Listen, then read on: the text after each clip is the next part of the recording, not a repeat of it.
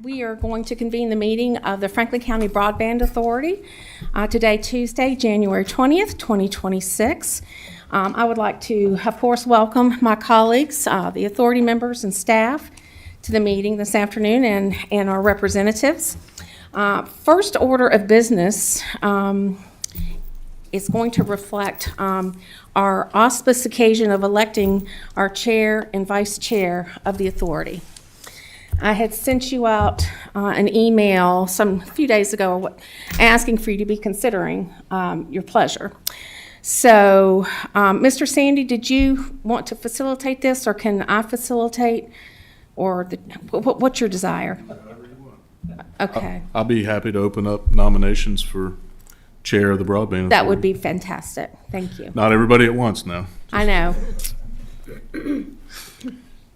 Mr. Sandy, I would like to nominate Lori Smith for chair and Nick Mitchell for vice chair, because I don't see any reason why we should play musical chairs when it's the same board conducting the same business. We'll get you in the parking lot afterwards. I'll second it. Listen to you, gentlemen. Okay, so you've got a nomination. So I think we got nomination for chair and vice chair, but we should probably vote We're going to separately. separate those. Okay, I'll nominate Lori Smith for chair. Y'all have the death wish for me, don't you? Second. No other nominations. I'll close the nominations. And then I think we need a roll call vote. Sorry. We're all tied up. Supervisor Jamison? Yes. Supervisor Mitchell? Yes. Supervisor Carter? Absolutely. Supervisor Meredith? Yes. Supervisor Quinn? Yes. Supervisor Tatum? Yes. And Supervisor Smith? I guess. No, I'm very honored, gentlemen, and thank you for your continued confidence in my leadership. Steve, do you want me to do vice, or are you going to do vice? You want me to go ahead? Okay, thank you for your help with this. So I would like to open the floor for nominations for the position of vice chair of the Broadband Authority. Madam Chair, I'd like to nominate Nick Mitchell for vice chair. Thank you, Mr. Tatum. Is there a second? Second.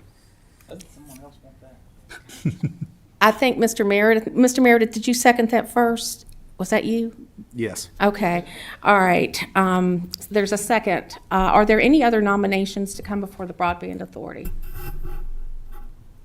Okay, hearing none, we'll do a roll call vote to affirm Mr. Nick Mitchell as vice chair.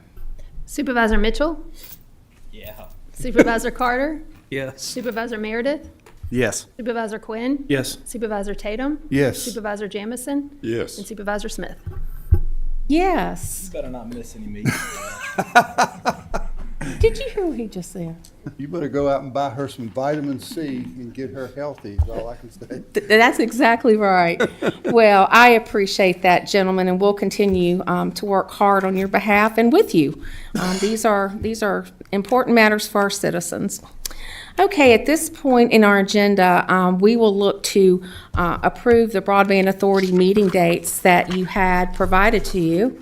Mr. Sandy, do you have any remarks? I would just say, typically those are going to be the 2 p.m., an hour before your regular meeting. And as you know, we don't always have those meetings. So on occasion, we'll be canceling those. And Mr. Mitchell may be pushing me to cancel more. I don't know. But anyway, just wanted to say that we're setting them for every month, but that doesn't necessarily mean we will have that meeting every month. Understood. If we don't have the need. It's a placeholder is kind of how I view them. Correct. Okay, do any of the authority members have any questions regarding the proposed calendar dates for 2026? Any concerns? Okay, Madam Clerk, if we could have a voice call vote on the dates, please. Yes. Supervisor Tatum? Yes. Supervisor Quinn? Yes. Supervisor Jamison? Yes. Supervisor Mitchell? Yes. Supervisor Meredith? Yes. And Chair Smith? Yes, thank you all very much. Okay, the next thing we have is to seek your approval of our minutes from the December 16th Broadband Authority meeting. You have that attachment. Are there any requested changes, additions, or deletions to those minutes? Okay, hearing none, I'll entertain a motion to approve those minutes as submitted. So moved. Thank you, Mr. Tatum. Is there a second? Second. Thank you. All those in favor? Amy, do you want a roll call on this? No. All those in favor, please say aye. Aye, and that carries unanimously. Thank you very, very much, gentlemen. Mr. Sandy, you have the floor, sir. Just wondering what was different. Oh, the little top came off. Sorry about that. Yeah, just wanted to introduce Rodney Gray from Zytel. So Rodney's here today really for a first of several project updates from Zytel. So if you recall, you've heard a lot from Chantel over the past couple of years, really, that those projects really are wrapped up from the 21 and 22 grant programs. There's a little bit of information in your packet, some closeout letters. We're working through final details with DHCD and kind of all the administrative pieces, but in essence, the construction is almost completed altogether. There's a few little pieces still left to do, but we don't really anticipate any further project updates necessarily from Chantel on those projects. You'll continue to hear from River Street on the projects they're working on, which are funded through 2022 and 2023 VODI grants. And so again, those are typically going to be the Snow Creek area, Henry and Endicott areas, just generally speaking in the county. 2024, if you recall, we awarded a contract to Zytel to do some additional fiber build throughout the county, and Rodney will address some of that. They've started their construction, they've started work, and so we're having them come in now to start giving their updates to you at the Broadband Authority meetings on occasion. I'm not sure it'll be monthly, but it'll be probably a quarterly basis of giving updates, and we'll coordinate those updates with the River Street updates as well. Good. So today, the only one we have coming before you today for an update is Zytel. And Rodney, come on up. Steve, while Rodney's coming up, would you be prepared to offer a quick update on River Street, even though they're not here? I can give a little. Okay. And I think there is a brief update in the packet. There is. I just wanted to let you Just kind of project speak to that. activity there. Yep. Thank you. So, Rodney, welcome. Hi, Rodney. Hello, How are you, sir? Madam Chairman, members of the board, staff, thank you for having me today. My name is Rodney Gray. I'm the Chief Operating Officer for Zytel, and wanted to come to you guys. I don't have a humongous update, but I think we've got some really good news. We are progressing through our Franklin County VODI build, which was an award from 2024. And if you look at the presentation, you can see that we have 52 miles of fiber in the ground already. Of the total of the 210, 220? Let's say 210, it sounds better. 210 miles of fiber that we have been awarded to put into Franklin County. This is all being fed right now out of what we call POP 2, which is at the Scruggs Volunteer Fire Department. POP 1, we're still waiting for co-location with, excuse me if I get this name wrong, I always get it wrong. It's either Next Revolution or Next Generation Computers. Next Generation. Next Generation Computers there at the Westlake area. They bought a complex there, and we're working with them to erect what we call a central office, which is a separate standalone building, which I think is in the final approval, final inspection stages through the county building inspections departments before we can start moving equipment in there. That'll feed POP 1, which will get us a lot more subscribers for the area because it feeds up Morewood, maybe the alpaca farm towards Copper Cove. It's Morewood. Forgive me if at Morewood. Yes. There's a lot of subscribers up that area, and it'll feed the rest of Westlake and back to the bridge to get to Bridgewater Plaza. We have fiber. The biggest accomplishment we have is that we have fiber crossing Hales Fort Bridge now. We have a conduit on the bottom of the bridge, and we have 144 count fiber going through the bridge that connects the central office or the NOC that's at Body Camp Elementary with the central office that's going to be at Westlake for Franklin County. So that completes the loop, the ring that'll give redundant feeds coming into Franklin County for the fiber. So 52 miles of fiber done. POP 1, POP 2 are probably 95% complete, which is the Westlake POP or the Westlake CO and the Scruggs POP. POP 3, which is the one in Burnt Chimney, which we're partnering with Franklin County Emergency Management Services. Is that right, Steve? Emergency Management Service. Facility at the water tank? Yes. Yeah. So we're partnering with them. We're actually going to partner with them to co-locate in their building right there behind the water tank and provide them in exchange. We're going to run dark fiber to almost every single one of your emergency management and communication towers so that we can get you off of that microwave backhaul between all your towers and get you on fiber.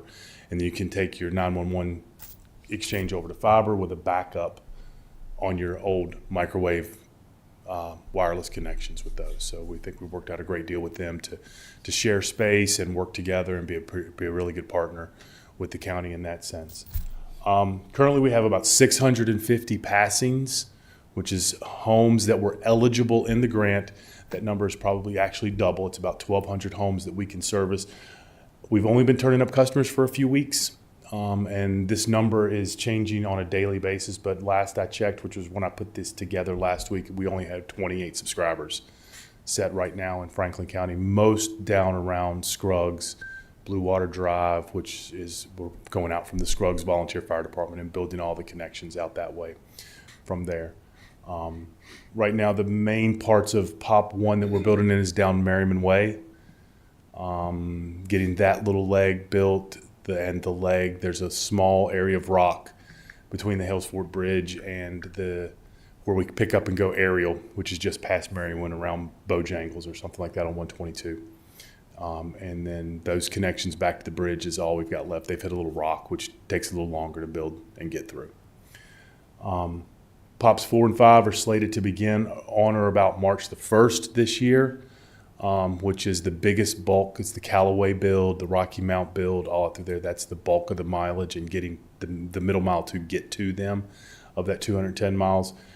We have an estimate, knock on wood, for good weather, so let's not hope we get the 18 inches of snow that the European model is calling for this weekend, because those snowfalls can delay us weeks and weeks because the snow plows just pile the snow up right on the easement. We have to wait for that to thaw or get out there with excavators and move the snow off the easement into people's front yards, which is never a good thing. But but we estimate total project completion and all the fiber lit up and ready to go by the end of October in 2026. So I included in here just a couple pictures. This is all work that's either ongoing or been done here in Franklin County. I wanted to show the one picture there of the pad where we put off in the woods, and we always do the standard seed and straw around it, but it ended up with a little island of grass growing right around it in the middle of the woods. I thought that was a pretty interesting picture. We have crews, subcontracted crews, and in-house crews working throughout Franklin County. I think we've got 6 or 7 crews actively working right now. If we go back, you'll see some of these outlying areas down here around Burnt Chimney. Those are private neighborhoods where we don't have to wait on VDOT to give us permitting. We can just go build the private neighborhood, get the fiber in place. So when the VDOT permits come in, we're waiting on permitting for, I think, POPs 4 and 5. We have all the permitting in place for POP 3, which is the Burnt Chimney POP, which is one of the bit larger ones. So, We'll Rodney, if connect I those can in. interrupt you briefly, how did you come up with these locations that are somewhat isolated from the others? Like I said, those are private neighborhood roads, and they just, Have they gone through the county for this, or are they calling Zytel directly? no, they're part of the VADI Okay. grant. I just They're wanted part to- of the VADI grant. No, they're Okay. part of the VADI grant. They have eligible addresses on them, and we have to build those neighborhoods. Okay. And a lot of private roads in Franklin County, maybe that private road's only 600 feet long. It's got 3 addresses on it. It's still a named private road by the 911 system. We may not actually build that road. The intersection will just be out at the state road, and we'll run drops when and if they do sign up for service. These neighborhood roads are bigger. They may have 15, 10, 20 houses on them, but the roads are still private. And so then it's easier for us to build a fiber down through there, and we don't have to wait on VDOT to provide us with permitting for those. Thank you. So we go through and use the existing prescriptive easements or deeded easements for access and utilities that are already in place and build the fiber down the side of the private roads. And that's why you see some of these little isolated islands that are off in the area done. And so right now I'll just answer any questions you guys have about the project. Anything you want to know or have from your constituents on your radar that you need to talk about. I'm willing to answer any questions you have. Okay, colleagues, do you all have any questions or comments for Rodney? Feedback? Ronnie, as you know, I've continued to get phone calls about citizens observing hanging wires and those types of things. And, I've run them through Mr. Sandy, and it appears to me that you all have been highly responsive to that. And some of it's just the way we do business in this work, if you will. I know there were some easement issues down near the bridge. I'm hoping that those have been resolved. But I think the citizens I think when they see wires hanging down near or on their property, and then there's nobody working on them, it looks like they've been left that way. So anything that you could impart to us to share specifically with our constituents with those calls? So on the aerial part, yeah, we leave slack loops hanging down at the poles, and that's because as customers sign, and that's, you're going to see a wire hanging down. It's going to come down. It's going to be looped about 4 foot off the ground, and then it goes right back up to the pole to keep going. That's where we're going to tie in a can, and we'll straighten that up when we tie the can in and come back through. Okay. A lot of times, there's no reason, just because of safety factors and just convenience, you build that can and you put it at the top. You do that, you're guaranteed going to be back next week because somebody's going to sign up and their fiber has to be put into that can. Then you put it back up at the top and you bring it back down. So when we get to we wait till we get to the end of the construction project before we go back and tie all those cans up. Now, a lot of times the guys or the subcontractors are using, they don't have the proper, what they call Deltec straps, which are basically really high industrial Velcro straps that they use to strap them up. We tell them to try to get them 6 foot off the ground on the pole, 6 or 7 foot. Break out the black electrical tape, wrap it around there, get the slack loop at the bottom of the pole. Weather, cold, heat, hot, moisture, it's going to cause that to fail, then it falls in the ground.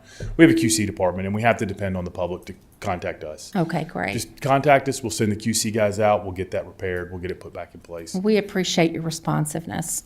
We try to, the last thing we want to do is make enemies of the public, which are our customer base. That's right. You know, Exactly. There are times when you can't get around that. There's just, you're going to have the citizen who thinks he owns out to the edge of the road and he's going to put up fencing. And I mean, we have run into this where they have chicken wire fences up to the edge of the road and we've got to come in and remove it and go down through the easement, but there's nothing you can do about that. But we try to be as responsive as we can to the public. We try to deal with the big thing going down Scruggs Road. You have a lot of the lakefront communities. They have HOAs. We try to get in front of those HOA boards, talk to them about what we're doing.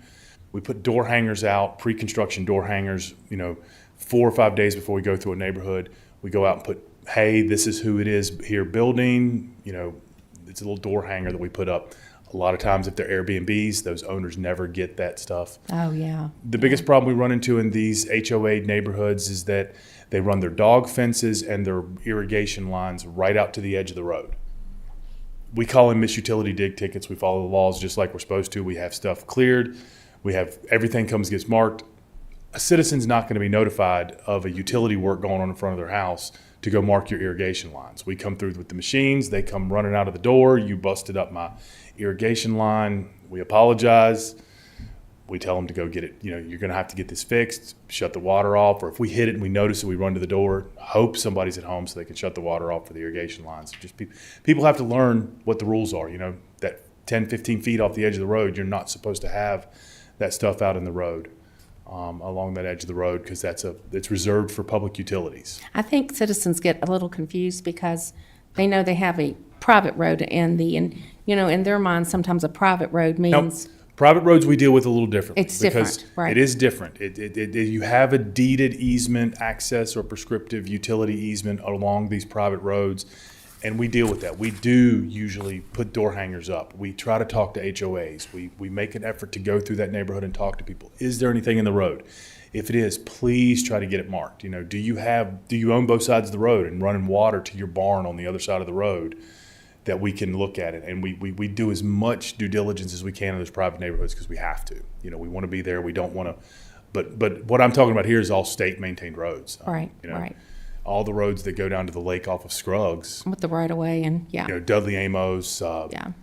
Island Lane, they're all state maintained roads. They have public utility easements of 15 foot off the edge or 30 foot from the center. So, Well, Rodney, I appreciate you hearing our concerns and attempting to answer my questions, and we appreciate your continued partnership with the county.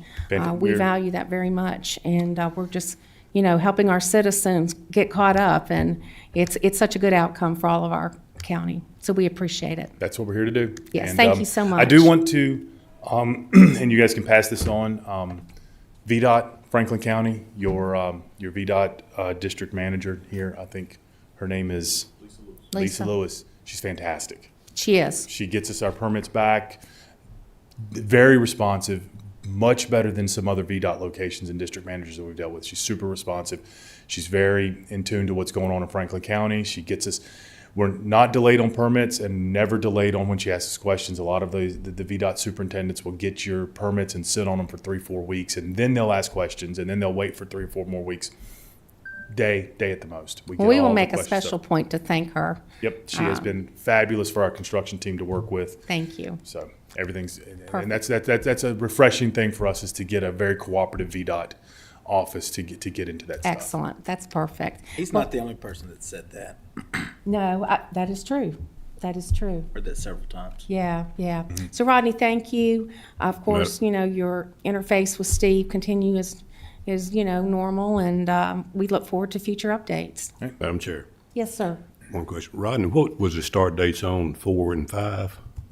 March. March. That's the goal. I mean, that's what, and we tell this to our customers. We have customers calling all the time and ask us, well, when are you going to be done with my neighborhood? When are we going to get fiber? And it's a loaded question that has so many variables involved of permitting constraints, construction, these machines that we use to put the fiber in the ground. I mean, sometimes I think they're in the shop, they're down more than they're working, because, it's a vibratory plow. It's a 18,000 to 24,000 pound machine that literally shakes.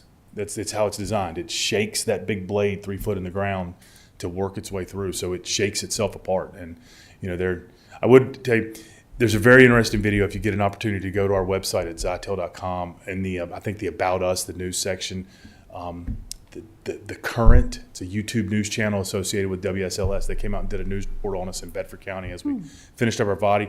And we've, in the top side of Montvale and Thaxton, it's all rock. I mean, you're getting up there near the Parkway, up into the mountains, it's all rock. And we have a machine that is literally one of those vibratory plows with the big knife blade. If you haven't seen one, there's one sitting on the side of the road of 122 going towards the bridge.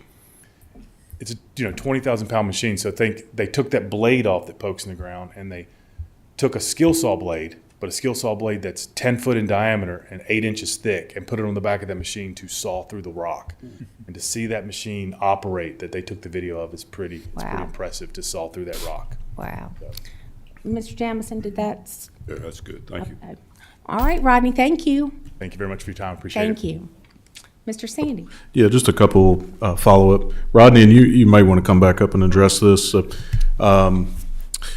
Couple things. This project, if for those of you that may not know or don't remember, they're kind of overbuilding in some areas, and so the way this whole body grant process worked, I've described it before, this buckshot pattern or this scatter shot kind of pattern, and that was the way the system worked, and that was the way we had to go through it when we were applying for grants. So a lot of what you'll see with Zytel is in a lot of cases, people are having a second or maybe even a third option now for internet service in some of these areas, but they're having to build in some areas to get to other areas that haven't been reached yet. And so I think that's certainly a positive for folks. And then I think what you heard some of the difficulties that they're having going underground. So in some aspects, it's cleaner, it's quicker to go underground, but then there are their own challenges that go with that. And you've heard some of the challenges from Zytel or Shentel and River Street with doing the aerial projects. So I think the point I wanted to make is each one of these projects have their challenges. Talking with Rodney earlier, if we get 15 inches of snow, that's a problem, and it's going to delay their work for a period of time.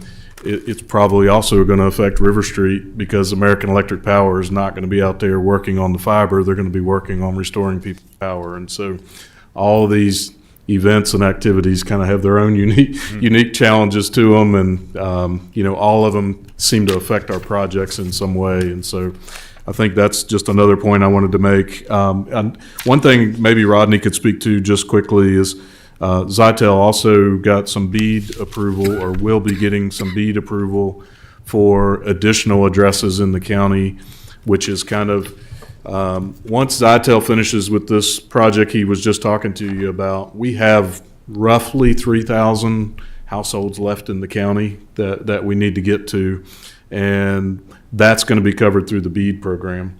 And so Zytel got the largest portion, I think, I think we got almost 90% of those of 3,000. BEAD in Franklin County. So if you don't mind, maybe he could just touch on that as far as what he's hearing as far as next steps for the BEAD process. It's probably, my guess is it's going to be a little bit lengthier process because it's a federal program, but maybe Rodney, if you could just touch on that. And I think it's roughly, is it 2,200 households, something like that? Something like that, yeah. Yeah. It's, BEAD is the million-dollar question right now on what's Yeah. going to happen with these federal dollars. We are a presumptive winner of, I think it's about 87% of all the unserved and remaining addresses through Franklin County. It'll be one of our biggest builds in all of the BEAD project except for Carroll County. We want 100% of the eligible addresses in Carroll County. And we want enough addresses in Patrick County to connect the dots between Franklin County and Carroll County and get a continuous feed it'll actually be a continuous feed from Rockbridge County, Bedford County, Franklin County, Patrick County, Carroll County. We expect, DHCD has given us the green light that they expect contracts to be signed by March or April. That was under the Youngkin administration, who was, I don't want to get political here, but they were friendly with the Trump administration and the NTIA, and we're switching to the Spamberger administration, who is not friendly to Trump and the NTIA, who is overseeing this project. So we don't know how this project may change. With the original BEAD funding, they gave us X number of millions of dollars for the state of Virginia and said you have to put half of it towards actual construction and the other half of it towards digital literacy, equity, different things like that. And the Trump administration said, nope, we're calling all that back. You're not going to use it for that. You have to use everything we give you for construction. And the state had agreed to it. Now with the new administration, we don't know what's going to happen. Brandon and I have a bet between the two of us of what we think is going to happen. I won't tell you which one of us is leaning which way, but we're definitely at differences of odds of how long this is going to take. Our plans are, and I hope that we will get contracts signed for BEAD in or about March or April, and then simultaneously be building BEAD and finishing out VADI in Franklin County at the same time. So we will get the rest of those 2,200 connected up within 12 months of the signing of the BEAD contract. So we will be working on the VADI addresses through October of 2026 and the remaining BEAD addresses to get the entire build, which I think is it's almost another 270 miles of fiber through Franklin County, because you got to think we're building a lot of middle mile to get to these outlying addresses that are up near the Roanoke County border, down near the Patrick County border, some very remote addresses that we're trying to build to. But what it's going to do, like Steve said, we have to get to there, but it's going to give them a redundancy of service. They'll have a competitive market to build in that will be competing with Shentel and River Street and Comcast and others that are in the area. And I think even Cox through Rocky Mount, if they ever, I don't know if they've started building that, because I thought Cox was coming out of Roanoke and built it into Rocky Mount at one point, but we're going to build on top of them too. We're hoping that we can get the entire project done with a simultaneous construction project going on that will be done with BEAD on or about March, April, May of 2027 and be completely done, because we got to get the crews on over to Carroll County and get that larger project started. The BEAD project is actually a 34-month contract signing. It's a 34-month project.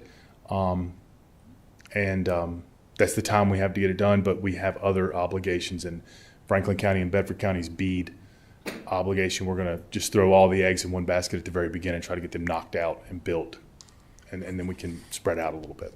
Very good. Thank you for that update, Rodney. That's helpful to know. There's a lot of moving plates, if you will.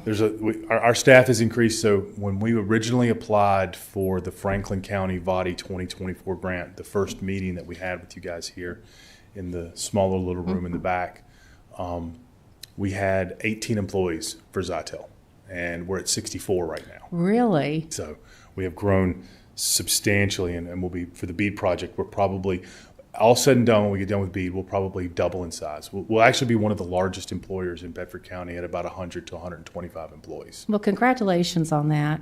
It's nice to hear that, you know, as you're picking up wider scope of work, that you can resource it.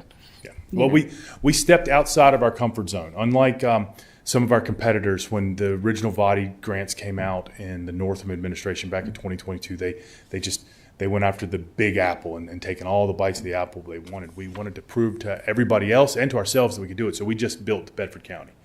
And then with the next versions of VADI, we just went after 2 counties, Carroll and Franklin. You know, we took the next step, our next baby step.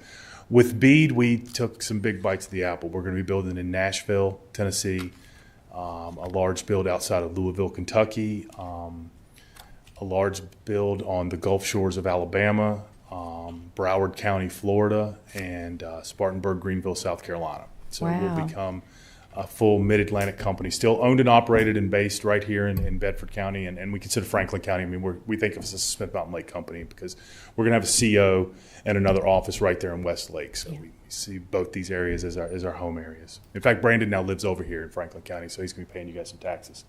Good, On good a for big, him. yeah, he's going to pay you guys a lot of taxes because he bought way too big of a house.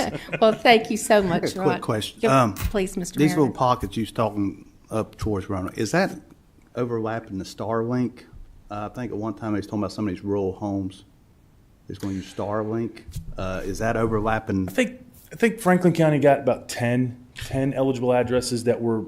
Yeah, we got a very small number of BEAD-funded satellite addresses, but some of those, you know, more difficult addresses to reach would be satellite coverage, so would not be part of Zytel. But we probably, when we're all said and done, we'll probably be 99% or more fiber throughout the county to everybody's home. There'll be a few that really their only option might be satellite, but that's going to be very few when we get done and when they get done with their work. That most everybody will have at least one fiber option to their house. For example, there's an island in Smith Mountain Lake that's got a house built on it. That's we mask that address as ineligible. You know, that we're not going to. So they're a Starlink only customer. Okay. And Starlink's great, don't get me wrong. Starlink's a fantastic product. Elon Musk is a technical genius at what he's done.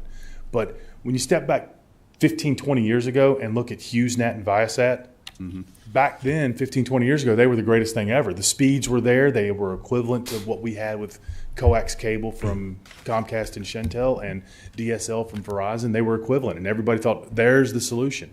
Well, what happened is that the needs of the public outpaced the ways that satellite companies could keep up with. And Starlink's, they're going to be the same way. I mean, low Earth orbit satellites are just going to, unless you want to go outside in the evening sky and see nothing but satellites in the sky in 20 years, in 10, 20 years, fiber is the only solution that you really need to get into your home. So, Okay. Thank you, Rodney.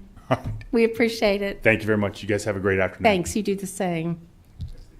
Mr. Sandy, I noticed there's a couple attachments that you had included on the agenda, one of which was River Street. Yeah, so just quickly, Yeah. you have attachment 3, which is right after the minutes. That's a brief update on River Street, and I can expand on that just a little bit. And then attachment 4 is what I mentioned earlier, the Shentel closeout letters, where we've sent to the state that, you know, this project is substantially complete. There are a few lingering items like we talked about before. There's some addresses that are affected by the parkway. There's some that are affected by railroad. They're still waiting for permits there. But in essence, that project is complete construction-wise, and it's significantly complete on the administrative side too. We're doing some final closeout financial reporting and invoices and reimbursements, but that's all moving along very well, and we're approaching the finish line, you know, on all that stuff. About time, right? Yeah, so we're very happy for that. And I should note too that Lori Crouch in our office has been a huge help to me and to the county on this, particularly the Shentel project at this point, because all those invoices are coming through our office and being processed here. So Lori and Brian's team in the finance office have done a great job of helping us get through all that and the multiple invoices that have gone through that project, multi-million-dollar project. Back to the River Street updates, that's just a brief update. You heard Rodney talking about the tails and so forth. I know Mr. Mitchell is very familiar with those now after a couple site visits of lots of tails that are kind of hanging and waiting for the next step. And so we've talked about these projects a lot of times. They're kind of done in stages where, you know, they'll run fiber to a point, they'll stop, they'll wait for the next crew to kind of come and do the next piece. And then oftentimes the last piece is actually getting it to the home itself and getting those customers connected. So most of these projects run kind of similar type of phasing of their construction work. Again, the River Street project is the one where they're working with AEP on the poles, where AEP is running the fiber. They're doing a lot of that testing now to test the fiber that AEP has put in. Then they go through a process of attaching to the River Street fiber. Before River Street can connect, it all has to be tested. So they're still going through those processes. And, you know, like I mentioned a few minutes ago, anytime we have impending inclement weather, that always concerns me because I think that doesn't do anything to help our projects move along. Right. Because those resources oftentimes get, you know, utilized somewhere else. Yes. So I would say probably not a lot of progress has been made over the holidays on that project. Just my assumption there is probably hasn't been a lot of progress made. But this is the January 6th update, just coming out of the holidays. So we meet monthly. We get project updates monthly. We can do some more site visits for any board member that wants to go out and look at any of the work that's happening out there as well. Okay. Do you have any questions, Mr. Mitchell? Steve, I have an email dated, let's see, Saturday, December 20th. And you're tagged in this, where I sent in several questions I have yet to receive an answer to. Okay. But I Is was, that Rob Taylor and I responded, received- said he would get the answers, I think, or, He did. okay. But, we've been talking about this project for a long time. Very long And I time. remember the night that we awarded Zytel Yeah. theirs, and it was very late one night, and I had a good feeling about them. And they've started 23, 24, and they're already lighting people up, and they're burying cable. And the project in my district has not moved. Has not moved. We can talk. Certainly not at that speed that Zytel is to And then move. I sit here and Zytel's like, "Oh yeah, well they already have 2 or 3 options, but we gotta cover them anyway." It's just.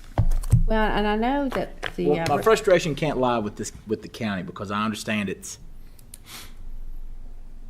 the whole point of VADI was missed by not going to the underserved people first. So they're not making the progress they need to be.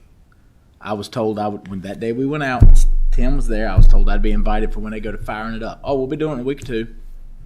I found it. Yeah. I haven't heard a word. And I did that purposefully to see if I would get a call and be able to monitor progress.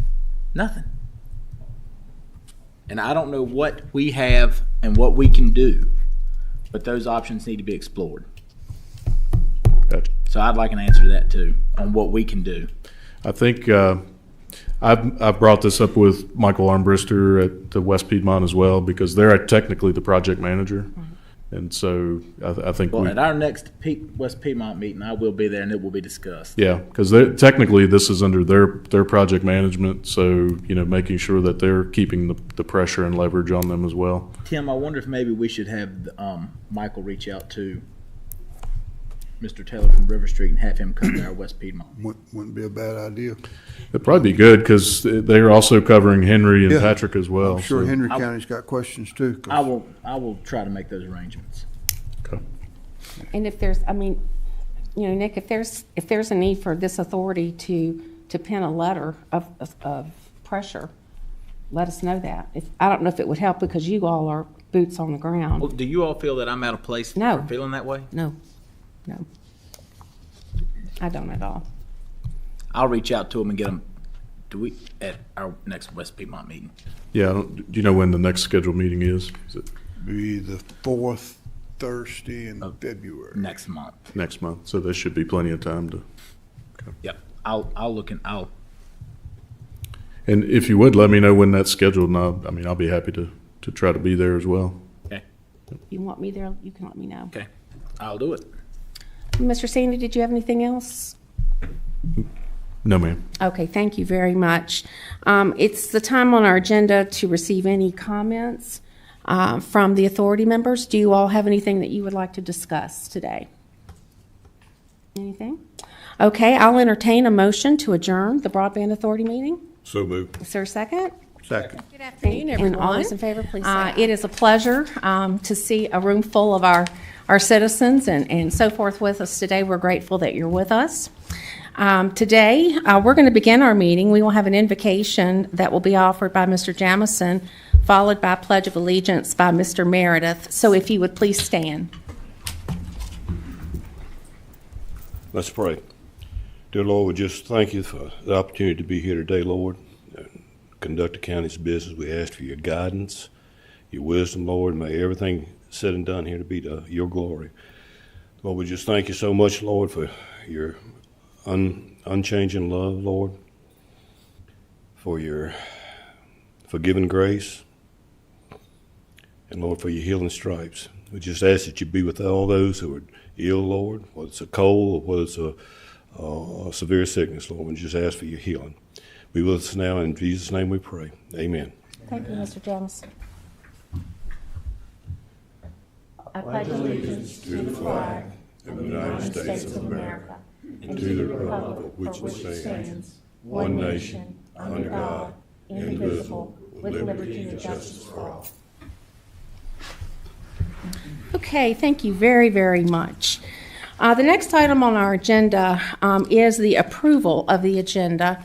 And I would like to propose to you that we remove items number 1 and 2, which makes up the entirety of the consent agenda. What I would like to do is defer these 2 items to our February Board of Supervisors meeting, if that would be something that you would approve of. So I'll leave that with you. Do you all have any comments or questions, or do you have any problem with deferral of those 2 items? Anybody? And I think generally speaking, the deferral is really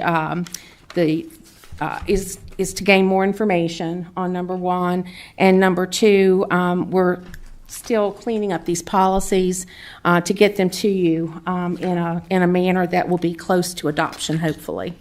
So, given that, we will move on. Oh, let me just say, is there a motion to approve the agenda with those 2 exemptions in place? Thank you. Is there a second? Second.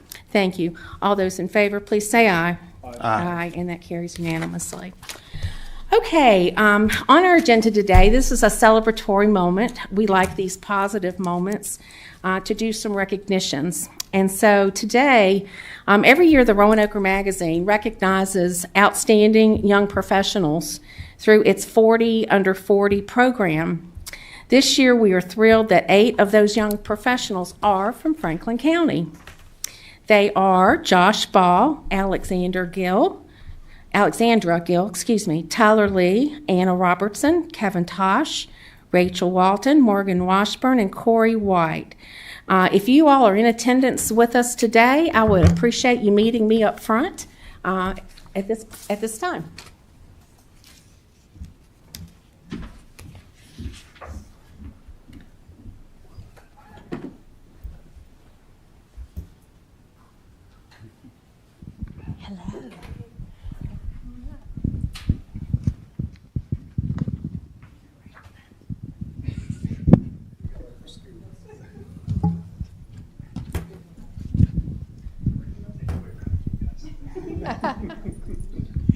Okay, first of all, on behalf of the board and staff at the county, we want to congratulate you. This is a very prestigious acknowledgement and award that you're getting, and we're so proud of you. I wish that I qualified for 40 Under 40, but I don't. But we are so proud of you and your accomplishments, and I'm sure you've got aspirations moving into your future that are going to be even better yet. So what we would like to do, the board, we offer a resolution of appreciation for you to be read as follows. Whereas the Roanoke Magazine annually recognizes outstanding young professionals through its 40 Under 40 program, honoring individuals who demonstrate leadership, professional excellence, and a strong commitment to their community.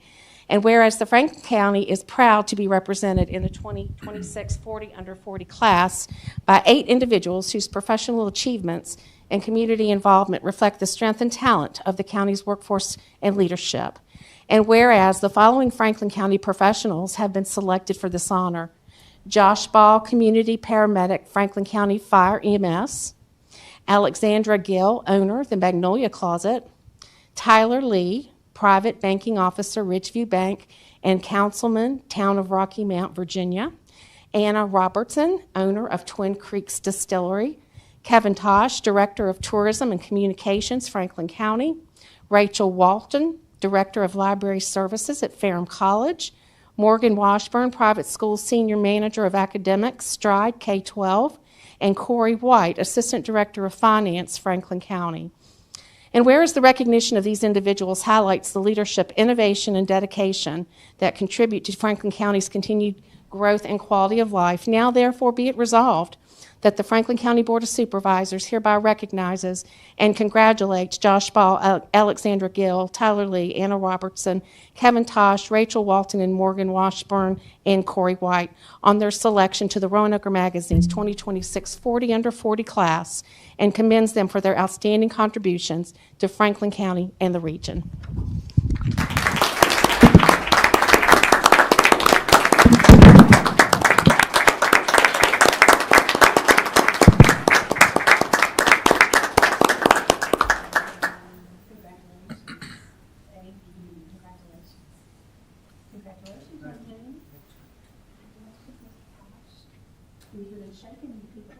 Corey, thank you. Congratulations. Congratulations. There you go. Congratulations. Okay, did you want to get a picture, or you're going to do it in the hallway? Okay, great. Well, thank you all so much. I don't know if any of the board members have anything that you'd like to express, but I think the resolution kind of says it all. We're very grateful for you, and we're glad you're in Franklin County. Thanks. Thank you.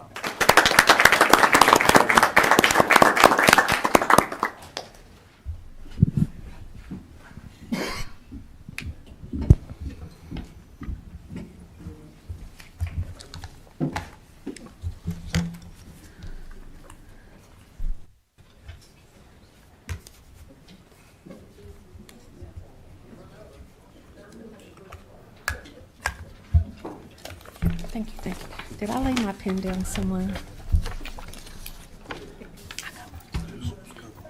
You. Okay. Excuse me. Supervisors, with regard to the consent agenda and pulling those things, I had misstated that those were the 2 things that were on the consent agenda. We do, however, have under consent the meeting minutes from December 16th and January 5th, and they are sitting as active pieces of the consent agenda. And approval of appropriations. Thank you, Mr. Whitlow. That's kind of buried in there. I didn't pick that up. Okay, so I would entertain a motion unless you have any questions for anything on these issues. I would entertain a motion to approve the consent agenda as submitted. I'll make a motion. Thank you. Is there a second? Second. Thank you. Madam Clerk, would you do a roll call on those, please? Supervisor Quinn? Yes. Supervisor Tatum? Yes. Supervisor Meredith? Yes. Supervisor Jamison? Yes. Supervisor Mitchell? Yes. Supervisor Carter? Yes. And Chair Smith? Yes, thank you. Thank you so much. Okay, we're going to move on to VDOT. Brian Casella and VDOT staff are with us this afternoon, and we welcome you all. We always look forward to having you come and share with us. Lots going on. Hey, good afternoon, Madam Chair, members of the board. It's always a pleasure to be here with you all. I've got one new face and one familiar face. Of course, you all know Robin Keeler. She's been our assistant resident administrator, and she's taken a promotion, so she's going to be leaving us effective the 25th of this month. She'll be in Martinsville, so she's not going far. Still a resident of Franklin County, but she's taken a promotion to go there. So in the meantime, for a few months, we have Jet Lilly, Jett Lilly, and he's a student that has been graduated from Virginia Tech. He's in our EDGE program, kind of a core development type program. So he'll be spending a few months with us to learn about the residency, and so he'll be a familiar face here. And of course, Miss Lewis is always happy to help us out all the time too. So we just wanted to introduce you all to them. And Yeah, and Robin, I would like to say it's been a distinct pleasure for us to have you reporting out to us, and congratulations, and we wish you the very best in your endeavors. I'm sure that you'll just continue to shine in your role. And is it Jet? Jet, that's a very cool name, by the way. We welcome you, and we're so glad to have you as part of the team that covers Franklin County.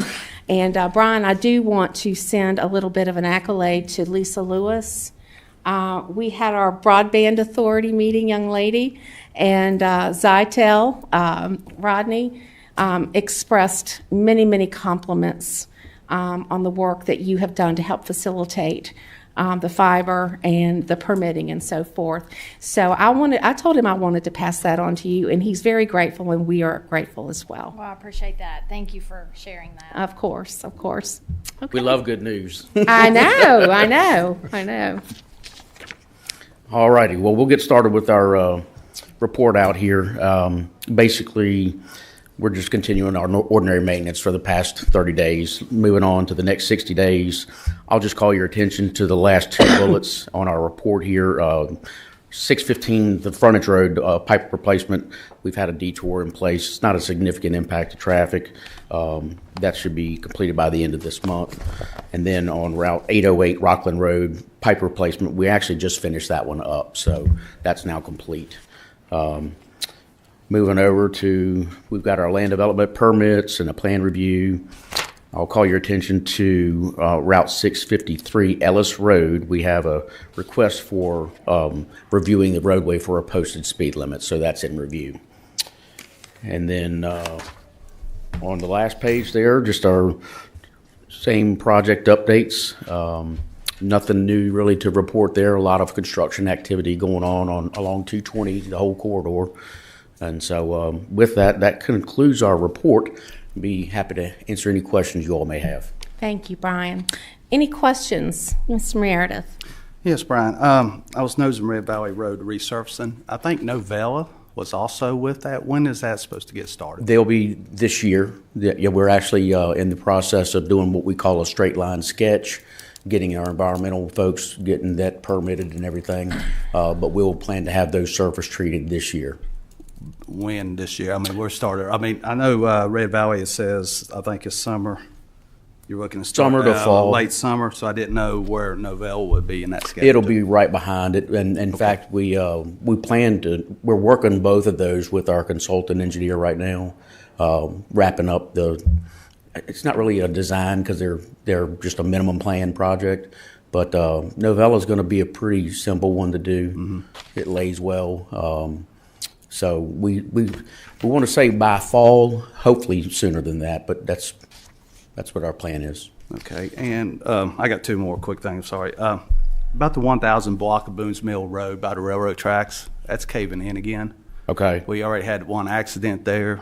It's cracking. Is there plans down the road of putting like steel beams to build some kind of retaining wall instead of just letting this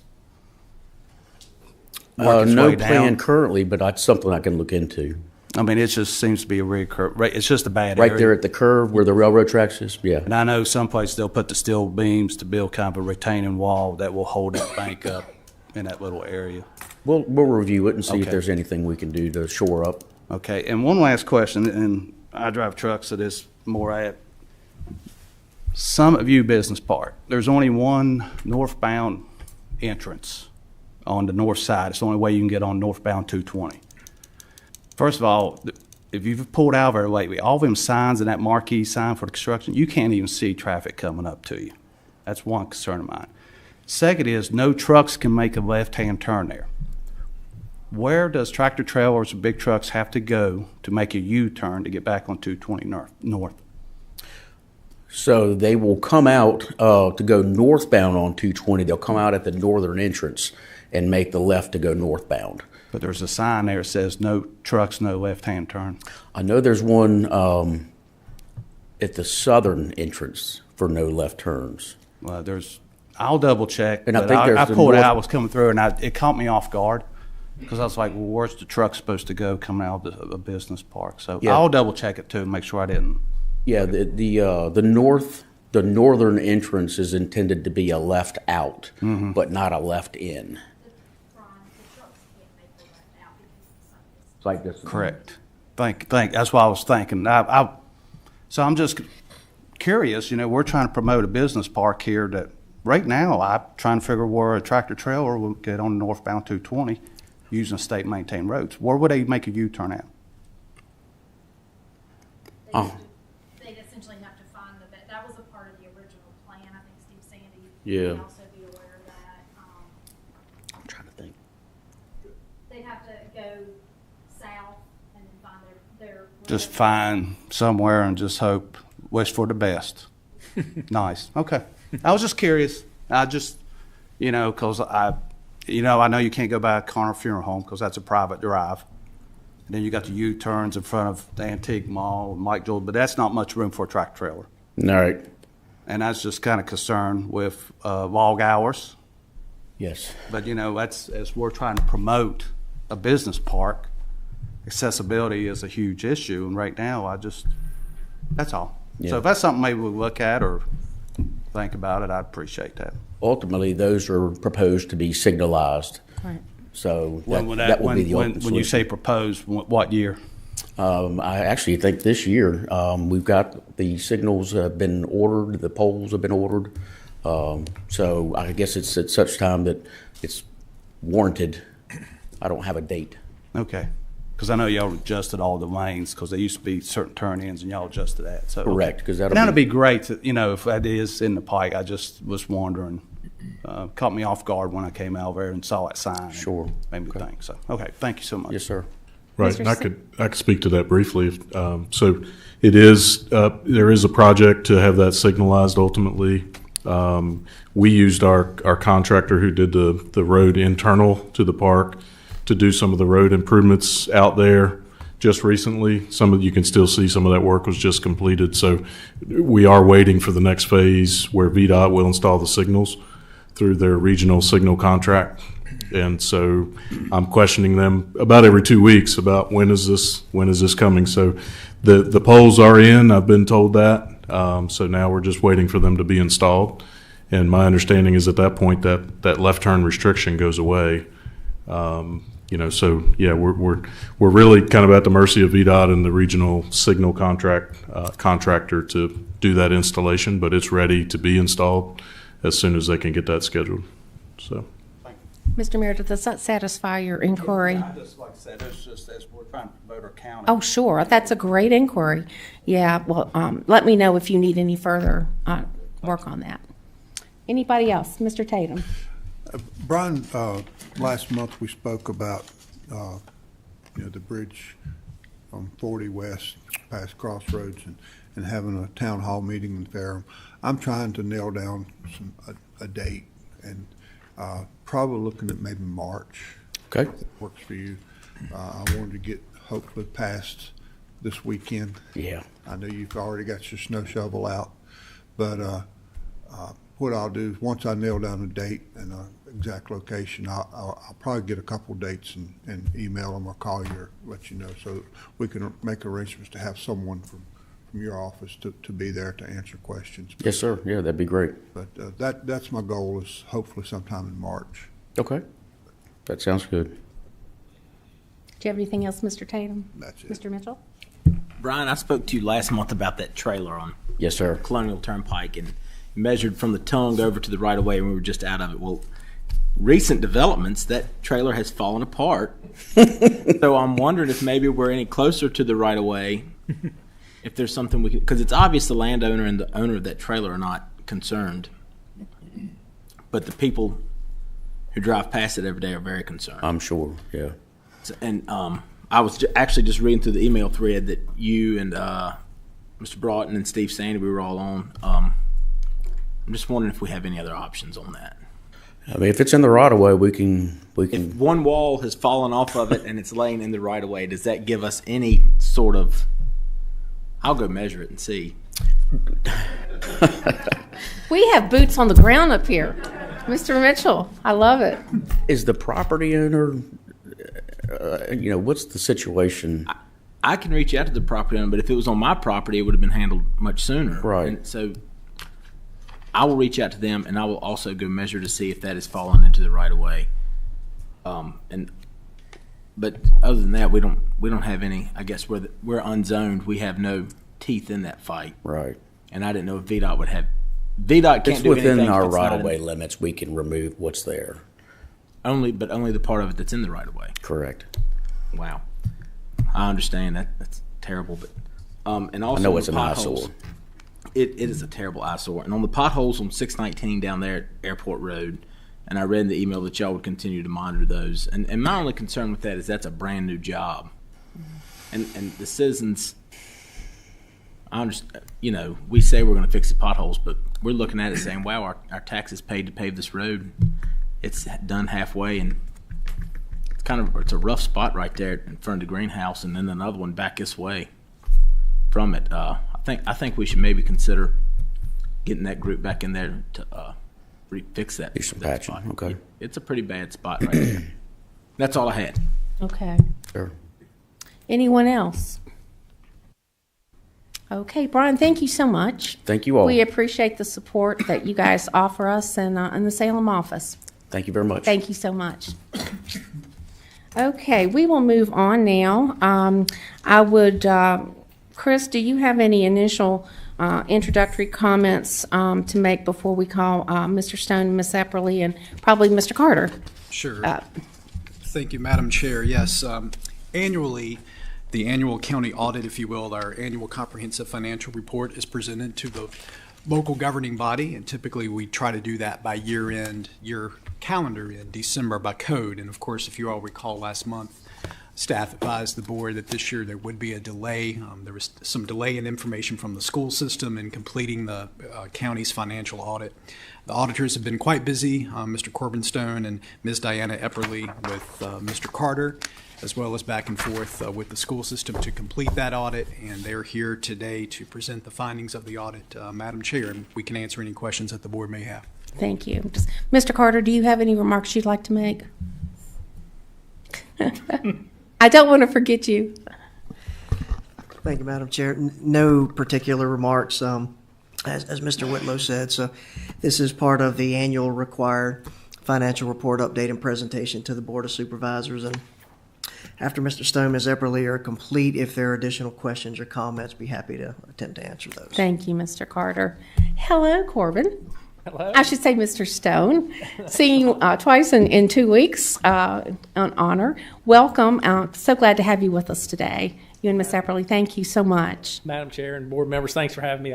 What I'll do is kind of go over a brief summary of the financial report, the audit report, and then we'll talk a little bit about the school board towards the end, and then I'll answer any questions you have. Let's see if I can move this thing down. There we go. So you should have a handout in front of you, and I'll kind of walk you through that. It's just a few pages. I think we put one up there in front of everyone's desk. You did receive, if you go to I think the third page of this handout, you did receive what we call an unqualified or unmodified opinion on the financial statements. That just means we believe the financial statements are materially correct. Your management discussion and analysis is on page 15. That's where Brian goes over the financial statements in more of a layman's point of view. Exhibit 1 is the statement of net position on page 25. That's full accrual accounting, and what that does is it takes all the assets of the county, subtracts all the liabilities, and shows you the net position. Theoretically, that's the closest number we can come to if you sold everything off, what you're worth effectively. But you have to remember, buildings like this, we take the original cost and depreciate them. So they may have gone up in value, they may be worth less than the depreciated value. But it would include liabilities such as your pension obligations, any long-term obligations you have. Exhibit 3 is the balance sheet. That's on the modified accrual. A lot of people call that the modified cash basis of accounting. We ignore long-term assets, and we also ignore long-term liabilities. So we ignore pension obligations, but we ignore the value of this building on the balance sheet, which is Exhibit 3. The government auditing standards opinion is on page 169. And that basically says, do you have good internal controls in place, and did you comply with major areas of concern with local governments? We did have a finding that was referenced in that schedule of findings and question costs that we recommended several material adjustments to the school board's books at the end of the year. So we did have a finding on page 176 of the report. And then federal grant compliance opinion on 171. We randomly, I don't say randomly, it's a systematic way of reviewing federal grants, but we don't look at every federal grant every year. We go through a selection process and we audit specific federal grants. We didn't have any issues there. So you did receive an unqualified opinion in that regard. So again, unqualified opinion on the financial statements, unqualified opinion on federal grants. We did have a qualification on internal controls and compliance in that government auditing standards opinion. It's going to be hard to read. You're going to have to read this one in front of you because it's going to be hard to see on the screen. But really, this is just the general fund summary, and I'm trying to compare really 9 years worth of data. Next year, we'll have 10 years worth of data, and then we'll just carry forward with 10 years going forward. What you can see in the general fund, total revenues back in 2017 were $83.5 million. This year, $121 million. Annual growth rate of about 4.81%. That's a compound growth rate of about 4.81% overall. The one that we'll pay attention to, that I pay attention to right now with what we're dealing with in the economy, other local taxes. Those are your point of sale taxes. Effectively, they occur when there is a transaction, sales tax, things like that. To the extent the local economy is doing well or doing poorly, you're going to see it there first. Asset-based taxes, general property taxes, you're just applying a rate towards the value of some asset. It's, changes in your economic conditions are going to show up there last. So we always look, and I know Brian always goes over how the local taxes are doing, but that is really kind of the canary in the coal mine, if you will, for local governments. Expenditures grew by an annualized rate over this 9-year period of about 4.84%. That's on the next page. And overall, fund balance down at the bottom grew, this is just the general fund again, grew at an annualized rate of 11.53%. And I think maybe the next couple tables down, you'll see that sounds great. It really grew quite a bit, but inflation kind of ate into that. So those dollars you have today are worth quite a bit less than the dollars you had 5 or even 9 years ago. And it kind of plays out. You can kind of see that in a couple pages. Just giving you a pie chart of general fund revenues. You can see by far the largest revenue of the county, that's general property tax. Again, those are asset-based taxes. The second largest is intergovernmental, federal and state aid at $25 million. We do expect, and what we saw after the Great Recession back in 2007, 2008, we had a big spike up in federal aid, and then it dropped back down. So we do kind of expect to see that not only in counties, cities, towns, but school boards as well, that they had a big spike up in federal revenue that slowly decreased. Third largest revenue source are those other local taxes that I just mentioned. General fund expenditures, largest expenditure by far, education. From the general fund, $39.8 million was transferred to the school fund for operations. Review of the county's reserves. Here we basically take ending general fund balance at the top. We have cash and investments right below that. Again, this is just for the general fund. And you can see cash is a little bit below that ending fund balance. That's because typically your receivables exceed your payables at the end of the year. So that's not unusual to see. If we take total net operating expenditures for the county, the general fund, E911, school board operating expenditures, less the transfer between the county and the school board, we get total operating expenditures for the county, $176 million at the end of 25. Compared that to 2017, which was about $130 million. So that's inflation. I mean, it's right there, pretty easy to see. Ending fund balance as a percent of expenditures, 31%. Ending cash balance as a percent of expenditures, 30%. And unassigned fund balance as a percent of expenditures was 26.9%, we'll say. So even though that's grown, that unassigned fund balance has grown, even though overall fund balance has grown, still as a percent, it hasn't grown as much as you would think, and comparing it to expenditures, it would have grown even more percentage-wise. It hasn't, because your expenditures are going up at a pretty fast pace. And when I say unassigned fund balance, that's fund balance that's not externally restricted or has not been set aside internally. So it is at the discretion of the board to use those funds. But they ended the year at 26.89%, and the Government Finance Officers Association recommends the minimum unassigned to be about 16.67%. So you're above that. You're not way above it, though. Recommendations for the audit. Report finding, I mentioned that earlier. We did have some material entries to the school board's financial statements, and that was a repeat finding. Other recommendations we had, statement of economic interest and disclosure forms need to be completed properly. Those are really hard forms to complete. But we go through and you check a box here. Because you check that box, you're supposed to complete a whole other form. And so we find people just miss those other forms. We don't see anything intentionally done wrong. It's just a difficult form to complete. Talk to Brian about tracking delinquent balances in the general ledger. Number C, we ran some reports on the delinquent taxes, the delinquent balances, and the detailed reports and the summary reports didn't agree. They weren't off by that much, but there's something in the software that's causing those two not to agree. So we want to figure out why that is.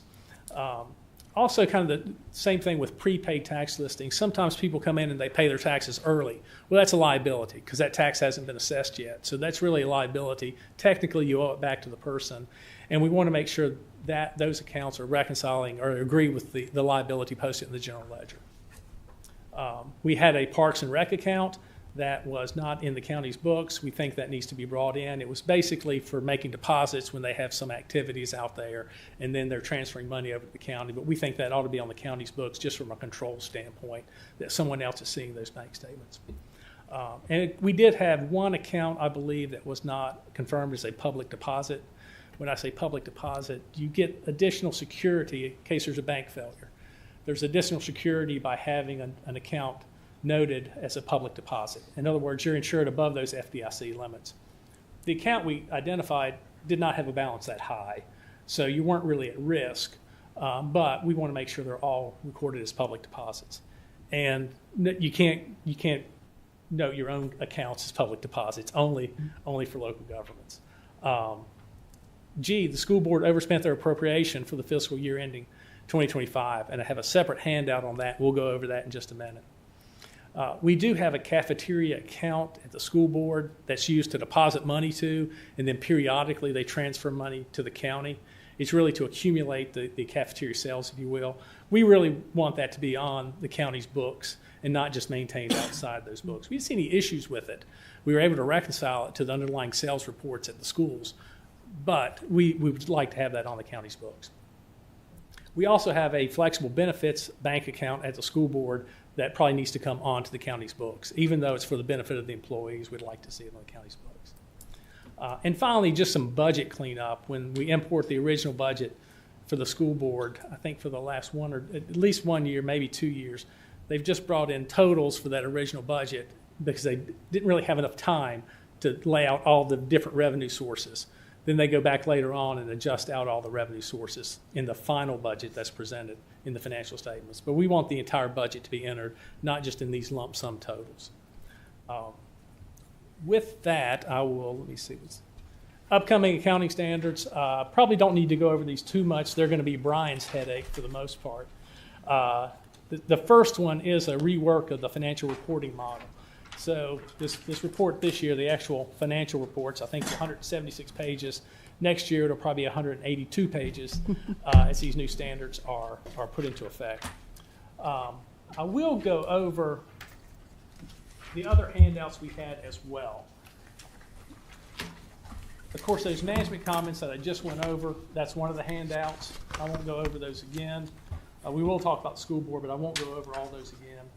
We have a letter to those charged with governance that says at the top, communication with those charged with governance. If we come in to do an audit and staff here or the school board just doesn't respond to our inquiries or gives us bad information over and over and that sort of thing. We have difficulty, it gets reported here. We didn't really have that. They did respond to our inquiries. We didn't have any issues with people not responding. We also tell you about the major estimates in the financial statements. So you understand the pension liabilities and things of that nature. It's our best estimate today what ultimately all these pensions are going to cost the county. It's based on actuarial tables, and we simply don't know how long people are going to stay under pension. But it is a letter for you to kind of review, and it tells you about the key estimates in the financial statements and key disclosures. And the last handout, it's a one-pager, a one-page handout. It's looking at what we all know about now, the school operating fund. And in the report, we actually combined the school operating fund, school cafeteria, school construction into one column. But for this, I've kind of separated out the school, just the operating fund, and I've really honed in on what the final budget was and what was actually spent. That's what we look at. A lot of times folks will say, well, we got this much money from this, and if we had done this, this would have happened, and it doesn't matter to me as an auditor. As an auditor, this board appropriates the budget. You say you can spend $98 million. That's how much you can spend. That's it. So what we had with the school board, the final budget was $98.9 million. The reported expenditures were $100.9 million for an over expenditure of $2 million. And then we had a cash adjustment of about $1 million for some expenses that are normally paid in June that were paid July 2nd that related to payroll. Well, the county has a kind of a unique situation in some of your payroll accounts. You write a check out of the fund to this payroll clearing account, and then you wire off money to VRS or the federal government or the state government for taxes that have been withheld. That you do that really as a control device. So if somebody gets your routing numbers for those payroll, that where the payroll money is coming out of, all your money is not at risk of loss, just what's in that clearing account. So we'd already recorded deposits in transit from the school board in that clearing account and reported the liabilities to VRS primarily from the school board, but the school board hadn't reported the actual expense in the school fund. So we went back and had a cash adjustment of $1 million to report that expense in the school fund. That reduced their cash and it increased their expenditures. That simple. So at the end of the day, our cash balance in the school operating fund was a negative $3.1 million, or $3.189 million. It's highlighted in green for you. And the over expenditures that we saw in the school operating fund were $3 million. Now, we would have had additional adjustments to the school fund to make sure we got payables and receivables correct. But at the end of the day, you had to transfer $3 million over what was budgeted so that the school board's checks were valid, could be paid. You do have a pooled cash concept, meaning each fund does not have its own bank account. You have a bank account and multiple funds feed out of the same bank account. The sum of the cash in each fund equals the total in that bank account. So it is possible to have a negative in one fund and if you have a positive in other funds, the entire bank account hasn't gone negative. So you didn't draw bad checks, if you will, but the school board definitely had a negative balance in their operating fund. So at the end of the day, that's where we were. The final transfer was $39.8 million. The budget transfer of the county, $36, and of course, that additional just roughly $3.2 million in cash was is really you can look at the over expenditure and it's pretty close to that amount. I will say we didn't have any issues. I don't think there was any desire to cover that up or not disclose or anything like that. And the controls that were in place, this was noticed by the county, by the audit, by the school board. This was identified, right after it happened, or at least for us when we came in to do the audit, it was brought to our attention. I don't think there was anything, no ill will there. They just wrote more checks than they should have. So, and it's difficult. Say write more checks than you should have. You don't want to end a year having only paid 11 power bills, right? You want to make sure you've got 12 in that year to make it a full year.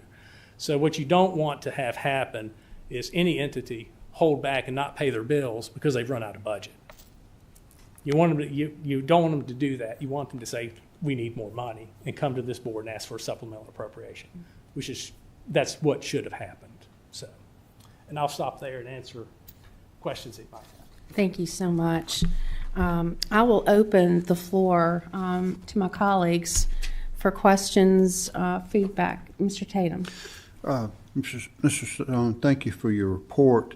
And I'm looking at this last sheet that you went over. Just to simplify it down, basically, the final budget for the school was 98 million, and basically they spent 100 million.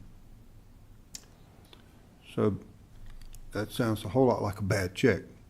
Yeah, it's And if you or I want to write a bad check, we stand a chance of going to jail. that's correct. I'm gonna branch off, Tim, if you don't mind. Go ahead. I was gonna ask you to walk us through that one more time on how that payroll, the pooled account, and how the payroll came in from July compared to, and how the fiscal years, How that cutoff occurred with that $1 million how that adjustment. cut off and how that occurred with a pooled check account between. You said the money's in one and transferred to the other. Can you explain to us, and maybe this will answer your question, Tim, how that? Can you walk us through that one more time, maybe a little slower? You bet. No, it is kind of it's a unique thing. So let's say you're a county and you've got 70 funds, and there might be counties out there with 70 funds. Well, that means if you had a separate bank account for each fund, then somebody's got to go reconcile all those bank accounts every month, and that's quite a bit to do. So what most counties do, what pretty much all counties do, is they have a pooled cash account, one checking account, but each fund uses that same checking account. So when the school board writes a check, it's on the same bank account as the county general fund. It's the same bank account. But we're tracking it till we know that if that bank account has $45 million in it, $44 million is the county's and $1 million is the school board. That's always being tracked. Their revenue gets reported in their fund, their expenditures get reported in their fund, and if you look at the ending bank balance of their fund plus the ending bank balance of the general fund, those two will agree to the bank reconciliation. So, and what happened with the $1 million adjustment? We were going through the Virginia retirement system. Actually, they confirmed to us how much should have been paid by the county, and so we noticed that, hey, what's actually posted to the books is about 1 month off from what should have been paid. So what we realized is that we had checks written on July 2nd that are historically written on June 30th. Or June 29th, or right when that last payroll run's done.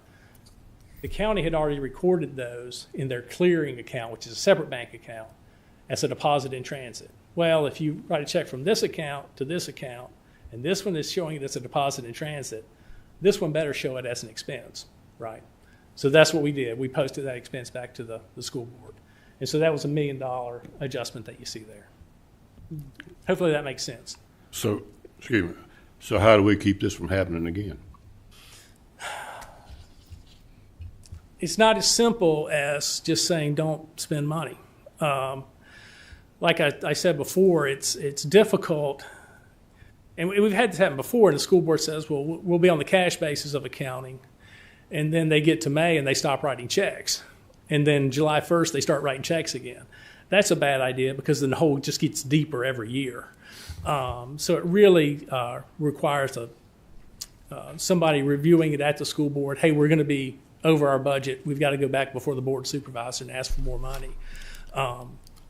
If they've already obligated the funds, and most of their expenses are going to be payroll related, it's going to be difficult, come June 15th to cut expenses by $2 or $3 or $4 million. So it really has to start with a good budget up front. It really has to start with the budget planning that you're going to start here in the next month or so, and have a good budget up front that that they can survive on, and be conservative in the estimates on what things are going to cost. But that's really what has to happen. The controls, it was found. It didn't go unseen. But it's hard to, once those wheels are in motion, it's very hard to stop it. So did y'all catch this, or did the school? I think Brian actually was the first person to identify it. And then he mentioned that, hey, this might be something you want to look into, and we looked into it and said, yeah, we think you're right here. in the course of the audit. And it's something we check anyway in the course of the audit. This board gives people the authority to spend money. That's called the appropriations process. When you appropriate money, they can go spend it. Now, there can be an issue that arises. Let's just say a $10 million budget, and you expect to get $8 million from the state and federal government and $2 million from the local government. And so this board appropriates $10 million. What happens if you only get $7 million from the state and federal government? Can you still spend $10 million? And the answer, my understanding, is because the funds have been appropriated, you can spend the money. So you've got to have a good budget in terms of estimating state and federal revenues, but then also a feasible budget on the back end on the expenditure side so that you don't overdraw this local appropriation. You want to do both. You want to stay within your total budget, which is what we monitor, but you also don't want to draw down more local funds than what you had budgeted in that budget. So hopefully that makes sense. I'm just wondering, and I'm just throwing this out there to get your opinion on.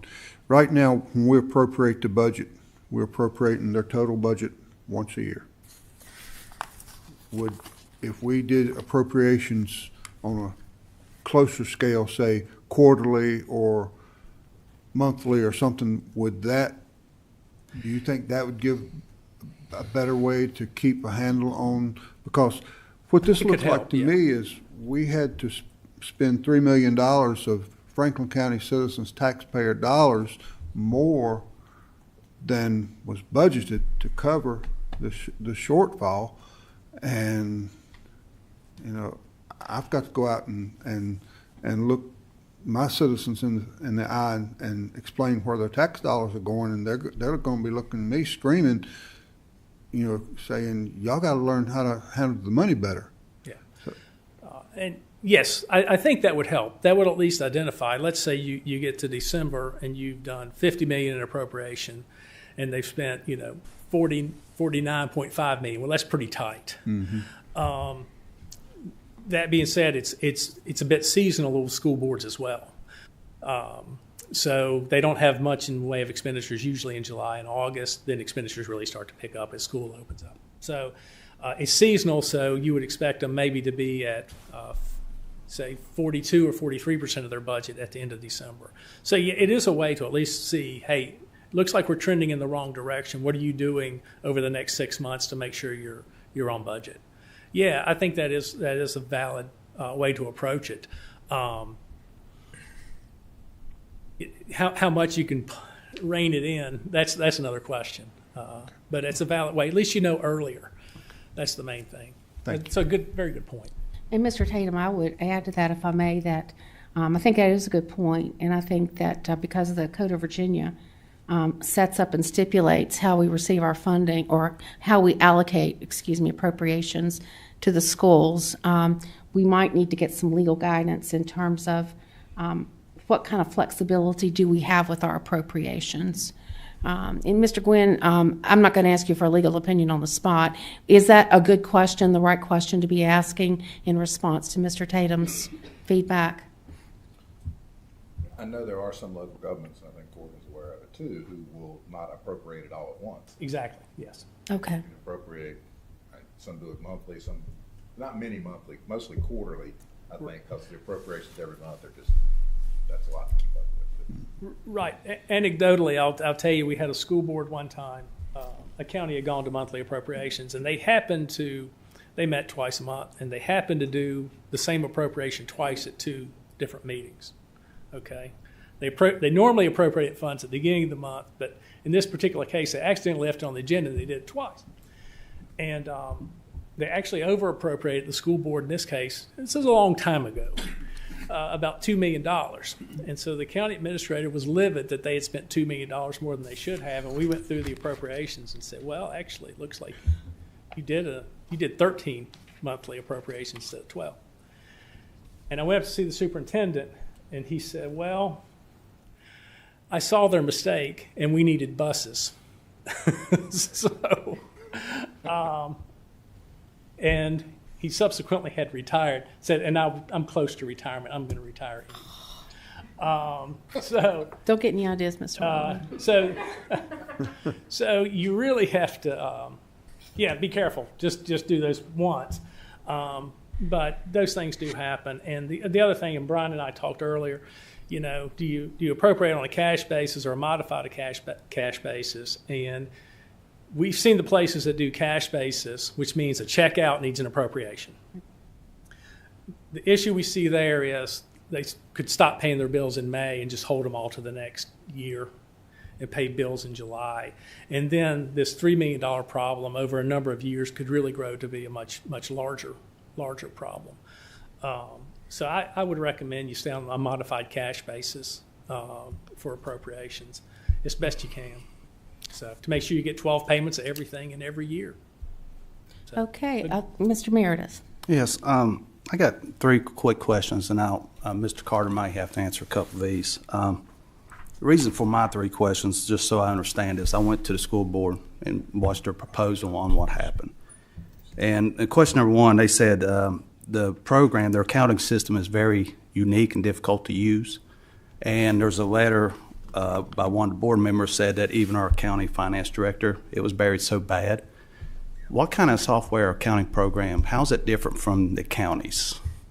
But it's basically the same. So it's the exact same accounting program we use.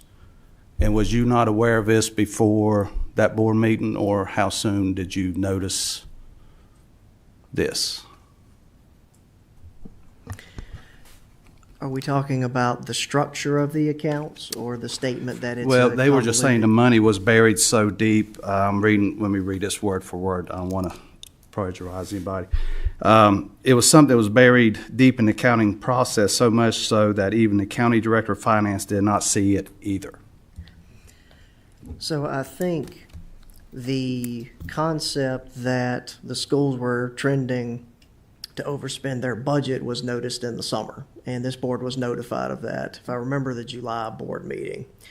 And so we had subsequent meetings, and so the school staff felt like that was inaccurate and that they would have a surplus. And so we took their word on that, so okay, well, we'll let the audit occur.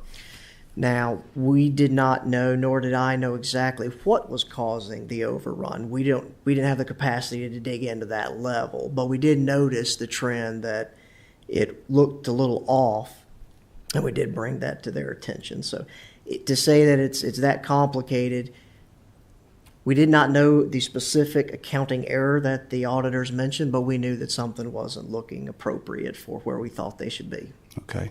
Yes, sir. Question 2, they mentioned transportation increases. I know they use a lot of substitutes. Being a business, when you've got a substitute, it's actually saving you money. But I'm not saying parts did not inflation. Did transportation increases cause this deficit? Oh, I'm not sure. Right? I mean, Yeah, I would say, Mr. Meredith, may interrupt Mr. Stone. Those are the kinds of things we're going to deal with Thursday Okay. night. That's just, like I said, I just want the public to know, because even private day school, I just looked at our expenditures, and we wrote checks for closely to $812,000 for private day residential schools, and the public was informed that the school system is paying 100%. And I think that's misleading to the public, and I just want a clarification. I think those are good But that's, points, but and we'll that's fine. cover We'll those. discuss those Thursday. Yes, That's sir, fine. if that's okay with you. That's fine. Okay. Thank you. Any other questions, feedback from Mr. Stone? We have no, oh, Madam I'm sorry. Chair. Sure, of course. The state code of Virginia, when it addresses school board overage, are you familiar with that code? Could you basically cover that just for the record so we get it in our minutes? The not verbatim, but the gist of what the comment yeah, is. you're not supposed to do it. Okay, good answer. That's the easy answer, right? You're not supposed to do it, but it does clarify that it could be considered, I think, malfeasance in office. That's the word I wanted you to say. So I do think it references malfeasance in office, but I didn't read it just before I walked in either. Sure, I so, understand. So, but yeah, this is not something you don't address. Right, right. Thank you. Anybody else? Mr. Stone, we greatly appreciate it. Brian, did you have any closing remarks? Or Mr. Stone, is that the completion of your report I should Yeah, ask yes, ma'am. first? Yes, Okay. Mr. Carter? Yes, Madam Chair, I don't have any additional remarks as related to the audit, other than to mention again, we did receive an unmodified opinion, a clean opinion for the audit. So I want to thank the county staff and the school staff again for a lot of diligence in the work. It is a lot behind the scenes that most people don't see. And so Absolutely. thankful for Mr. Stone and Ms. Epperly and their team as well. We certainly appreciate the work that they do. Yes, that's well said, Brian. Thank you. I'll reiterate that. It's a 176-page document that is very technical. Yeah. So Brian's staff and even the school board, social services, they really have to work pretty hard to get all this information to us. Yeah, So, yeah. Well, we appreciate your assistance. We're in good hands with you all, and we very much appreciate that support. it's our pleasure. And if you get home later tonight and you have a question, my contact information is right there on the front page of the presentation. Thank you Don't very hesitate much. to send me an email or give me a call. Thank you. Mr. Whitlow, I would defer to you and Mr. Carter with an inquiry. Do we need to approve or adopt this audit into the public record? Madam Chair, I don't believe it requires a motion to approve. There is a certification that we do need you to sign that needs to be presented to the Auditor of Public Accounts, and Mr. Whitlow needs to sign that. But as far as the record, I think the public presentation and the minutes will reflect that. Very There's good. not, to my recollection, Mr. Gwynn may need to correct me, but you need to take a separate vote to accept the audit report. That'd be it? Okay, well then I And that guess would we- be this I guess evening, we- correct? Yeah, just a voice vote to accept the audit. Right. Then let's do that. Right. So I would open the floor for a motion to accept the audit as has been presented. Excuse me. Excuse me. Yes, Madam sir. Chair, should we wait and give us time to look at this, go through it a little bit? Is there any problems with deferral? Is there a date or on this thing? We may already be late. Well, we are already We are on late. So I extension. think, so I guess Way too long. the simple answer is you're not going to change anything in this audit report. So even if you look at it, the numbers are what they are. Right. And I think for us, the real thing for us is just the certification to the state. We told them we would have that done by the end of January when we posted our late notice. Okay. And so other than that, Mr. Jamison, members of the board, I think that's the only piece we would be concerned about. And so the remediation efforts, even those smaller ones on the county side, all of those will take place after formal acceptance of the audit. This is just kind of an exercise to declare that we've heard it, we've received it, and it's on record. Would that be correct? Yes, ma'am, that is the correct way to describe it. Okay. I'm good with that. Okay, thank you, Mr. Jamison. I would entertain a motion to place an acceptance in the public record for our audit. I'll for make the a motion. Pardon? I'll make a motion. Oh, thank you. I'm sorry. Oh, that's okay. Didn't mean to interrupt. That's okay. Is there a second, please? Thank you, Mr. Tatum. Madam Clerk, if you would do a roll call, please. Supervisor Mitchell, Yes. Supervisor Carter, Yes. Supervisor Meredith, Yes. Supervisor Quinn, Yes. Supervisor Tatum, Yes. Supervisor Jamison, Yes. and Chair Smith. Yes. Okay, gentlemen, on the agenda, we're due for a brief 5-minute break. Would you like to take that or move on? Mr. Quinn, you want to move on? Everybody okay with that? Okay, very good. All right, so Mr. Carter, we're going to defer to you now on the agenda for your monthly finance reports, budget calendar, and budget work sessions.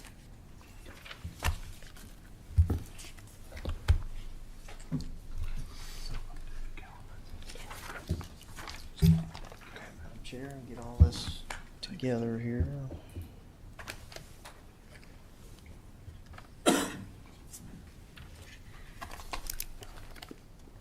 Okay. All right. Madam Chair, members of the board, so monthly finance report. So our report is going to be through the end of December. So this would be 6 months, halfway through our fiscal year that we would anticipate reviewing. And so you would see most of these you would anticipate being around 50% of our budget. And so obviously some are done different cycles. And so property taxes being one of them, you can see that's almost at 67% of budget. We would expect that. And remember, we have the real estate that will come, which technically is the first half of 2026, but it'll be in the end of your fiscal year for June 30th. And so the rest of the revenues are looking to be right at a little bit above 50%. One item, and we'll talk about that a little bit later, but if you notice your revenue from use of money and property, it's at 47.7%. And so we're monitoring that. If you remember, that's the line item where your interest income is. If you remember, we've mentioned several times that as interest rates reduce, that's going to be an impact to your budget. You have to make up those funds or reduce services somewhere else in the budget. So we're starting to see the softening on that. We're at the time of peak cash reserves because of our property tax collections in December. So likely you'll get above that marker when we get to the January, February timeframe as you earn interest on the deposits in the account. So we're not concerned overall with it, but it is a little bit softer, and we would anticipate that as interest rates decline. So for every other revenue, for the most part, we would expect that based on the timing and the cycle of where some of these would fall in the fiscal year. Same way with expenditures. You can see that the ones that typically run a little higher, especially your general and financial administration, that's the same where a lot of your invoices are front-loaded, your contracts, your insurance, all those payments that have to be paid in full at the beginning of the fiscal year. So overall, not over budget any particular line. Your transfers at the bottom, 70.5%. That's typical when we get to December because we disperse those funds to all the other funds, as Mr. Stone was talking about, that all rolls up into one bank account. So we're not concerned with that. We'll have a little bit more to talk about on some transfers a little bit later. Can I quick question? Of course. Yes, sir. One quick question. What the recovered cost? It's at 29% rate. What exactly would fall under recovered costs? Just to educate me, please. Yeah, and so recovery costs categorically are typically items that, as the name would suggest, we are reimbursed for, and so it's basically a revenue offset for the expenditures, the service we may provide. So, give you a quick example. What's a big part of that number is we invoice the school system for a cost for our SROs, and that's a roughly about $400,000 number that would be a recovered cost. And so I would have to get the full list for you, but Mr. Meredith, that categorically, those are the items that are part of that. CSA costs would be recovery costs for private day. They're included in that category as well. That's roughly a $600,000-$700,000. Actually, I believe it's $1 million this year, but don't quote me on that. But those are the two large numbers that make up that category. So nothing you're concerned with at this moment at that? No, I think that is back to the cycle. We usually invoice the school system for SROs once a year for the entire amount. And for the sake of, we wait and spend most of the money and then just invoice them toward the last quarter of the year. And the same thing with private day. You'll see that a little bit later on expenditures. We did mention last month that we had one particular vendor that we do use fairly frequently for private day. Their internal billing process was behind, so we had a catch-up month in December. And so I think now that we've paid those invoices, as we invoice the school system and are received back, that percentage will align a little better. All right, thank you. Yes, sir. Thank you, Brian. Yes, ma'am. So graphically, just to show you the revenues, you can see we're roughly even. I want to break that down a little more for you into the major categories. So general property taxes, you can see an increase. And really, I have a few more detailed slides for more real estate and personal property. They're relatively flat. What's driving that increase is the collection of the MVP money through our Public Service Corporation taxes. And if you remember, we did mention that was going to come online this year. Those funds have been received. There's roughly $2.5 million that we had not received the year prior. And so some of that is offset in personal property taxes because the commissioner was assessing them. Now the state is. And so it's not a complete $2.5 million. It's roughly about a $1.5 million net increase in the budget. And so that's what's driving that increase. Other local taxes, and if you look at that and revenue from the Commonwealth, other local taxes are relatively flat. You'll see that in more detail. As Mr. Stone was mentioning, your sales taxes, your meals taxes, your occupancy, those are a faster barometer of the local economy and what we look for from a budgeting perspective as to how we can gauge where our projections may be. Revenue from the Commonwealth or state revenue, it is down. It's down this year compared to last year. And so a lot of that is timing. It actually has to do with the two largest numbers that we receive, or I guess I should say three, are compensation board for our constitutional officers, social services reimbursements, and CSA. And so really the two that are driving that are social services and CSA. There's a timing difference, it appears to be, in just when we spent the money and the reimbursements, because expenditures are fairly comparable, but reimbursements have not been received to the same level. When I look at the comparison, they're a little bit different. I think they've been filed. I think it's a matter of just receiving the reimbursement and the timing. Some of that is also going to catch that additional private day that we spent in December as well. The revenue has not been received yet, whereas prior year we had already received that revenue because there was not a billing issue with a provider. So to give you the, if you remember from Mr. Stone's presentations, the vast majority of our local revenue, our budget is funded by property taxes. And so that's why it's so critical that these property taxes meet budget. So real estate, through December, we are a little behind. We're about $685,000 below where we were through December last year. It's about 3.1%. We were just below budget last year. However, we were well above delinquent taxes. So when we look at the assessment, it's either going to be considered a current tax or delinquent, depending on when somebody paid it. This is only showing you the current taxes because that is the trend we really want to show where the collections are. When we look at overall, we did meet budget last year, so relatively, I think it's going to be tight again. So we're not seeing a ton of growth in our real estate. And keep in mind, I know we have some new housing developments, but we have over a $7 billion reassessment. So a $5 million apartment complex, really it doesn't move the needle very far when you count the taxes we collect off of that, off a $7 billion assessment on an annual basis. So really the in-between years on your new construction are not going to carry you. It's all based on the reassessment. And if you remember, we only do that every 4 years. Personal property tax, so we are a little below on personal property tax, about $110,000. That's roughly even. That's not a statistically significant number.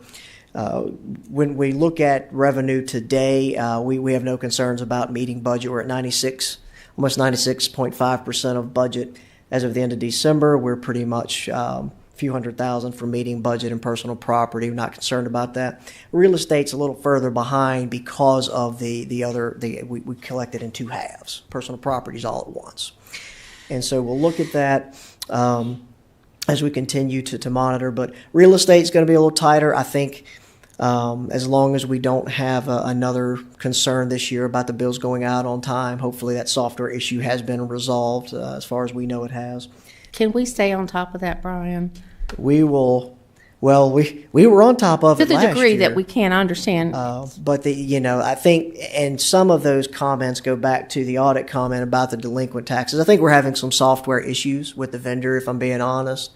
And there's only so much we can control. That's more of a commissioner of revenue and a treasurer function. Right. But I do think we probably have some areas we need to look at. As Mr. Stone said, we can't determine why some of these reports don't agree.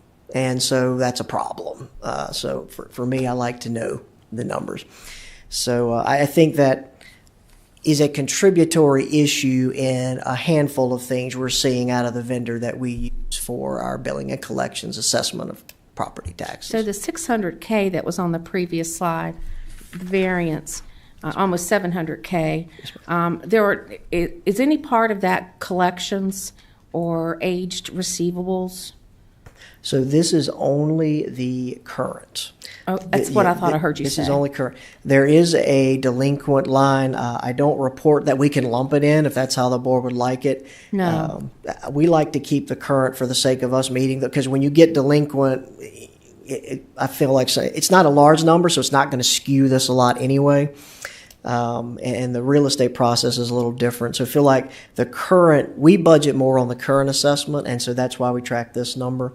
Delinquent is still trailing a little bit, but it typically does because of the time it takes on the real estate side to file these second notices and to then follow up on collecting those taxes. It's a little bit easier to collect personal property than it is real estate. I would defer to the board as to whether you'd like to see as part of Brian's monthly financial reports, some tracking of the aged revenue. Mr. Carter? Yeah, thank you, Madam Chair. I have a question, and it's not really your department, Brian. I guess it's the treasurer. And I know that all those delinquent taxes are public records. You can look at it online. And it's a lot of money tied up in there. Is that up to the treasurer to collect that? And do you have an idea of what that ballpark number is? We do a review typically annually. It's not something that we look at in finance monthly.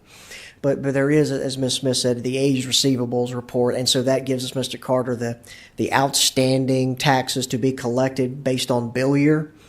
And so we usually look at that. What you typically see on that is you have about a period of 3 or 4, maybe 5 years, and then after that, the process has taken effect to either collect those taxes or submit them for debt set-off. And so the treasurer has collected those. You see that drop off significantly after that 3-4 year window. But year 1 is usually higher as far as unpaid taxes. Year 2, it gets better as the treasurer's office works on collecting those. It's just a more detailed process. And there's a lot of items on there that are really aged. I don't know if they're uncollectible or some of them are businesses. I don't know if they've gone out of business, but I remember there was one that's a local franchise restaurant, and they were delinquent on tax years for 3 years in a row, and it was, I don't know, $3,000 or $4,000 each year. And I know when I ran small businesses, I paid my taxes. I don't know how a current business like that can keep being delinquent year after year after year without something being collected. And that probably in more detail is a treasurer question, but I know there is a different process for real estate taxes just by the nature of it. Ultimately, if taxes aren't paid, the property goes up for auction, and the treasurer's office manages that process, but there are a lot of steps that go through before you get there. Mm-hmm. So at the sale of the property at the public auction, all taxes are made current. And so that's why you see a little bit of a delay in that 3 or 4 year time frame that you likely don't see on personal property taxes, because that lien can be put on equipment and things of that nature faster than you can handle real estate. That's my layman's analysis of it, Mr. Carter. Thank you. Yes. So I guess let me clarify then. Do we want delinquent taxes or any other variation of how this is presented to the board every month? We'll be happy to provide it. What is your desire? Would you like that additional information reported? Or maybe even quarterly? It'd be good to see it, just so we know what's out there. Because last time I looked online, I think it was close to 2.1 million. It's a lot. And I was going to say, you could always send the board the link to that site. You can look at it anytime you want to online. The general public can look at it. Maybe, would you all be satisfied with a quarterly overview, or do you want it to be monthly? I would lean toward what works for Brian. If quarterly would be easier for him, I'm fine with that. What do you think, Brian? So if all we're looking at is a total number, I mean, the report could be simple enough to run and to add. I don't think that's a lot of extra work. If more analysis is looking for, that might be a more quarterly look. Absolutely. Understood. Thank you. Well, we want that break like year 1, 2, 3, 4, 5, just because we know on year 5 there may be legal procedures, processes that could take place.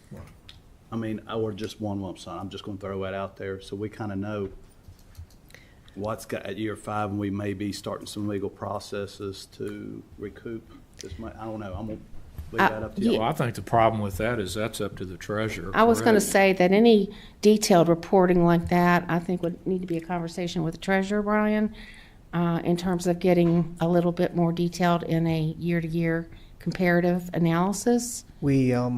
There is a report that could be run, and so whether we include it in the finance report or your meeting packet or just a separate item that the board would like to see, we could certainly request the treasurer run that for us monthly, just to track the variable. And it, Mr. Meredith, it does provide by bill year, and since we went to twice a year collection on real estate, you get a first and a second half on that bill year. So you can see what has been assessed and what has been paid to this point, what's still outstanding. And it goes back maybe 20 years. It's a long report. But Brian, due to the nature of just tracking this, do you feel that quarterly would be adequate rather than monthly? I don't know that there's a lot of movement on a monthly Right, basis. that's my point. So other than and just board information, I don't know financially you'll see a lot of change and variation in financials. But from my understanding, it's a canned report that can be run in the system. So it's just pleasure of the board. And I guess at some point, if the board decides that you want to hear from our treasurer on any of these matters, especially during budget, and we'll talk about that in a little bit, we certainly have that purview, to bring her in and ask her to help us understand things better. Certainly, be happy to coordinate that. And so what we can do is I'll make the note, and so we'll ask the treasurer for a copy of the report and maybe give you an idea of what that looks like next month. And then maybe that would give the board a better idea of if that's something you'd like to see on what frequency. Yeah, and the timeliness, as I said, with budget, as we, get into those, we might get further clarification, Brian, on what we want to see, don't need to see, Absolutely. that kind of thing. Sure. Absolutely. All right, I'll make that note. And so I think it's, at the end of the day, it's information, so whatever the board is comfortable with, we want to provide it. So you just let us know. Thank you. No. Sorry for the interruption. That's okay. All right. So went through personal property. So sales tax. And so this is getting into those other local taxes range that we were just talking about. As you can see, sales tax had a relatively good month. The light blue line, wherever that is, there it goes. You can see here is the current year. So through December, had a little bit higher collection than it was prior year, not as much 2 years ago. But you see about 114,000 year over year, 52% of the budget. So we're trending well. If you remember, we talked about that moderate growth that we're seeing in those other local taxes. When you collapse them, there's not a lot of growth, but it is growth. It's just moderating. You're going to see that with the others. So meals tax is going to have the same situation. You'll see about $46,000 in growth through December. That is up a little bit. It's 57.5% of budget. We would anticipate that's a little ahead just because of the seasonality of when those taxes are collected. If you notice, the summer months are your peak collections for meals, and you'll see that in occupancy taxes as well. So occupancy, you see a similar curve as far as the peak summer season as to when you collect those. So we're at almost 69% of budget, a much smaller portion of our annual budget, $12,000 year over year growth, about 4.3%. But on a positive side, it's trending in a growth level and growth mode. So we're still encouraged by that. Okay, so for expenditures, we do have, so you see that, remember I said we do the transfers with all of our other funds, so they're all in the same bank account. We don't spend any more money necessarily, but we had to move cash into these pots to fund all our capital fund, the debt service fund, all of these things that we pay. So you see that jump. Now that is higher than it was last year, and so something that we're going to keep an eye on. And so we're still working with the school staff, and I know we have more to talk about, but at the end of December, we had transferred 62% of the school's local money to them. At the end of last December, we had transferred 44% of their money to them. So if you remember what we were talking about earlier, they're trending hot again. They're at what I call the burn rate. They're spending more of our local money faster than they have historically spent it. And so we've talked with Dr. Sears and the school staff. We've met. We're working through some revenue analysis, and so there may be some additional recommendations if we feel like revenue projections are too high from the state and federal perspective particularly. So there may need to be a downward budget adjustment if we can't find a comfort level there, and we'd like to make that adjustment or make those recommendations sooner rather than later. So county and school staff are working through those items. I just wanted to bring that to your attention because you graphically see that. That you can see when we did those transfers. But when I saw that, I wanted to look at that transfer percentage, and so we are still seeing a higher percentage transferred to the school system through December than we would want to see at this point in the fiscal year. So December, for categorically on expenditures, roughly relatively the same. We would expect an increase. A lot of that is driven by personnel and just other inflationary factors that we see. Your public safety and your health and welfare being the two largest categories. Function of public safety, sheriff, fire, and EMS, all of those combined. Health and welfare, I want to break that down. We typically try and show you this. And so if you remember, we mentioned the private day. CSA last month was a little behind. Now it's caught up, and you see it's ahead. Budgetarily, we're trending where we would anticipate from a percentage of budget. But costs do not decrease in the CSA world, and so there's just very little you can do to maintain or project a lot of that. There are some things you can monitor, and there's some things you can control, but there are a lot of federal and state regulations that take that out of local control, so we manage it as best we can. But budgetarily, even though it's up year over year, we're still trending okay from what we have in the adopted budget this year. Okay, so if your fund balances, we did switch to that monthly look, so you can kind of see a cash balance at a point in time instead of just at June 30th, and then we carry it through the year. So through December, your, and this is unaudited, but your unassigned fund balance, I probably should make that clear at the top, is $46.3 million. And so we are at the peak point typically of cash balance in the year because of property tax collections. And so December is, November, December, depending on the timing when the collection date falls, is your peak month. That cash number is going to dwindle as we go through the rest of the fiscal year until we get to the first half of real estate that's due in June. And so we take that $46.4 million, we back out a couple of things that are restricted, your opioid settlement funds, the grants and donations that we carried forward, we're required to, they're restricted. And then our policy minimum, that policy minimum has been updated by our audited general fund revenue number to be in compliance with policy. So the 20% is $24.3 million. So when you back all of those out, our unassigned fund balance is about $20.5 million above our required limits, or that we have flexibility to spend in order to maintain compliance with policy and to maintain compliance with restricted funds. Okay. A couple of notes on this one. The budget stabilization reserve has been noted that we took out $750,000 to balance capital. There was an intent to balance that with year-end carryover, probably a discussion for Thursday, but we will continue to monitor that. The other thing is the capital reserve.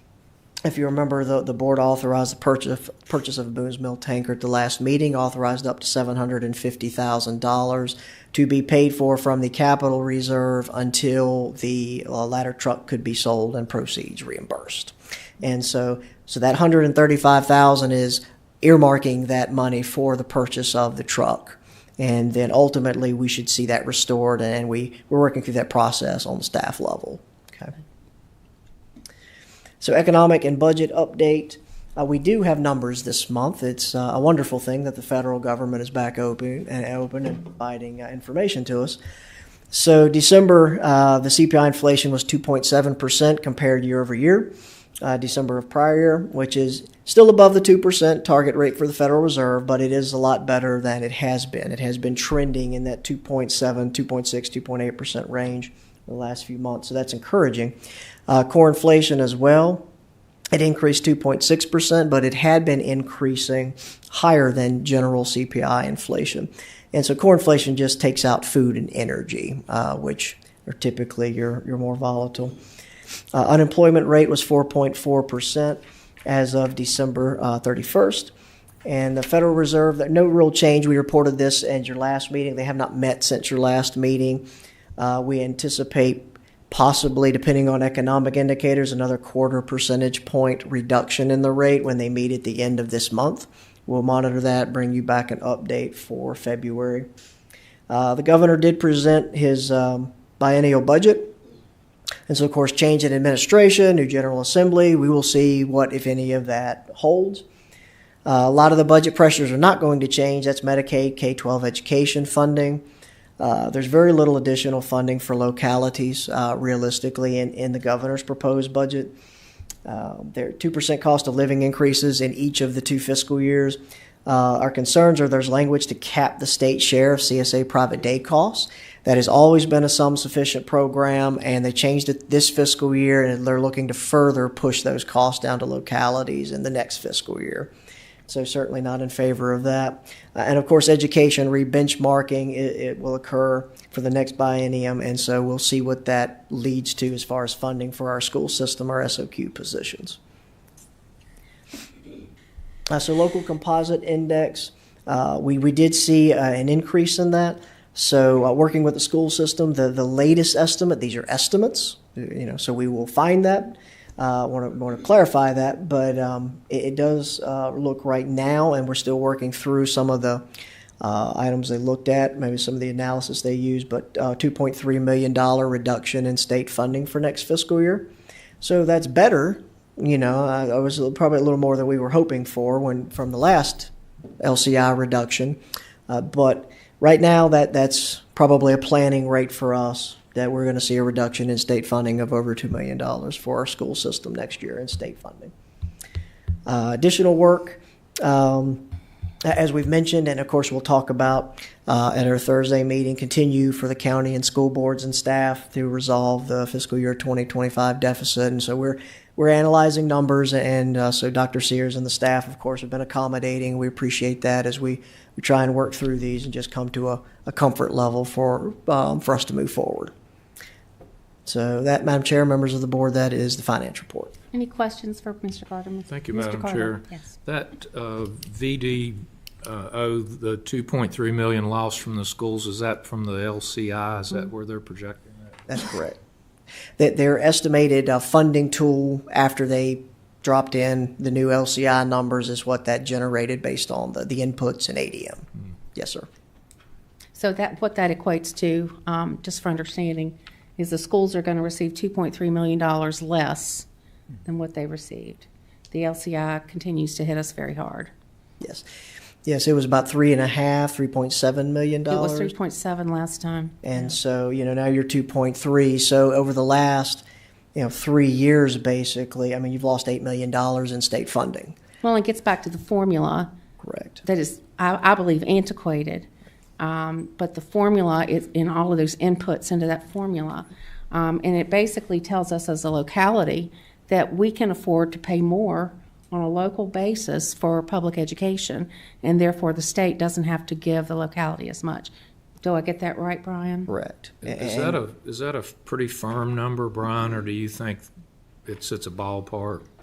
I think how this is calculated is based on the calculation tool that they've provided with inputs right now. I don't think it'll be final till the General Assembly session is done, that those numbers are then provided to the Secretary of Education, who all of this flows down through staff level. And then we'll have I think it's March 31st ADM, which is kind of the final number. So so it's not final. But, I agree, Ms. Smith is antiquated. There's no way you will ever convince me that we have a higher ability to pay than Loudoun County or Fairfax. It's unbelievable. Crazy. But unfortunately, these are the numbers we have to deal with, and so it's so antiquated. I don't know. It would be a monumental effort to change that formula. So, Mr. Carter, is that I'm fine. adequate? Any other questions for Brian on his reports? Okay, you may proceed, Mr. Carter. Thank you for those reports. thank you, Ms. Smith.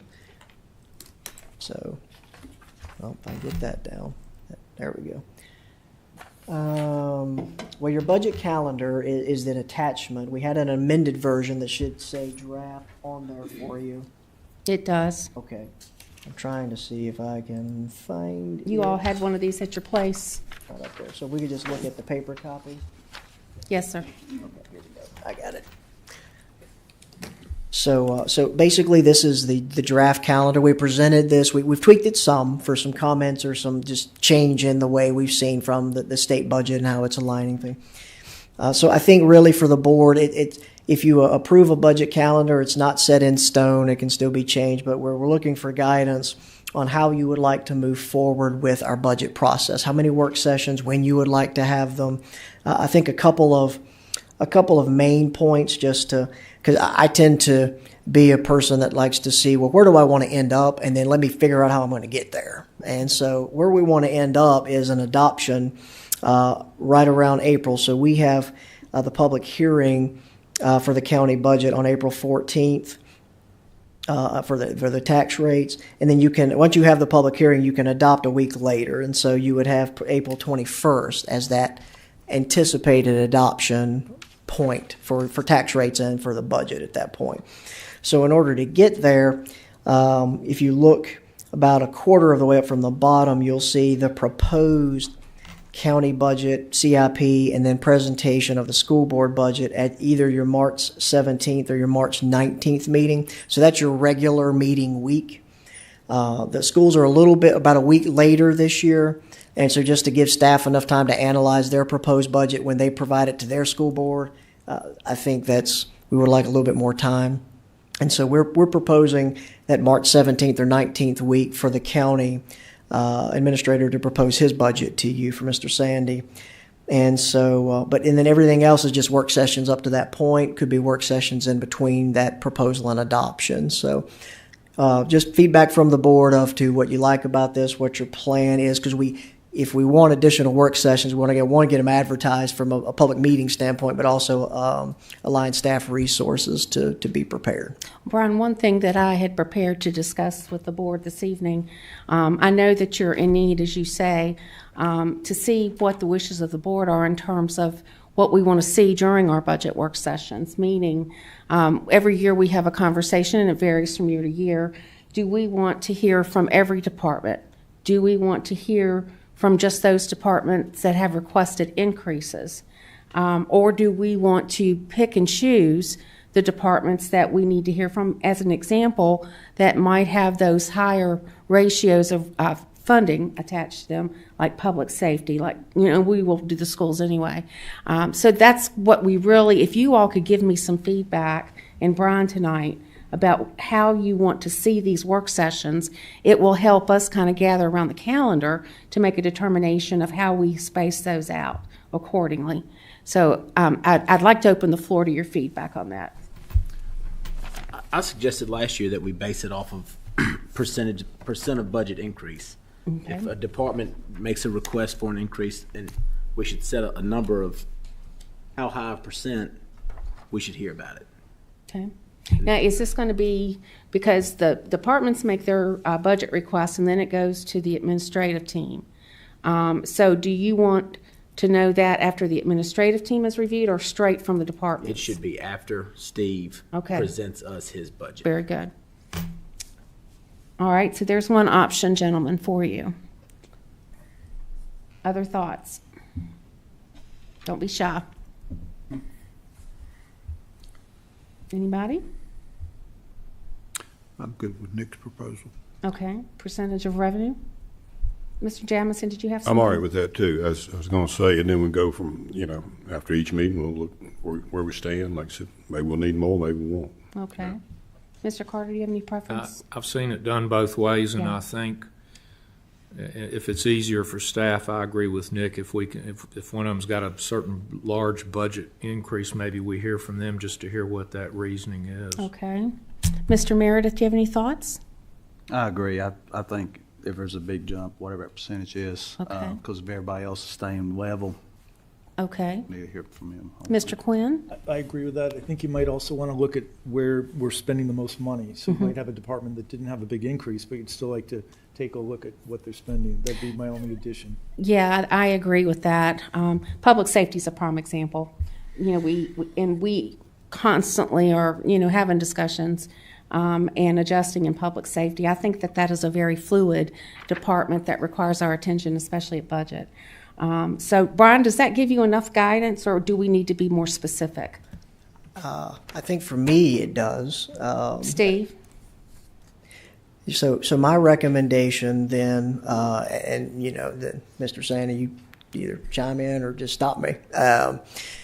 So hearing that, then I don't think we need separate possible work sessions until Mr. Sandy proposes his budget. What we will have is, in your normal meeting week, probably we will need budget work sessions, because if you remember, we typically do compensation. We'll see where the General Assembly is going. We'll have refined revenue projections. We'll look at these pressures, but that's more a global perspective, not a department-specific perspective. So I think in your meetings, we will have those, your February, if we need to, in your March meeting. But ultimately, that's scheduled for proposal right now. So, but on the calendar where it says possible board work session, we just won't have those. You'll probably have a work session then February 17th or 19th in that regularly scheduled board week. And then Mr. Sandy will propose his budget at the March meeting, and then we'll backload all those work sessions between then and adoption, if I'm hearing this That's correctly. fair enough, yes. Okay. Is that okay with you, gentlemen? Okay, I think that's good. Okay. I think that'll work. I was getting ready to bring the CIP up. Yeah, that's going to be an important pullout, Brian. We will, so we kind of gave you a really high level. Do you want to see all departments on the CIP? I mean, the proposal will be what it is, so what kind of work session detail do you want on Well, capital? as a matter of fact, Mr. Sandy and I have had a conversation over the last few days. We are going to be proposing to the board, probably within the next few months, that we have a strategic planning and capital improvement plan, work day or work days plural, probably 2 days on separate weeks. Because my interest, given this board, we have a new member, Mr. Meredith, and some of the members here have not been through a strat plan for this board. So I think that in terms of what we do with this budget on CIP, it might be helpful if we focus on year one. What we're trying to fund in the upcoming budget, 26, 27, and maybe not get too far beyond that, knowing that we want to really kind of peel this thing back very specifically late summer to really look at the organization holistically, talk about topics, talk about board desires for priorities, cost, identification of potential funding sources and that kind of thing. So does that sound okay with you all, just to focus on the 26-27 CIP funding mechanism, and we'll get into the rest later, Brian? Okay. Is that helpful? Yes, ma'am, that's helpful. Okay. So, work with that. All right, so do you want us to adopt a budget calendar yet, or do you want to wait? I think if we have board consensus that you're okay with that, I mean, your adoption doesn't really set it in stone. It's just a roadmap forward. So I have an understanding. Are you good with direction? Okay. I think I'm okay with just board consensus. I think we saw board consensus that you're okay with that. Just give me a yes or no. Yes. Yes. Okay. Yes. Okay. Unanimous. We'll You've move got forward it. then. Yes. And we'll revise and send it revised out. So if something doesn't look like you thought it would, of course, please let us know. Okay, and then you've got one other item, Brian, Yes, ma'am. the 26-27 work session, or was that contained within the calendar? No, we will have, we want to provide some revenue projections for Oh, the board. tonight? Yes. Okay, yes. I'm sorry. And so we try and do that at the January meeting. Very good. And so a very high level, as you'd expect. And so I'll try and move through these. I apologize, I'm taking way too long this afternoon. So, get this going. Okay, and we'll have a copy of the presentation we'll hand out to the board so you have that to take with you. And so, all right, so budget recap for the current year. Just to remind you of a few of the larger ticket items, certainly there was a lot more in the budget. We did increase funding to the school system for $500,000 in their operating fund for this fiscal year. We also provided an additional $150,000 in one-time money that was not recurring for replacement of school buses. If you remember, we did have $1 million in savings for health insurance, which was a very pleasant surprise last year. We will likely not, well, no, we will not have that this year. And so that'll be a savings we cannot count on. COLA of 3% that we funded for employees, and $250,000 was budgeted for the school resource officer phase-in. And so that's coming in next fiscal year that we have to then start spending that money. The grant drops off. And so it's just trying to build some money so it wasn't a hit all at one time. So state revenue outlook, so these are coming from the governor's numbers. And so through December, state revenue grew 8.6%. A lot of that was driven by individual income taxes. Of course, the localities receive none of that money. That is solely a state revenue. Sales and use taxes were up 5.6%. We're not seeing quite 5.6% on the local level, but we are seeing growth. Total revenues are about $1.2 billion ahead of forecast through 6 months of the fiscal year, according to the governor statewide.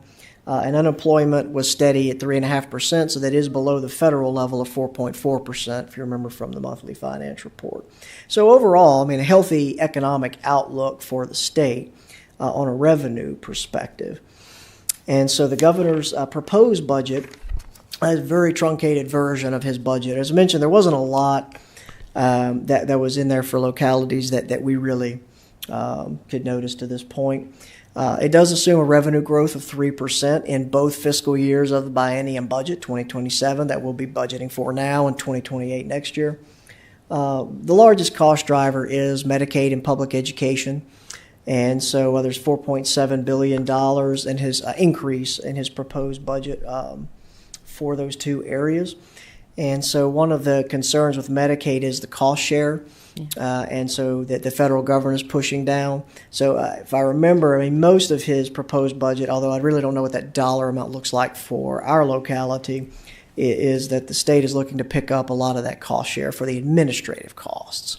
Now, 2028, we have a whole other matter, but we'll wait and talk about 2028 later. For next fiscal year, we're looking at a cost share and administrative costs that will hit the localities possibly. Because what's going on right now is a biennium budget adoption. It is. So in this is the session. This is the long session. This is the long session, yeah, Yep. for the biennium budget, which Correct. can be telling, shall we say. Yes, well, and I think that's for us, you know, because of the changeover in the General Assembly and the administration, we're really not sure what to expect. Right. We have some ideas, Right. so we'll just have to wait and see how it goes. So right now, I think we feel like most of these, the budget or the governor's proposed budget is probably the conservative. I don't think we'll get any lower funding than what the governor has proposed out of this General Assembly session. So there were increases in the School Construction Assistance Program and the Virginia Business Ready Sites Program. I mentioned the cap on the state funding for private day previously. That cut basically that cap in half from what the state did last year, if I remember. The other thing that's concerning is the governor reduced the state match for community-based services. And so he wants to go to more of a overall statewide analysis instead of more locality specific. His estimate would double our local match for community-based services in our CSA program. We're roughly at 15%. If we go to a statewide match, it was roughly 71% state, so it would go to 29% locality, so that's roughly double what we pay in community-based services now, which would mean more local funding we have to cover. It does not include funding for K-12 education staffing and ratio recommendations from the JLARC study. That's been a consistent. I think VACO has supported that. We support that. The state needs to pay its fair share, and they have failed to do so for decades now, since the recession of 2008, 2009, to be honest. Funds for a 2% cost of living increase in 27 and 28. There's also 2% bonuses in the governor's proposed for 2026, this fiscal year. That's, again, similar to what we had the beginning of this. It's the SOQ positions for the school system are state-supported local positions, and so if that stays in there, then the localities would either have to come up with a match to fund everybody a bonus, not do bonuses at all, or cherry pick who receives a bonus. And so hopefully that gets clarified through the session. Local budget climate, revenue growth appears to be moderating. We mentioned that. You saw it in the finance report. We did receive the ad valorem tax, the property taxes from MVP. So that is going to be it is on a depreciation schedule. So that will be a declining tax as that depreciation schedule occurs.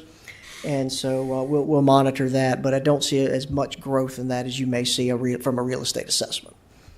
Inflationary pressures persist. We know that. We've talked about that, continuing to pressure operating costs. State funding is projected to decrease. We mentioned that with the LCI.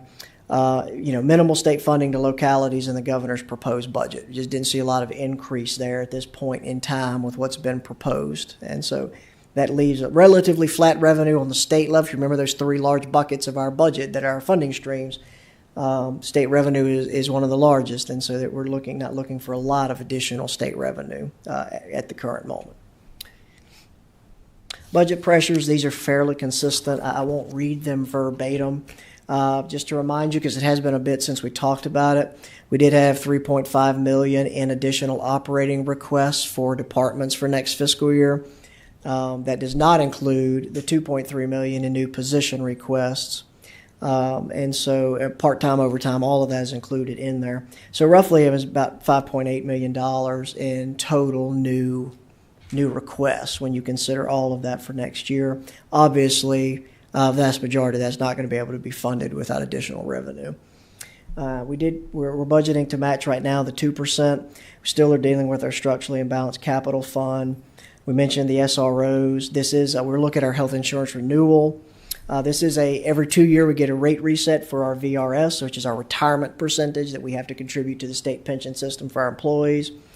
A lot of the other items, utilities, ambulance replacements, CSA, operational costs, all inflationary pressures that we're seeing. So won't belabor that point. So budget revenue outlook, I have my disclaimer on several slides, and so make sure we put that in there again. So these are subject to change. But what we're looking at with growth right now, so a lot of your general property tax revenue growth is in that MVP, that ad valorem tax. We do see some growth that we're projecting as well in personal property. Real estate's looking relatively flat, as we were mentioning, from an overall scale perspective. But we are looking at just under 5% in growth, about $3.4 million. Very level growth on other local taxes. We're just not seeing a lot of growth in there. We want to be conservative to an extent. We may moderate that as we see some additional tax revenue collections. Other fees and revenue. So I want to note this because it's $1 million reduction. It's about 11%. And so the note, the asterisk at the bottom includes permits and licenses, fines and forfeitures. There's the use of money and property we're talking about. So this is anticipating a significant drop off 18 months from now when we finish our fiscal year June 30th of 2027. That interest rates are going to reduce fairly significantly. And so that's the largest majority of the impact that we're looking at in that line item. And a few other items that we typically see. One of the items being some landfill charges, our private landfill. We don't anticipate receiving that going forward. And so state revenue, slight growth, 2.5%. We said 2% overall. When you average all that out right now, we're looking at 1.5%. Conservative, I think, but not a lot. So you're looking at just under $3 million in new revenue. That's 2.5% growth. If you remember, inflation was 2.7%. So we're trending right about just treading water with what we're looking at our new revenue growth. And so that's not going to cover the $5 million in department requests. That's not going to that will cover the $2.3 million LCI loss, but then that leaves little for the county. And so I think we'll be having those discussions as we move forward. 2.9 discretionary revenue is projected. We talked about real estate and personal property is really some growth, not a ton of growth. Personal property looking better. Other local taxes are normalizing. We still are trying to be conservative in our revenue projections. So projected new revenue, I think the key is going to be the allocation between the county and the schools. That, of course, is going to impact what priorities we fund. So budget balancing, mentioned the 5.8, I probably rounded up, 5.7 million in total department requests, including positions. Department request for capital was $16 million. We have about $3.8 million that's funded in local recurring money. However, some of that $16 million, and so I know we talked about a capital, but remember some of that is larger capital projects, some related to the ModuCraft facility that we anticipated funding in construction. And so all of that is never anticipated to be funded with local recurring. It's going to be a borrowed cost. And so the gap isn't as wide as it may appear. We still have a pressure on fire apparatus, ambulances. We just, the costs continue to go up fairly significantly every year on those, and we're just continuing to pull one-time money to pay for them. We mentioned that with the year in surplus in the current year, and so we will have a structural imbalance again in the year going forward with that. We mentioned LCI, the SRO phase-in. Compensation pressure, I did see a bill for minimum wage to go to $15 an hour in the General Assembly. Yeah. The minimum wage itself, if that passes, and depending on when that becomes effective, will not be the largest cost driver. The cost driver will be the compression that we have to fix when minimum wage goes from $12.71 to $15 an hour. And so that's going to be a significant cost. But if we don't pay that and pay our people and fix that compression, you lose a lot of good people. And so we need to be very cognizant of that. We have a great staff here at the county. Unfortunately, if that passes, I mean, that's going to filter to everything else. When you up minimum wage, guess what all of our maintenance service contracts do for our contractors? Guess what that does with all of our services we pay for? Their cost goes up as well. So you're going to see that inflationary factor. We mentioned the capital imbalance. So in summary, we have revenue growth, not significant, not atypical of any normal budget year, to be honest, outside of a reassessment. We have the LCI reset. We know we're going to have inflationary impacts. To the extent will depend some on what happens in Richmond. And balancing the budget is going to be managing priorities and shared fiscal accountability, as we have many pots that are funded through the county's budget. So that, Madam Chair, members of the board, I'm happy to take any questions. Ron, this is great, and you'll ensure we get a copy of this again? Yes, ma'am. Okay, because this will be a good predicate to our budget work, obviously. Any questions, comments on the revenue projections? Mr. Carter? Thank you, Madam Chair. On those ad valorem taxes, Brian, is that based on the volume of gas through the pipeline? Do you recall how they figure that roughly? I do not think I'm not sure. My understanding is that's more of the cost or the value of the property and the equipment, the pipeline, anything else underneath it. I do not think it is the flow of gas that calculates. Not tied to the amount of product? I don't think so. There is a separate tax. We as a locality are not able to tax that. We're not able to tax gas that flows through a pipeline. We're able to tax gas that is then distributed to commercial and residential customers. So in this case, it would be everybody that Roanoke Gas hooks up to the line we can tax. But the pipeline itself and the rate of flow through there is not something that we as a locality can tax, is the way I remember that. Just for discussion, I recall when Roanoke Gas was coming here, one of their promises to the county was to provide gas to the town of Rocky Mount for the schools and all this. It would be interesting to look at what the cost savings would be for the high school and the middle school and some of these other buildings if they switched over to utilizing natural gas instead of fuel oil to heat those facilities. I think it would probably be a significant number. I'd imagine so. And Mr. Carter, I think we'll be having another joint meeting with the school board probably mid to late February, so we can continue to add to the list of things that require joint discussion on those issues. Anybody else? Brian, thank you so much. This has been a great overview. I don't know how to say thank you enough to you, Corey, and finance staff, doing an outstanding job managing our precious taxpayer dollars and helping us and guiding us to make good fiduciary decisions for our constituents. So thank you. Thank you. Okay. Before we get into the county administrator report, Mr. Whitlow, I'd like for you to join me down below the dais, please.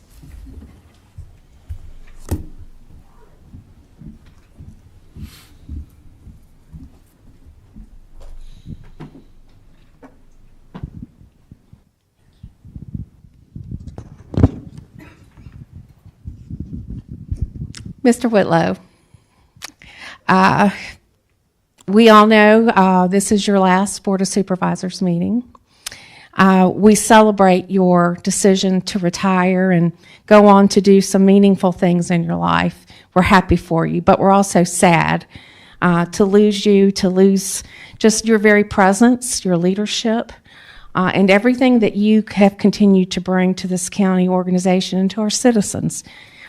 You've had just tremendous impact. You've been a wonderful leader of the boards of supervisors that you have provided guidance to. And I would like to offer on behalf of the board the following resolution, if I may. It is a resolution of appreciation. Whereas Mr. Christopher Whitlow has served Franklin County faithfully for at least 21 years, most recently as its county administrator since December of 2018. previously having served as a deputy county administrator for 14 years.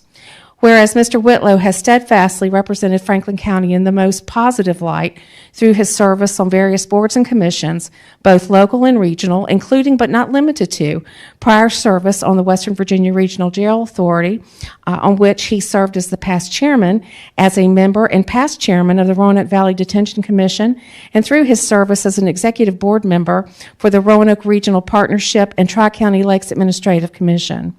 Additionally, he has been a member of Visit Virginia's Blue Ridge and the Roanoke Valley Allegheny Regional Commission, along with the Virginia Association of Counties Finance and General Government Committees. Whereas during his long tenure with Franklin County, Mr. Whitlow has overseen and helped to manage and facilitate important capital projects vital to the growth and development of the county, such as the new regional jail, new libraries, fire EMS stations, the solid waste landfill, the animal shelter, the development of the Franklin Center, and Summit View Business Park. More recently, he has welcomed new business to Franklin County, such as traditional medicinals and the expansion of Cornerstone building brands. Whereas Mr. Whitlow, as county administrator, successfully facilitated and helped to guide the county through multiple local states of emergency necessitated by natural disasters, such as a tornado, forest fire, and a series of ice storms in early 2025. Whereas prior to his tenure at Franklin County, Mr. Whitlow worked as the Economic Development Administrator for the City of Roanoke, and in addition worked in various planning and community development positions for the towns of Bridgewater, Rocky Mount, and the City of Martinsville. He previously studied and worked internationally with various local governments in New Zealand. Whereas Mr. Whitlow has provided unparalleled service to the Board of Supervisors, the people of Franklin County, and has been a positive role model to staff and citizens throughout his many years of dedication and hard work.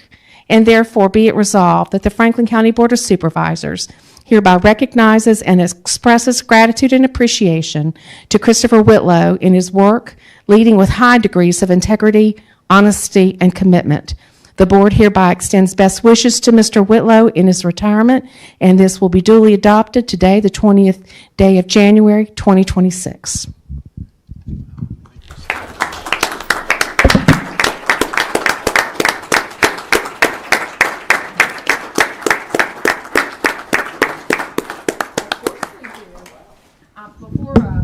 Before we have a gift we'd like to present to Chris, but I'd like to give my colleagues an opportunity to make any comments that you would wish to make with regard to Mr. Whitlow.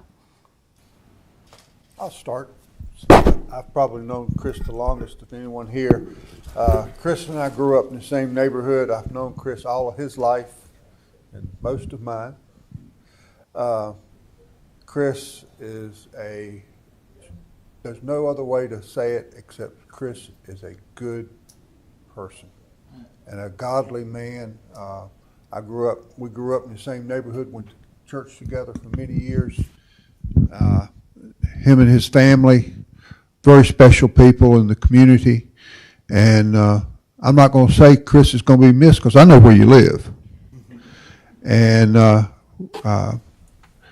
between your wife's honey-do list, I'm sure she has for you, we're not going to let you get by with sitting on the rocking porch, sitting in a rocking chair on the front porch. We're going to put you to work in the community and keep you active. But Chris, thank you. You mean so much to Franklin County, and you mean so much to Henry area where you grew up. And I just want to say I've enjoyed working with you during my time being on the board, and wish you all the best. Chris, thank you. It's on. Thank you. It's been an honor to serve with you. It really has. Like I told you before, I've learned a lot from you, and I wish you all the best. I'm sure whatever you go to do, you're going to do it right. Thank you. Thank you. Known Chris since he was a young guy working for the town of Rocky Mount, and I've watched him grow into a great leader for the county, and I think our financial position speaks volumes to Chris's leadership and the great staff we have here at the county. And we're so fortunate to have had Chris as a leader, and it's been my great pleasure to work under you, Chris, and thank you for all you've done. I also credit the county's financial position to Chris Whitlow because he's super conservative in everything he does. And in my time here, I have never for a minute doubted that Chris Whitlow had the best interest of the county as a whole at heart and mind. I have never doubted that for a single minute.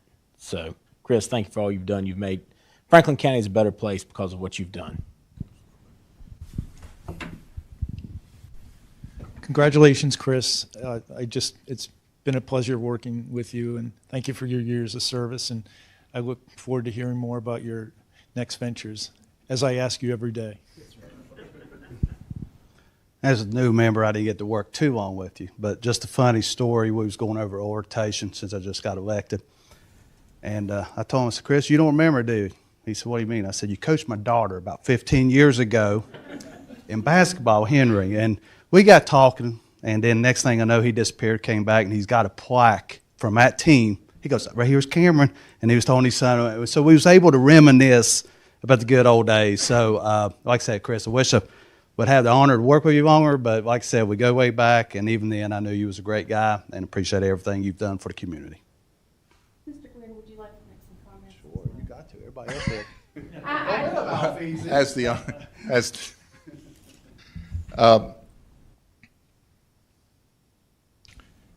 I've worked with a lot of county administrators, and I don't think I've worked with one that was as concerned as Chris has been just about the well-being, of the county itself, but also you guys. He's constantly raising to me, well, this is happening here and this is happening there, just to keep me informed on background. And then he'll tell me stuff about the staff and what's going on there. And it's amazing to me. I credit his youth for being able to keep all that in his mind, because I sure can't. But in any event, from what I've seen and what I can compare to, just a solid, creative leader, and Franklin County has been very lucky to have him.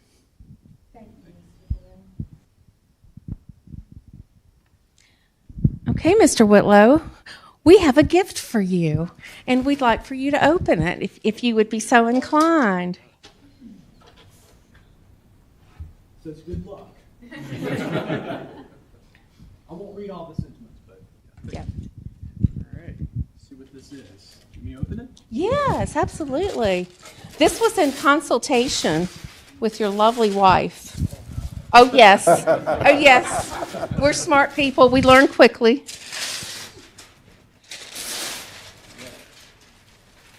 And Amy, you may want to speak to some of this. You had some work involved in that. Jennifer just shared with us some of your favorite places in Franklin County. So that's a collection of photographs from some of your favorite places.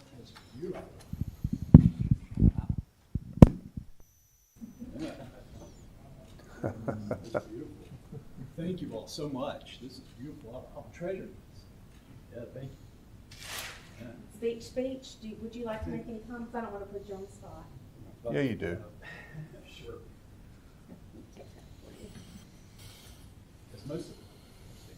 As most of you and as most of the staff would appreciate, I'm never going to pass an opportunity to talk.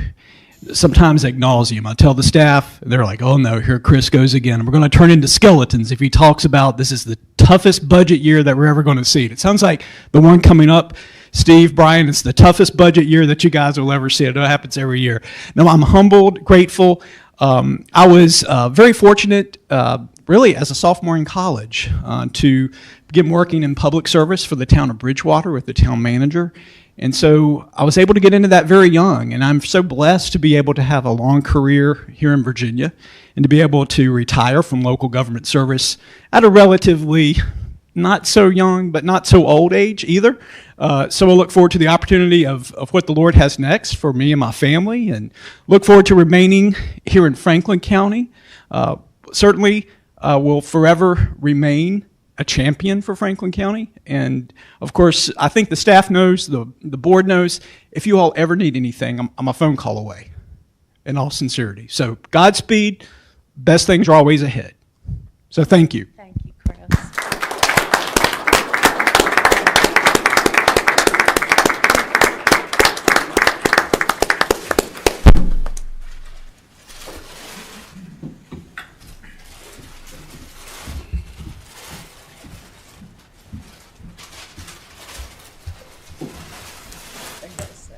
It's very sad. I'm surprised I got through it. Okay, what I would propose to my colleagues, given the hour and we need to go into closed session, I would recommend that we defer the county administrator's remarks and county attorney's report to the beginning or either the end of the 6 p.m. session this evening, unless you all object to that. Okay, hearing none. Mr. Mitchell, if you would take us into closed session, please. The Franklin County Board of Supervisors moves to enter into a closed meeting in accordance with 2.2-3711A1, personnel discussion of appointments to county boards, commissions, etc. A3, discussion of the acquisition of real property or the disposition of real property. A5, discussion concerning a prospective business or industry or the expansion of an existing business or industry. A8, consultation with legal counsel employed or retained by a public body regarding specific legal matters requiring the provision of legal advice by such counsel. A29, discussion of the terms of a public contract of the Code of Virginia as amended. Thank you. Is there a second? Second. Thank you, Mr. Tatum. Madam Clerk, if you would do a roll call, please. Supervisor Carter? Yes. Supervisor Tatum? Yes. Supervisor Quinn? Yes. Supervisor Jamison? Yes. Supervisor Mitchell? Yes. Supervisor Meredith? Yes. And Chair Smith? Yes, so we'll adjourn into closed meeting. Do we want to go in This B75, evening, Chris? it's a or- cold night. Okay. But we do appreciate you being here, very much so. The first order of business, the board needs to certify its closed session, and I will ask Mr. Mitchell to read the code language, please. I certify that only public business matters lawfully exempted from open meeting requirements under the Virginia Freedom of Information Act were heard, discussed, or considered in the closed session to which this certification applies, and only such business matters as were identified in the motion by which this closed session was convened were heard, discussed, or considered in the meeting to which this certification applies. Thank you, Mr. Mitchell. Is there a second? Second. Thank you. Madam Clerk, would you do a roll call, please? Supervisor Carter? Yes. Supervisor Tatum? Yes. Supervisor Quinn? Yes. Supervisor Jamison? Yes. Supervisor Mitchell? Yes. Supervisor Meredith? Yes. And Chair Smith? Yes. Thank you. Okay, we deferred two short items earlier this afternoon. I think we can pick those up now if it's okay with the board. Mr. Whitlow, you had some reporting items, perhaps? Sure. Just a few updates, upcoming events, Madam Chair, members of the board. Just a reminder, on this Thursday, at 6 o'clock at the Benjamin Franklin Middle School East Auditorium, there will be a joint school board of Supervisors meeting where we'll hear from our school system regarding the FY 24-25 budget. And then another upcoming event on Thursday, January the 29th, that's next Thursday, the Hotel Roanoke will be the location. The Roanoke Regional Chamber is holding their annual meeting, and so our staff really needs to know in the next couple of days if any board members wish to attend that event. I think I mentioned last month the Roanoke Regional Chamber at their annual awards this past fall. I think Mr. Tatum, I believe you were able to attend that. Several Franklin County businesses were honored. Speaking of, earlier today, if anyone missed that presentation, the Roanoke Magazine named 8 Franklin County citizens top 40 under 40 in the Roanoke region. That's really significant for a locality to have 8 individuals recognized, so we applaud those efforts earlier. Just a couple of other items. This past Sunday, the Raising the Shade Committee unveiled a new statue at the First Baptist Church here in downtown Rocky Mount. honoring the 70 men who served in the United States colored troops during the Civil War. And that's the first monument honoring the United States colored troops in the Commonwealth of Virginia. And so kudos. I appreciate Assistant County Administrator Brandy Rosser and Director of Tourism Kevin Tosh for attending that event, as well as others in the community. I know that was a milestone event for that effort in that group, and I understand it's a lovely monument. Yesterday, the Martin Luther King annual breakfast, I think, Ms. Smith, you were able to attend that on behalf of the board, as well as Danny Poe and others from county staff with the annual Martin Luther King breakfast honoring Franklin County's own, if you will, the Community Impact Award winners, including Eric Onspad, Glenna Moore, and again, the First Baptist Church in Rocky Mount. And in addition, I'll do a shout out. I understand Franklin County Sheriff's Department Deputy William, of course, most of us know him as Bubba Martin, was awarded the Community Impact Award winner. And anyone that has ever worked with Bubba Martin, who's worked with trustees, I know Mr. Tatum, you have through the years. I've had the pleasure of working with him.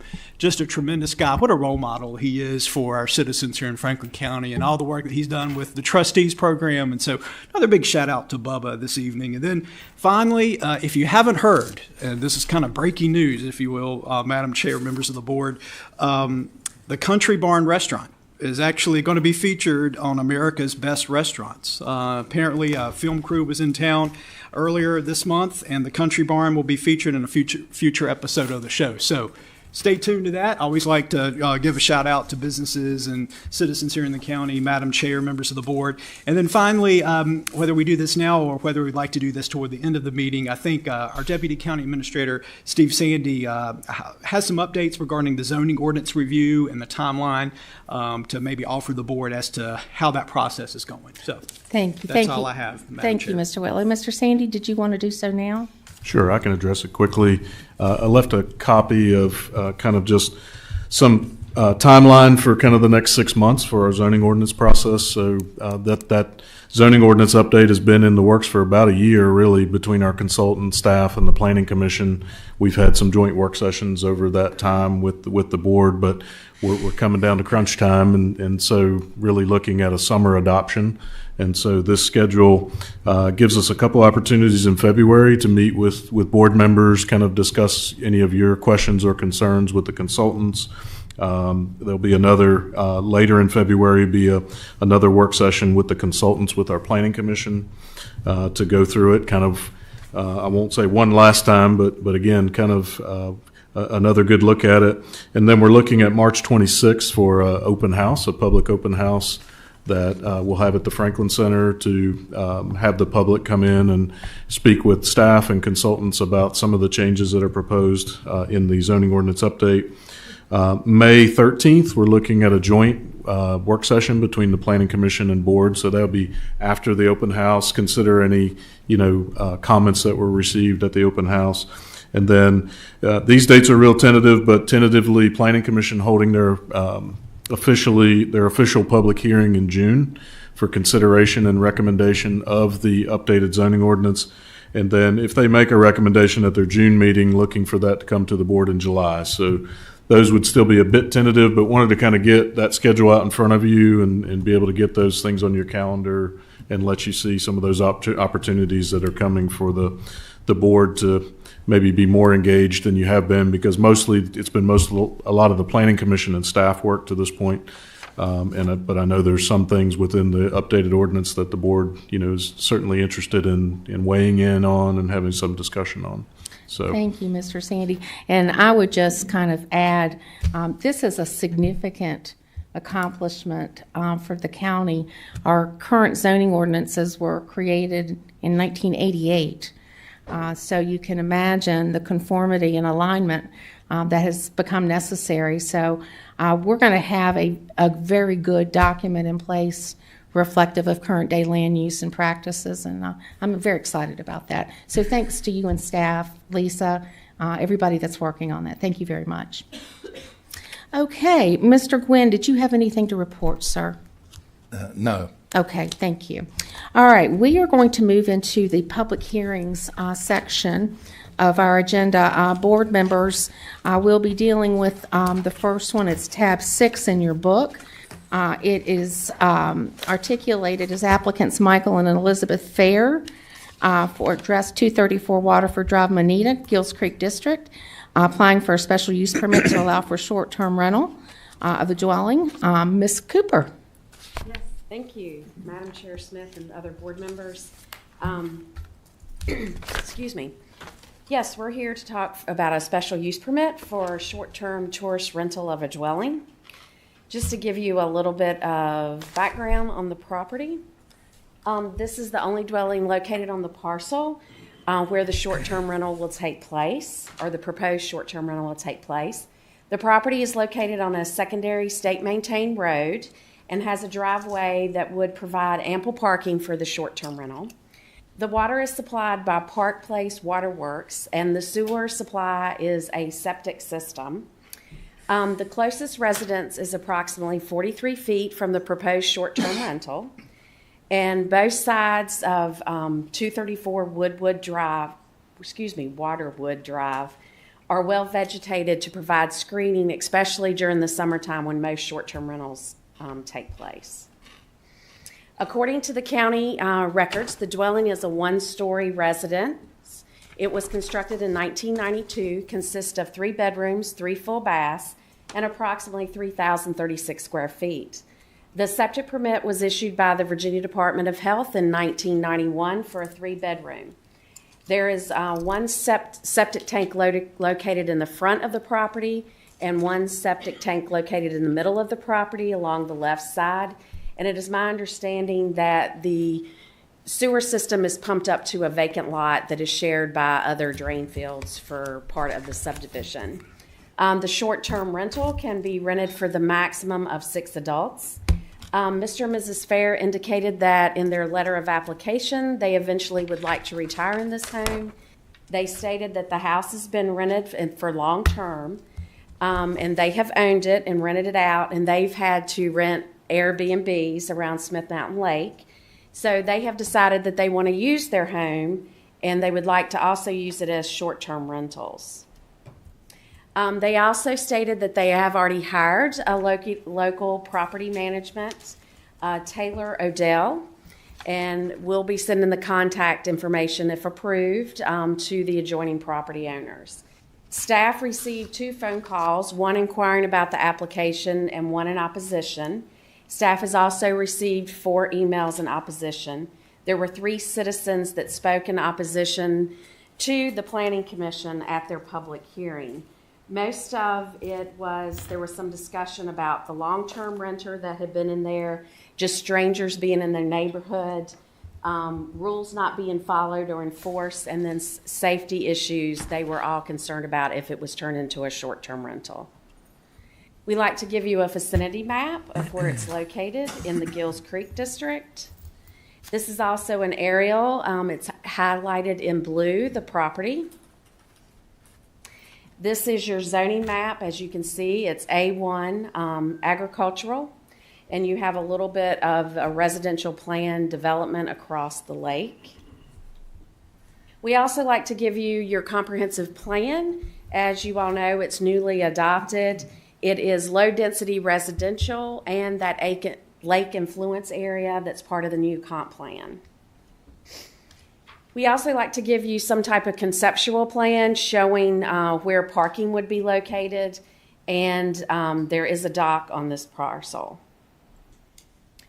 One of the planners in the department took some pictures in case you didn't get to go out there to see where the house was, the parking, and the vegetation. Analysis of the property. The proposed short-term rental is located on a lot that is 0.68 acres, and the closest family, as stated before, or the closest single-family dwelling is 43 feet. During the main short-term rental season, which is normally May through September, there should be vegetative screening.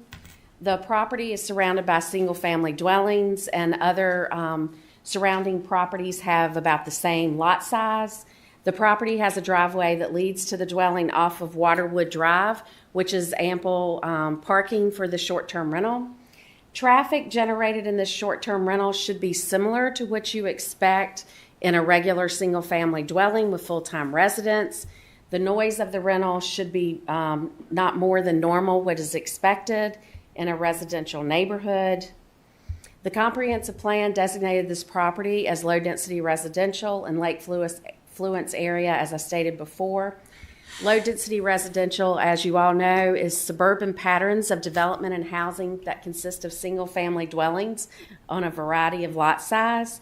The Lake Fluence area consists of residential uses, but the increase in tourism around the lake and the need for accommodations for these guests, the county will see an increase in short-term rentals in the future in this land use designation.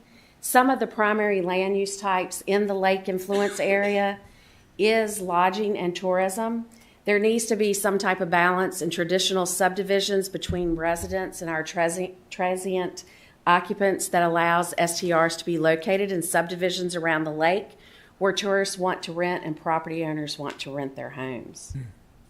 The Planning Commission concluded that there would be minimal impacts surrounding the area. The character of the A1 zoning district would not be changed, and the STR would be in harmony with the proposed intent of this chapter and the uses in the A1 district. The Planning Commission did hold their public hearing last month.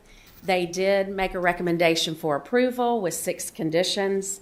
This will be the only short-term rental on the property. If there's any changes, it has to go back through the process, through the Planning Commission and you as the Board of Supervisors. The owners shall be required to comply to all the supplementary regulations in the county code, which is section 25-138 and 5.5-72. The owner shall also provide and maintain proof of liability insurance covering injury of a guest over not less than $1 million. The owner shall have to register the short-term rental, and this registration is yearly and inspected yearly. No rental will be able to be used until the inspection and everything takes place and they are found to be in compliance with the county code. The owner shall supply the planning department with the name and phone number of a property manager or contact person, which we have already. The planning department shall be notified at any time this information is changed so that the planning department can notify the adjoining property owners. The applicant owner shall retain the existing vegetation on both sides of the property to allow for screening due to the closeness of the dwellings. I would be glad to answer any questions that you have, and I'm sure the applicant of the affairs would like to speak. Thank you, Ms. Cooper. Before we move on to the applicant, do you all have any questions of Ms. Cooper while she's at the podium? Mr. Carter. Thank you, Madam Chairman. I hope there's going to be some more information about this shared drain field. I would like to hear more about that when the applicant comes up to speak. How many people are using that drain field and the capacity and so forth. And also, Ms. Cooper, have you had complaints about this long-term rental that was in there in your department? No, the first time I heard about any complaints on the long-term renter that must have been in this home was at the Planning Commission public hearing. All right, thank you. Anybody else? Okay. Lisa, just one quick question. Yes, ma'am. In your introductory remarks, you mentioned that some of the feedback that came in addressed was around safety issues and enforcement. Now, were these issues prior to our short-term rental regulation and compliance model? No, I think it's just that some of the property owners, some of them are elderly, they'll probably tell you they walk their dogs. They're worried about people in the neighborhood that they don't know, so safety issues that could happen. Okay. Or rules and regulations of the short-term rental that wouldn't be met, either county regulations or a lot of the short-term rentals have their own rules and regulations. I think that's why a lot of them you see are going to property managers because it's easier for them to manage the property and if there's any complaints. And when was... I think it's stuff that could happen. Yeah. When was the last septic pump out? I am not sure, but hopefully they can let Well, us we know. can ask them. That's If not, fine. it's probably some information I can find out for you. Okay. All right. So if no other questions, Ms. Cooper, will, if the applicants are here, we would love to hear from the applicants. Yes. Hello, Mr. Fair. Good evening. Hello. We're so happy you're with us. Thank you. Good evening, Madam Chair and members of the board. My name is Michael Fair. I'm here with my wife, Lisa, and we are the owners of 234 Waterwood. And thank you for the opportunity to speak tonight. We're requesting approval for a permit for short-term rental, and we appreciate the time and consideration given by the county staff and the planning commission. Oh, sir, do you mind talking into the mic? Sorry. And if you would just, thank you, Mr. Glenn. Okay, proceed. I'm sorry. The property is a single-family home located in the North Shore, Gills Creek area, and we purchased the property in September of '21 with the intent to retire here when that time comes. We've been visiting Smith Mountain Lake area since 2009 when Lisa's sister and her husband built a place in the Park Place neighborhood, fell in love with the area, and spent several years looking for our getaway on the lake.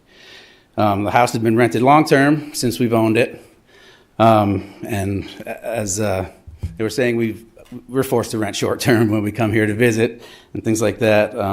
So we're hoping to be approved for short-term so we can use our house a little bit, bridge the gap between now and when we can manage to retire. The rental will be limited to 6 adults. It's a 3-bedroom septic, and it was pumped out last month when we were... Okay, thank you. No events, parties, or large gatherings permitted. The intent would be a quiet, family-oriented rental and not a high-turnover property. It's not meant to be long-term income property. It's just to bridge the gap until we can retire down here. Now, the property has ample off-street parking. All guests would be confined to the circular driveway. And noise and neighborhood impact are our top priorities. Guests will be provided with clear house rules. Parking and occupancy and those rules will be strictly enforced. We've retained local property management, who's highly experienced, maintains a 5-star superhost rating on Airbnb, and they're available locally and can respond quickly to issues after hours if necessary. The home will be rented primarily during the summer season, as vacation rentals are, consistent with the lake use area. Not intended to be year-round, high-volume, high-frequency rental. We'll probably spend time here in the off-season as much as possible. Most days will be short family vacations, similar to many neighboring homes that are seasonal in use. We believe the request is reasonable and compatible with the surrounding area, and we're committed to being responsible owners and good neighbors. We're fully willing to comply with any conditions you have and the 6 that the Planning Commission recommended. And I'd like to thank you for your time and consideration. Thank you. Thank you, Mr. Fair. If you would remain. Any questions, concerns from supervisors? Mike? I just have one question. I'm curious. If you move here full-time, what would your thoughts be if your next-door neighbor was a short-term rental? It's hard to say. And I would feel, I would probably feel similar to how they feel. And if they were in my situation, I'm guessing they might feel similar to how I feel about trying to be able to use our own property until we can get down here full-time. So there's a good mix of things, in the area for short terms. And I don't believe there'll be a serious impact. Not the way we're looking to rent it out. Okay, thank you. Yep. To piggyback on you, Mr. Carter, Mr. Fair, do you have any insight into the shared drain field situation? I did do the FOIA request for the original permit and submitted that to the planning board. It's several lots up. There's an empty lot, and there's an easement up there for our drain field. I know our neighbor to the west also has a drain field up there. But none of our tanks aren't together, our lines aren't together. It's just the drain field up in that large lot. Okay. And that's a pump back system, if I understood the literature correct. It pumps from your septic tank to this drain field? Correct. Yeah. Yeah. Any other questions for Mr. Fair? Comments? Thank you so much for being with us. Thank you for your time. And thank you for answering our questions. Okay, we will open the public hearing. Madam Clerk, has anyone signed up for the public hearing?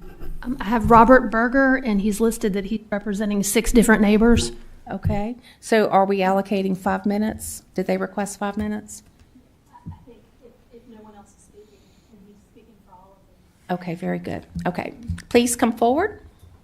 If you'd state your name and your address, please. Good evening. My name is Robert Berger, and we're at 204 Waterwood Drive, Moneta, Virginia. So we're in the cul-de-sac. Very good. Well, thank you very much for giving me the opportunity to talk on behalf of the neighbors that are in the cul-de-sac.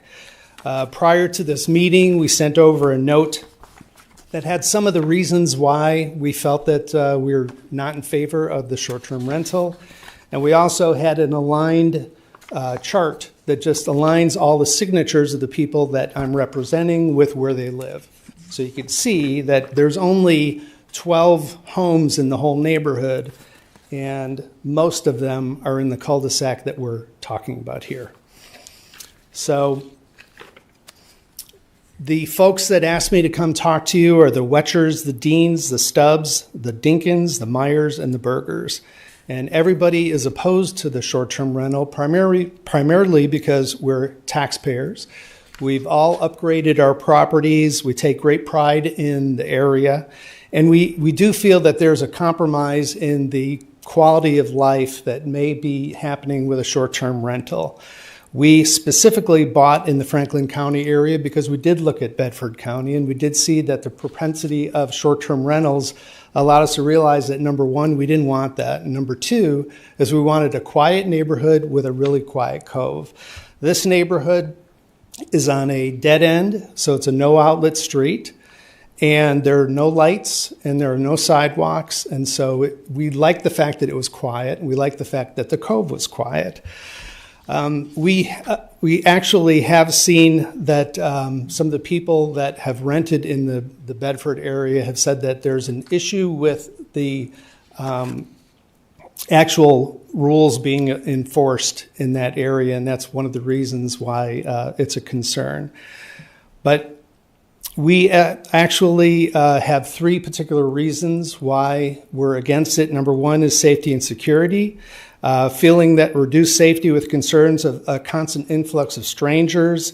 As what was mentioned before, there are two widows that live in the cul-de-sac right here in this area that are both over 80 years old, and they both walk their dogs at night. And candidly, they're very nervous about the fact that there would be a propensity of drivers coming down the street when there are no lights and when they're nervous about new people.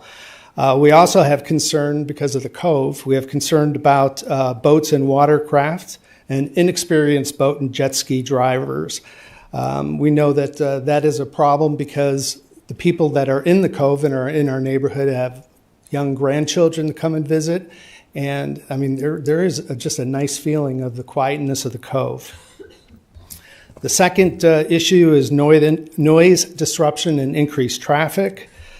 General disturbance of increased traffic, and knowing that when you have short-term renters, you could try to do whatever you can to keep the noise down, but there's going to be parties and hooting and hollering, and we understand that, but we do know that we would like to keep the limit of late-night gatherings and loud noises to a minimum. Also, the vibe and the feeling of the neighborhood, the quiet atmosphere we have is something that's very important to us, and we do feel that the quiet atmosphere with transients coming in and out is going to be compromised. And, we talked about the fact that there'd be the enforcing guidelines. So I went on Airbnb and VRBO to look at Franklin County, to look at being able to rent for 4 adults, 4 children over the age of 12. And you can't believe how many 3 bedrooms showed up. So we know that you could do what you can to affect guidelines, but it is an issue where we say that there isn't going to be the ability for somebody to know that there's not going to be teenagers and kids flying around on Sea-Doos. And there wouldn't be grandma and grandpa getting the Airbnb and then having a whole plethora of kids and teenagers, et cetera, coming in. So we're just concerned about that. And the big thing that we're concerned about, too, is that this Airbnb or the short-term rental would be the first one in our little neighborhood. And we're very concerned about the prospect of there being more than this and opening it up for more. And it really does change the vibe. It changes the whole idea of why we came here to purchase in Franklin County in that particular neighborhood. And that is why we oppose short-term rental. Thank you, Mr. Berger. We sincerely appreciate you sharing and representing your neighbors. Thank you very thank you. much. Madam Clerk, that's all we have? Okay, so I will formally close the public hearing. Is there anyone that would like to speak to this that didn't get their name on the sign-up sheet? I'm happy to entertain those comments. Yeah, I got something to say. Please come up, sir. If you'll state your name and address, please. It won't take you long. Madam Chair, I see we got a new chairperson. Yeah. I don't know whether to say congratulations. You have my sympathy. I tell people that all the time. It might be condolences, right? Amos Denton, Callaway, Virginia. Me and my wife used to own a lake house on the Bedford side. Our next door neighbors, short-term rentals, and we lived there for part-time for years, full-time for a few years. Yeah, every now and then we did have a weekend where it might have got a little rambunctious, but for most part, never. I mean, I've had neighbors that lived beside me for 40 years that were worse than most of the short-term rental people. And I feel like that short-term rentals is always something that I really don't like. You know, the one gentleman that came up here that does have a bone in the fight, and I really don't, was like, you know, they're all taxpayers. So are the people that want the short-term rentals. And I feel like the Bedfords, I mean, we lose a lot of money by not allowing short-term rentals. Do we allow it now? I think, yeah, y'all finally got together on that. Thank you. But I'm just saying, you know, look at it from an open mind. You know, I know the neighbors don't want it. It's the first one in their community. Now that it's allowed, trust me, it won't be the last. And, well, we got pretty high taxes. Not really, but we do. So taxpayers got to pay it some way. So, you know, keep an open mind when you're thinking about it. Listen to both sides. Yeah, the neighbors should have a say, but the people that own the property should too as well. And like I said, live beside short-term rental property for years. Well, it's just like the rest of your neighbors that you live beside your whole life. You're going to have one every now and then that just gets you a little. Thank y'all. Thank you so much. Okay, so we have closed the public hearing. I'll defer to my colleagues for additional questions, insights, feedback, to then preclude with your desires and action on this item. Any feedback, questions, comments? Okay, hearing none, is there someone willing to make a motion on this application?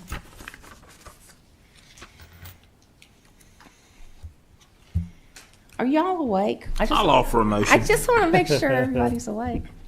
I'll offer a motion, Madam Chair. Thank you, Mr. Mitchell. Make sure I'm on the right tab. I find that the use will not be of substantial detriment to adjacent properties, that the character of the zoning district will not be changed thereby, and that such use will be in harmony with the uses permitted by right in the zoning district and with the public health, safety, and general welfare to the community. Therefore, I move to recommend approval of the applicant's request for a special use permit to allow for short-term tourist rental of dwelling on the property with the 6 conditions as recommended by the Planning Commission. Thank you, Mr. Mitchell. Is there a second? Second. Thank you, Mr. Tatum. Is there any further discussion on the second? Okay, hearing none. Madam Clerk, if we could do a roll call vote, please. Supervisor, excuse me, Supervisor Meredith, Yes. Supervisor Quinn, Yes. Supervisor Tatum, Yes. Supervisor Carter, Yes. Supervisor Jamison, Yes. Supervisor Mitchell, Yes. and Chair Smith. No. Okay, thank you all very much. The next item that we have before us this evening for public hearing is applicant Dan Kovaric, owner of RDK Property LLC, regarding short-term rental, 108 Pennsylvania Avenue, Union Hall. Ms. Cooper. Thank you again, Chairwoman Smith, and if y'all would bear with me. Oh, sorry.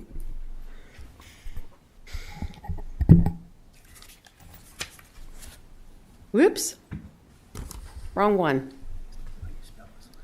I'm sorry. You really don't want to talk about the budget, I'm sure, Lisa. No, I would rather Yeah. talk about short-term rentals. Thank you.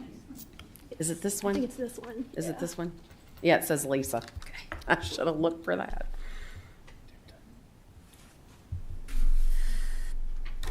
Maybe it doesn't want me talking about short-term rental either.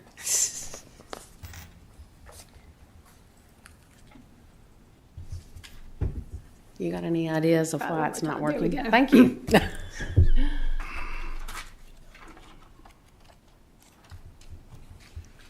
Get me off my game here. Okay, we have another short-term rental in front of you. This one is in the Union Hall District. And I'll give you a little bit of background information on this one as well. This is the only dwelling that'll be on the property that would be for the purpose of short-term rental if approved. The property is located on a private road right now, but it is supposed to be taken into the state secondary system at some time. The driveway is circular with one entrance on Pennsylvania Avenue, and the driveway has ample parking for the short-term rental. In your packet, in your transmittal, there was a mistake. We had that it was a circular driveway with two entrances. There's only one on Pennsylvania Avenue, so I wanted to clear that up. The water system as well, and the sewer system is a septic system, and this is all on that lot. The closest residence is approximately 35 feet from the proposed short-term rental. According to the county records, this dwelling is a one-story, single-family residence. The certificate of occupancy was issued in 2025. It consists of 5 bedrooms, 5 full baths for a total square feet of approximately 4,444. In 2024, the OSC construction permit was issued by the Virginia Department of Health for a 5-bedroom home. The septic tank and drain field are located in the rear of the property, and the short-term rental can be rented for a maximum of 10 adults. The applicant said that he will be hiring a property manager, and I think he already has, to ensure that the renters are respectful of the property in the neighborhood. And the property manager that he has contracted with is Flip Properties, and they are located in North Carolina.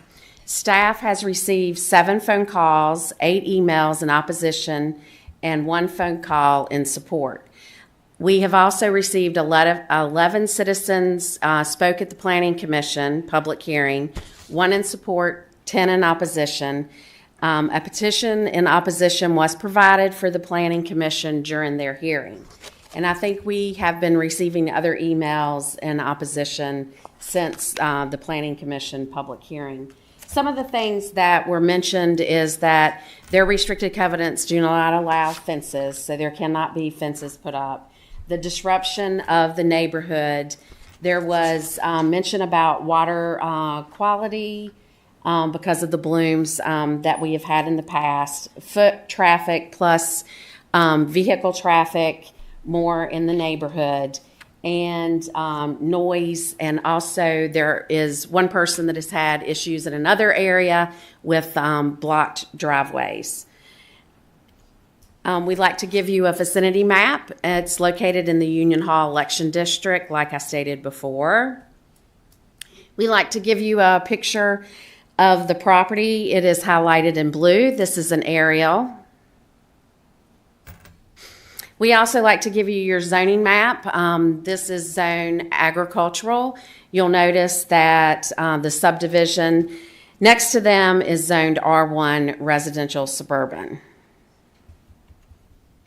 We also like to give you your comprehensive plan map, which is low density residential and the lake influence area. We also like to give you a conceptual plan. This is the lot that's highlighted in yellow. And the X marks where the septic tank is, and then the driveway obviously is off of Pennsylvania Avenue. One of the planners in the office wanted to give you pictures to show you in case you didn't get out to the site. This is the circular driveway. It also shows you pictures from the road, just to give you an idea. Analysis, the proposed short-term rental is located on a lot that's approximately an acre. The closest single family, as I stated, is 35 feet. Due to the proximity of these homes, a landscape buffer is one of the conditions of the special use permit to screen the two properties. If you would notice from the aerial, just to explain why it's only on one side, this is the side where the screening would take place if approved by you, the Board of Supervisors. The other house beside them is located closer to the lake down below. The property, like I said, has two single families on both sides. Most of the properties in this area are close to the same lot size. It is, the property does have a driveway that looks like that it would have ample parking for the short-term rental. This one also, traffic that's generated, we don't foresee it to be any more than what would be generated if a single family was used by full-time residents. The community does have a little community area at the end of the cul-de-sac that possibly could generate more traffic than the short-term rental in use for events if people would rent it out. The noise of the rental should be normal than what you have in the residential neighborhood, and the noise at the community area could be more than the short-term rental of the neighborhood. I realize that it would be an event. Somebody would not be spending the night at that area, but it is worth to be mentioned. The comprehensive plan, as stated before, does designate this as low-density residential and lake influence area. So, as stated prior in the previous one, low-density residential, as you all know, is suburban patterns of development of housing that consist of single-family dwellings on a variety of lots. The lake influence area consists of residential uses, but the increase in tourism around the lake and the need for accommodations for these guests, the county will see an increase in STRs in the future land use designation. Just like before, some of the primary land uses for the lake influence area designation is lodging and tourism, and there does need to be a balance between the traditional subdivisions, between the residents and the transient occupants that allows the short-term rentals to be located in subdivisions around the lake. The Planning Commission did conclude there would be minimal impacts to the surrounding area. The character of the A1 zoning district would not be changed, and the STR would be in harmony with the purpose and intent of this chapter and with the uses permitted by the right in the A1 zoning district. Your Planning Commission did hold their public hearing, and they did make a recommendation to you all with 6 conditions. I'll go through them again. Of course, they are the same. This will be the only house that has the short-term rental. If it changes, they would have to come back through the process to you, the Board of Supervisors, and the Planning Commission. The property owner shall have to comply with all the supplementary regulations of the Franklin County Code in Section 25-138 and Section 5.572. The owner will have to provide and maintain a proof of liability insurance covering injury up to no less than $1 million. The owner shall register the short-term rental use annually, and the property will have to be in compliance with our county code, and the short-term rental cannot take place until it is in compliance. The owner shall supply the planning department with the name and phone number of the property manager or contact person. The planning department will notify all the adjoining property owners, and staff needs to be notified if this information changes.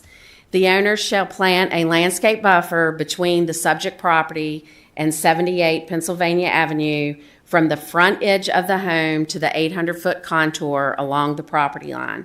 The landscape planting will be approved by the planning office prior to the approval of the short-term rental and annual registration. I would be glad to answer any questions that you have, and I'm sure the applicant would like to speak on this matter also. Thank you, Ms. Cooper. Are there any questions for Ms. Cooper? Mr. Meredith? I have one. With the restrictions conditions, I'm reading where they were recorded in 2017. So they're kind of contradicting where it states no residential only, no commercial use, but it also says short-term rentals are available. Has that been changed? Are you aware that it has been updated to clean that up, or is that still how it sits with the restrictions and guidelines? In the subdivision, but that was recorded. I guess what I'm saying is one part says you can have residential only, no Right. commercial use. But another section over here, it says that short-term rentals are allowed. Nothing has been updated to take one of those out, correct? No, and are you talking about in our code, our county code, or are you talking In their about? HOA. Oh, in their their HOAs. As far as I know, there has not. There was some discussion at the Planning Commission that some of them were under the impression that the developer was going to rezone the property to R1, which would not allow short-term rentals, even though it was allowed in the HOA. But no, there, as far as I know, that has not been changed. Okay, thank you. But somebody from the HOA might be here and might be able to answer that better than I can. All right, excellent. Thank you. Is that all, Mr. Meredith? Yes, ma'am. Thank you. ma'am. Anyone else have any questions, Mr. Carter? Thank you, Madam Chair. Lisa, maybe you can provide some clarification. It's a private road, but it will be taken into the secondary system once it meets all the criteria. Is that going to happen? Is it still going to, what's the criteria? The criteria, when this came in, it looks like it does have 3 houses on it. So staff will be reaching out to VDOT. We'll work with the HOA to see if there needs to be any improvements to try to get this to you all to get it into the state system. And we are still holding I think it's a $300,000 bond on the roads. So is it dependent on more houses being built? Is that No, what you're it saying? has to have 3, and Pennsylvania Avenue has more than 3, so it should be able to be taken into the state system. I will have to talk to VDOT about the road coming in. That could be why it hadn't been taken in. The road coming in, I don't think, has 3 houses. Okay. But we will be working with VDOT, since we noticed that it did have 3 houses on it, to see if we can get it taken into the state system before it starts wear and tear. Yes, so essentially, Mr. Carter, the roads to be taken in, VDOT would typically do a visit with staff, and they would make a declaration as to the criteria that these roads need to meet. If I'm misspeaking, Ms. Cooper, please. No, you're not. And so anything that VDOT would determine needs to be done to bring the road into the secondary road system, it would be a cost that would be borne upon typically the HOA, the folks that live there, with the understanding that there are some options available if there's a letter of credit or a bond in place, certainly. In addition to that would be potential for revenue sharing. There's some things through VDOT's programs that could come into play, but there will be a punch list. I haven't seen one subdivision yet where there's not been a punch list. No, there will definitely be a punch list. Yeah. The good thing is the road is still new. It still looks like it's in good condition. The county has tried to make strides to make sure that we keep enough bond money in case something happens, that, the bond could be pulled to take care of the roads. At this point, I'm assuming the homeowners that live there are responsible for maintenance on that road until it goes into the VDOT system. Yes, it would either be the homeowners or the HOA. It's going to depend on how it's written in their association. Right. Any other questions for Ms. Cooper? Okay, is the applicant here? I'm almost positive. They're there. Mr. Kovarik, am I pronouncing your name correctly? Yes. Okay, I apologize if not. Okay. Welcome this evening, sir. We're glad you're here with us. Thank you. Hello, my name is Dan Kovarik, and my wife Ruth and I purchased our home at 108 Pennsylvania Avenue in Kennedy Shores this past June. Before buying the home, we checked the Kennedy Shores covenants to make sure that short-term rentals were permitted. And this is important to us because we bought the house using a 1031 exchange, which means that we are required to rent the property because we sold the rental property that we exchanged this for. We're We're required to rent the property for a period of time, and it is our intention to rent the home enough to satisfy the IRS requirements. The Franklin County Planning Commission has given me 6 conditions for approval, and I plan to comply with all 6. In addition, I'm committed to maintaining the peacefulness and tranquility of the neighborhood. I'm hiring a property manager to screen renters and ensure that they are respectful of the property and the neighborhood. When people rent through VRBO or Airbnb, not only does the renter rent the property, but the property owner also rates the renter. We will not rent to anyone who has less than a 5-star rating. If they don't have a 5-star rating or they don't have a rating, we won't accept their rental. I also have installed security cameras, and I believe we have some pictures. I don't know if we can, I sent them in, do we have them available? Yes, we do. Gotta get over here. Oh, I'm sorry.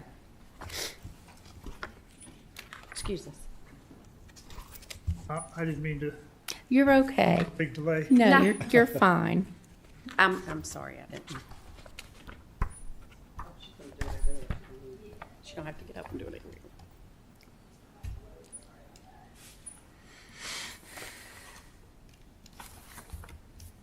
I did just want to show you the view that I will have of the security cameras. I've installed 3 of them. There's one covering the front door area, there's one covering the garage area, and there's one covering the backyard.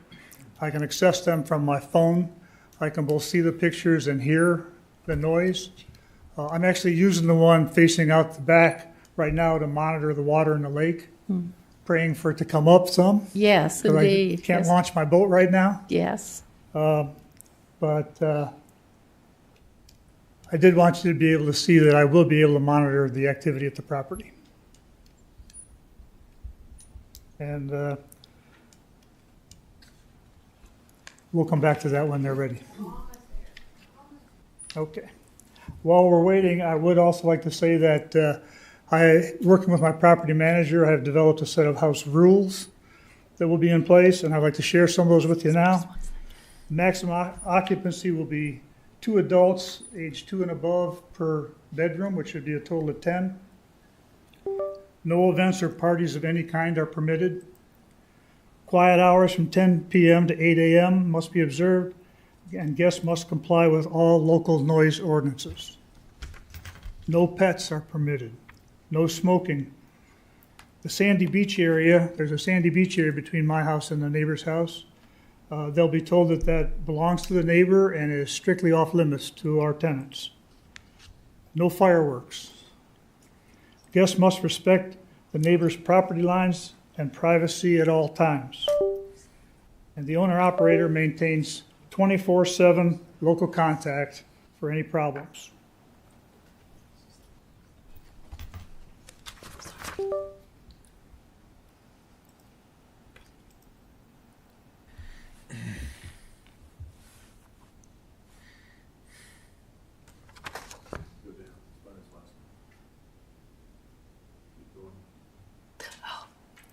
Didn't see it there, okay. Here we go. There you go. We're getting there. All right. Sorry about that. Thank you, Amy. Okay, so this is the view off the front door. As you can see, I can see a fair amount of the driveway as well. Here's the view from the backyard. And as you can see, there's the sandy area that I was talking about, and also you can see down to the dock. And we don't have the one of the garage. But the one from the garage is shooting out more down the driveway, and you can see a little bit of the street. So I've tried to go to great lengths to maintain the tranquility of the neighborhood. This is a luxury property, and I will act quickly to resolve any and all problems. I believe this permit will not have a negative impact on the neighborhood. At the Planning Commission, several people came forward with objections, and I'd like to address some of those objections now. A petition was submitted in opposition, stating that it had 80, there was a letter attached to it stating that there were 80 signatures on it. I got a copy of the petition, and I could only find 50. And of those 50, only about half of them were actually property owners in Kennedy Shores. The rest were from surrounding areas. The covenants have been in place since 2017, and there is a mechanism in place to be able to change the covenants with a 2/3 vote. A 2/3 vote would be about, I think, 57 or 58 homeowners. So there has been no change to those covenants. They exist today as they did in 2017. There is a point in there about no commercial use. And I would like to also say that that is referring to running a business out of your home as opposed to residential use. So I think those two things are a little different in what they're covering. The covenant says that short-term rentals are expressly permitted. Water quality and septic system strain was also mentioned. In fact, 10 people using the septic system for the 10 or 12-week rental season is less than what 6 people living in that house year-round would do. So I believe that there will be minimum strain on the septic system. And finally, traffic and parking where areas of concern. As I've said, house rules will prohibit parking anywhere except in the driveway. And as for traffic, renters have a tendency to come and stay. They spent a pretty penny to rent a piece of property, and they're going to get the most out of it, as opposed to people living there full-time who come and go every day to work or job, to church, to grocery stores, school. So I think the traffic will be a minimal impact.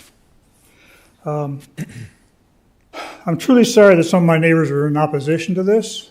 I'm new to the neighborhood, and I didn't really want to meet them this way.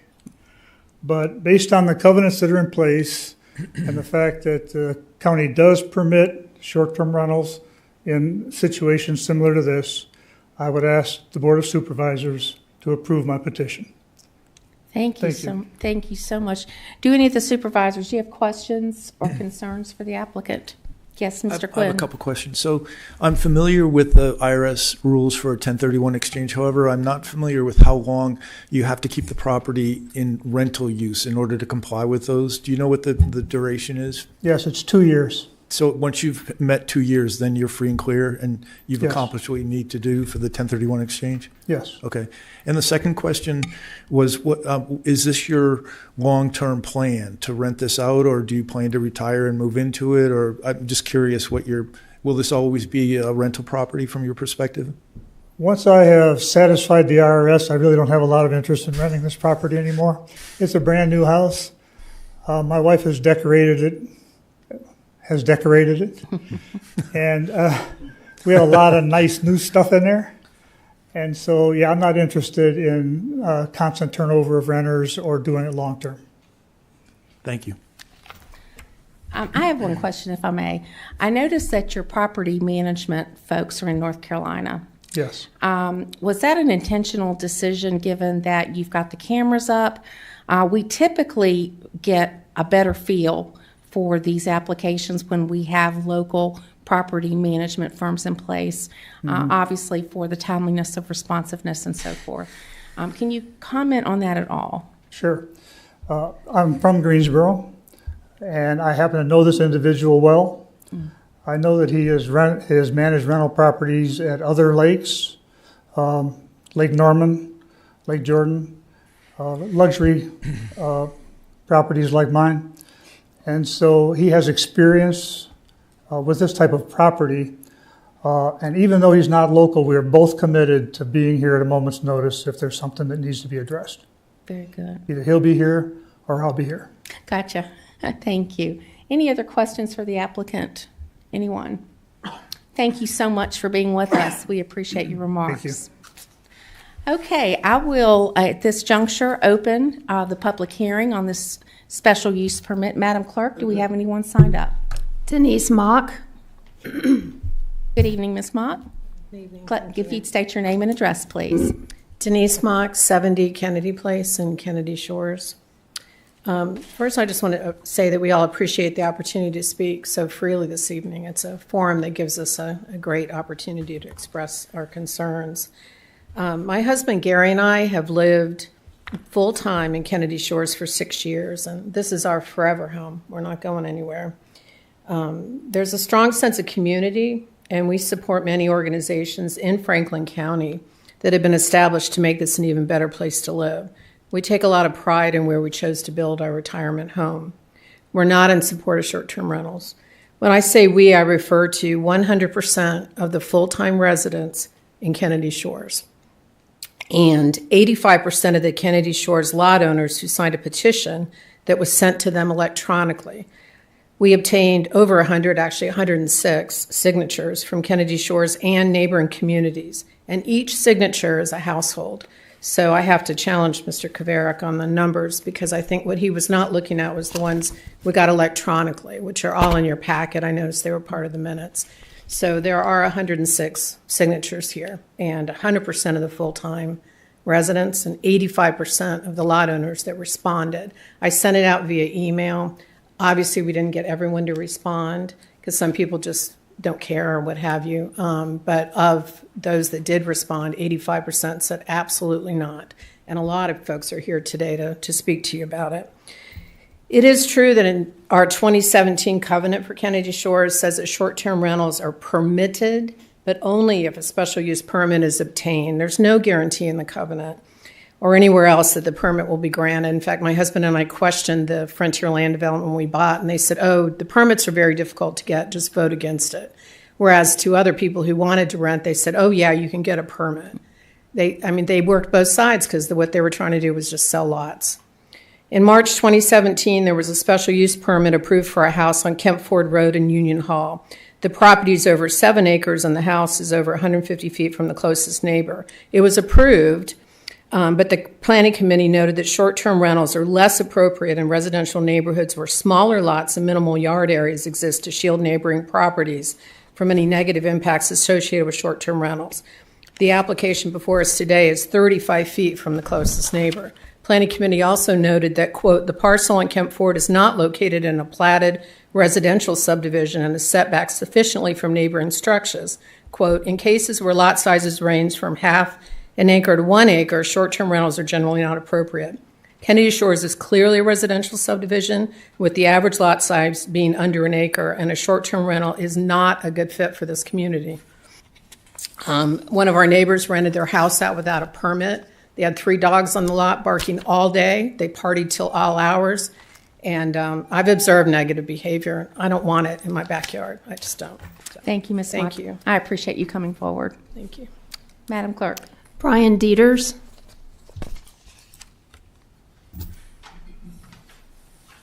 Good evening, sir. Welcome. If you'd state your name and address for the record, please. Yes, I'm, excuse me, Brian Dieters, 249 Hyannis Point, which is a block away from the residence in question or the permit in question. I'm here to strongly urge you to deny this application. A special use permit is not a courtesy and it's not automatic. Under Franklin County's zoning ordinance, it may only be granted when the proposed use is clearly compatible with surrounding properties, consistent with the intent of the zoning district, and will not adversely impact neighboring landowners. This application does not meet that burden. This property is in a recorded subdivision A1 agricultural. A1 zoning exists to preserve rural character, limit land use intensity, and protect the peaceful enjoyment of property by permanent residents. A short-term rental is not simply another residence. It is a commercial, transient lodging use that introduces a revolving door of short-term applicants into an area that is not compatible with that purpose. In a subdivision, this impact is magnified. Subdivisions are built on stability and predictability. Allowing a short-term rental here replaces the stability with uncertainty and disruption. That is fundamentally incompatible with both the intent of A1 zoning and the design of a subdivision. The impacts of a short-term rental are well-known and well-documented. Excessive noise, late-night activity, parking problems, trash accumulation, and repeated enforcement issues. Conditions placed on a permit do not prevent these impacts. They merely respond to them after neighbors have already been harmed. That is not protection, that is damage control. Approval of this permit would shift the burden of enforcement from the applicant, who is 2 hours away, to surrounding homeowners and county staff. Residents would be forced to monitor behavior, document violations, and repeatedly call for enforcement, simply to preserve the peaceful use of their own property. That is an unreasonable and unfair outcome. Just as importantly, approval would establish a dangerous precedent, inviting additional applications and gradually transforming our stable subdivision into a transient lodging zone without a comprehensive plan amendment or rezoning decision by this board. The board is not being asked whether short-term rentals are appropriate somewhere in Franklin County. You're being asked whether this use is appropriate here, in this location, in this zoning district, and in this subdivision. It is not. For these reasons, I respectfully but firmly ask the board to determine that this proposal is incompatible with our subdivision, detrimental to neighboring property owners, and to deny the short-term rental special use permit. Thank you for your service. Thank you so much. Madam Clerk? Mark McGee. Good evening, Mr. McGee. Good evening. If you'd state your name and address for the record, please. Yes, Mark McGee, 79 Pennsylvania Avenue, and I am the next-door neighbor to Mr. Kavar. Before we get started, I am the HOA president acting. There was a question earlier about the roads. I can answer that or bring some clarity to that. The two roads that we have with completed homes, 3 completed homes, are Pennsylvania Avenue and Hyannis. We do have new homes under construction, but that's where we stand today. The other condition that's required to meet the VDOT, for bringing the roads over as secondary, is the CBU. We have a central mailbox unit at the end in the cul-de-sac of Pennsylvania Avenue. And that is VDOT says that's in the right-of-way and has to be moved. So we've been working through the process of with Parker Design Group and the developer to get that moved. They are going to fit the bill for the move of the CBU. And so we're not there yet. We do have stop signs. We don't have speed limit signs. And again, the connecting roads to Hyannis and Pennsylvania Avenue are not ready to be taken into the... Okay, thank you for those Yeah, clarifications. sure. That's very helpful. And the other minor correction from earlier that I just want to mention was in the description of 108 Pennsylvania Avenue property, it was said that there's a well. It's not a well, it's community water. Just like the rest of our lots in Kennedy Shores. Nobody has wells. Thank you. Yeah, sure. I just want to clarify. No, I a couple things. appreciate you doing that. Yeah. Yeah, especially from your perspective as the chair of the HOA. Sure. Thank you. Okay. Well, good evening, Madam and members of the board. My wife and I live in Kennedy Shores at 79 Pennsylvania Avenue, as I said before. We're opposed to short-term rental and respectfully request that the application for this permit not be approved. It would be a drastic change for our residents. Also, I understand that no special use permits for short-term rental have been approved for a lakefront property in Union Hall, Zoned A1, in the last couple of years. Full-time residents since May of 22, we're next door to the applicant. Our houses sit only 35 feet apart. We share a property line with no buffer. And installing a screen, as suggested earlier or required earlier, would obstruct our current view of Smith Mountain and the lake, which is not allowed. Kennedy Shores Architectural Review Guidelines state any landscaping changes must be approved by the committee and acknowledged by any neighbors that may be impacting. And as you said earlier, Madam, the fencing is not allowed, or I'm sorry, I believe it was Ms. Cooper, I think. Ms. Cooper that said that, and that's correct. I'm now in my third year of serving the board of directors as president, so I can speak to the transition from the developer to owner control that was brought up earlier. The HOA has not turned over the owners. The HOA was not turned over to the owners until after the developer sold the last lot in late '23. Per our declaration composed by the developer in 2017, owners permitted to short-term rent must acknowledge and comply with rules and regulations implemented by the HOA. A list of rules has recently been drafted, which I did share with the applicant just to give him a preview, and it sounds like he incorporated some of those into his house rules.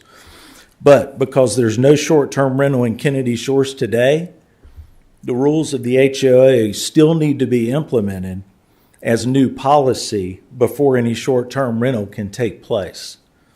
Finally, the developer should have moved to rezone the subdivision to the more appropriate R1.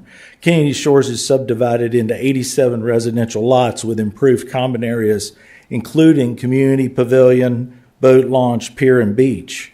Instead, most feel that the developer was lackadaisical because their primary objective was to sell all the lots and move on to their next development.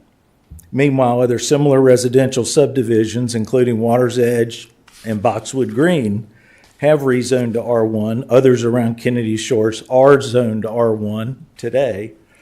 The HOA Board of Directors intends to request that Kennedy Shores be rezoned and move to modify our declaration, which requires the 67% or 2/3 of our owners vote for no short-term rental. Sir, your time is up. I'm sorry. Yeah, one last final sentence. That seems likely to pass based on the outcome of our petition. Thank you. So appreciate the board considering my key points and the full impact of this, and again, ask to please not approve this special use permit. Thank you very much. Thank you. We Sorry appreciate for you. the No, extra please, time. no apologies necessary. All right. Madam Clerk? Francie Chiato. Good evening. Good evening. If you'd state your name and address, please. My name is Francie Chiato, and my address is 384 Hyannis Point in Kennedy Shores. Good evening. I'm here to speak in strong opposition to the short-term rental special use permit application for 108 Pennsylvania Avenue in my neighborhood, the Kennedy Shores subdivision of Union Hall. The applicant submits that the Kennedy Shores HOA covenants allow for short-term rentals, which is correct.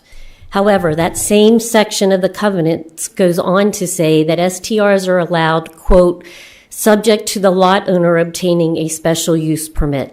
The Kennedy Shores covenants do not guarantee or automatically allow STRs in our subdivision. Our covenants also state that, quote, lots shall not be used for commercial purposes, unquote. I cited the specific sections and paragraphs of the covenants for these statements in the email I submitted to each of you. The deed for 108 Pennsylvania Avenue shows the owner of the property to be RDK Property Limited Liability Company. According to the Internal Revenue Service website, an LLC is defined as a business entity allowed by state statute. Webster's Dictionary defines a business entity, such as an LLC, as a separate organizational structure legally recognized to conduct commercial activity. Mr. Kovarik has stated on multiple occasions, including in his application letter, that RDK Property LLC purchased the property located at 108 Pennsylvania Avenue in order to satisfy the Internal Revenue Code for a 1031 exchange. This code is a method for real estate investors to defer capital gains taxes when swapping one investment property for another of, quote, like kind. It is my understanding that RDK Property LLC sold a warehouse/office building, a commercial property, in Greensboro, North Carolina, the proceeds of which were used to purchase the subject property. Mr. Kovarik's application also states that the Pennsylvania Avenue property must be rented in order to defer paying the capital gains taxes on the sale of that commercial property. I argue based on the above referenced definitions and due to the property satisfying the like-kind requirement of Internal Revenue Code 1031, the property at 108 Pennsylvania Avenue should be considered a commercial property by our HOA and by the Board of Supervisors. As noted earlier, Kennedy Shores HOA covenants expressly prohibit commercial properties within our subdivision. As I said before, short-term rentals are not guaranteed in the Kennedy Shores subdivision without the approval of the Board of Supervisors for a special use permit. Each of you, as our representatives on the Board of Supervisors, are able to help protect the interests of full-time residents in Kennedy Shores by rejecting the SUP tonight. Please help us ensure that our homes and neighborhood remain a safe and peaceful place, free of commercial businesses. Thank you for the opportunity to express my concerns. Thank you very much. Sylvia Hawley.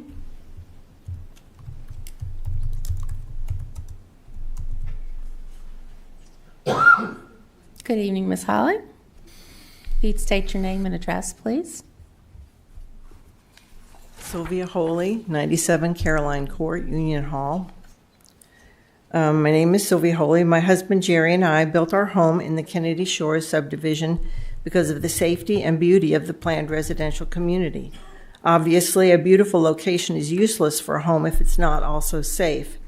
As documented by insurance companies, having short-term rentals, STRs, in a neighborhood increase the risk of fire, theft, and accidents. Area insurance rates and property taxes are often increased.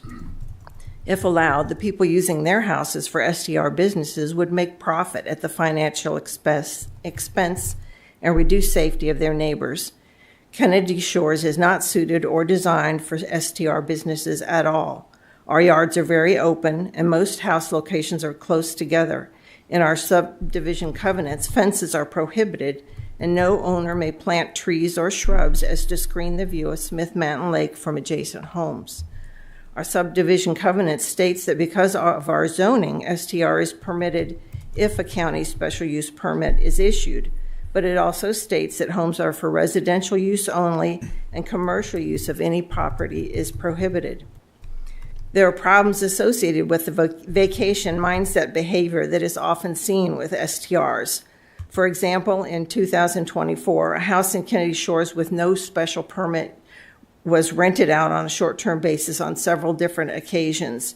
It was advertised online as the house can sleep 15. However, the septic system license was for only 4 bedrooms.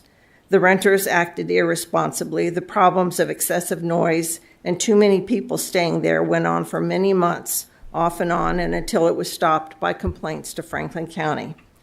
Research shows that in areas where there have been STR businesses inserted into what was residential-only communities, the problems often add up, sometimes making the whole area too expensive and unsafe for long-term residents to stay, destroying the sense of community.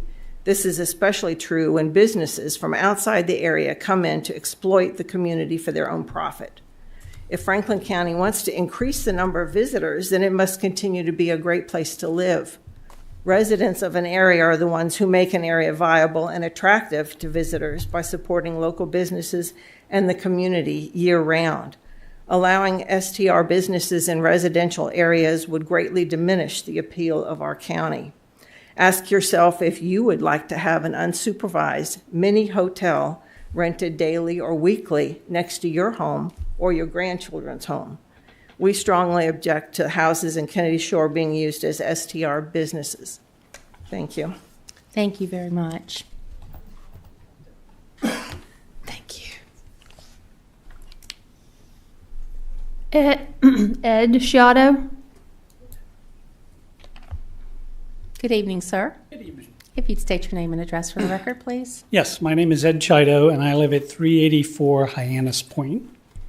And thank you for allowing me to speak this evening, and also thanks to each of you for serving on the board.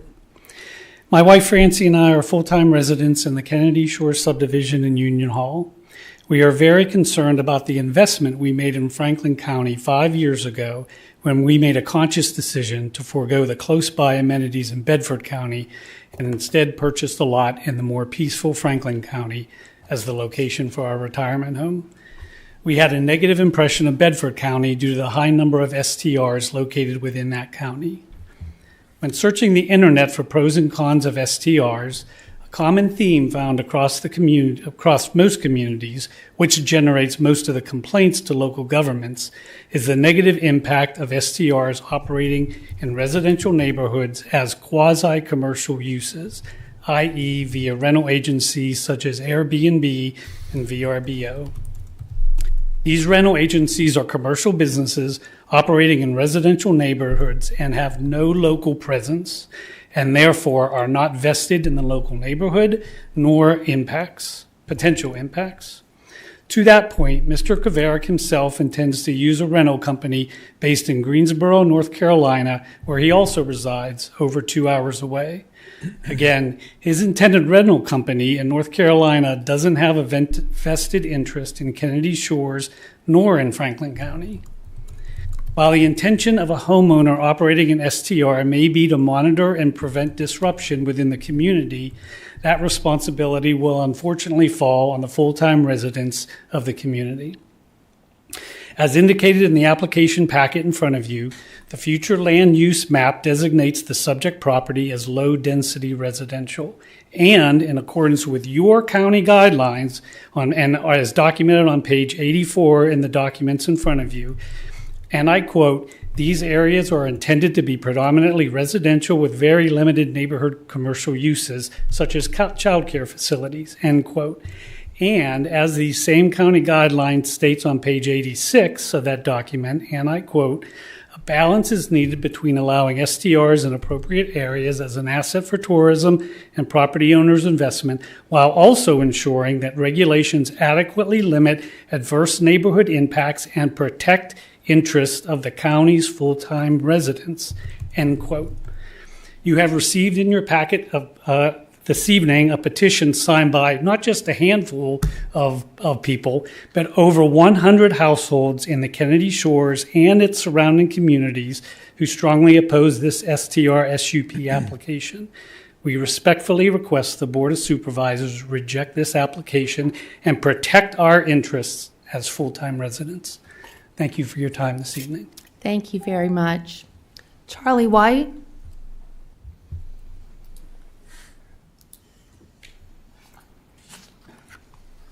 Good evening, sir.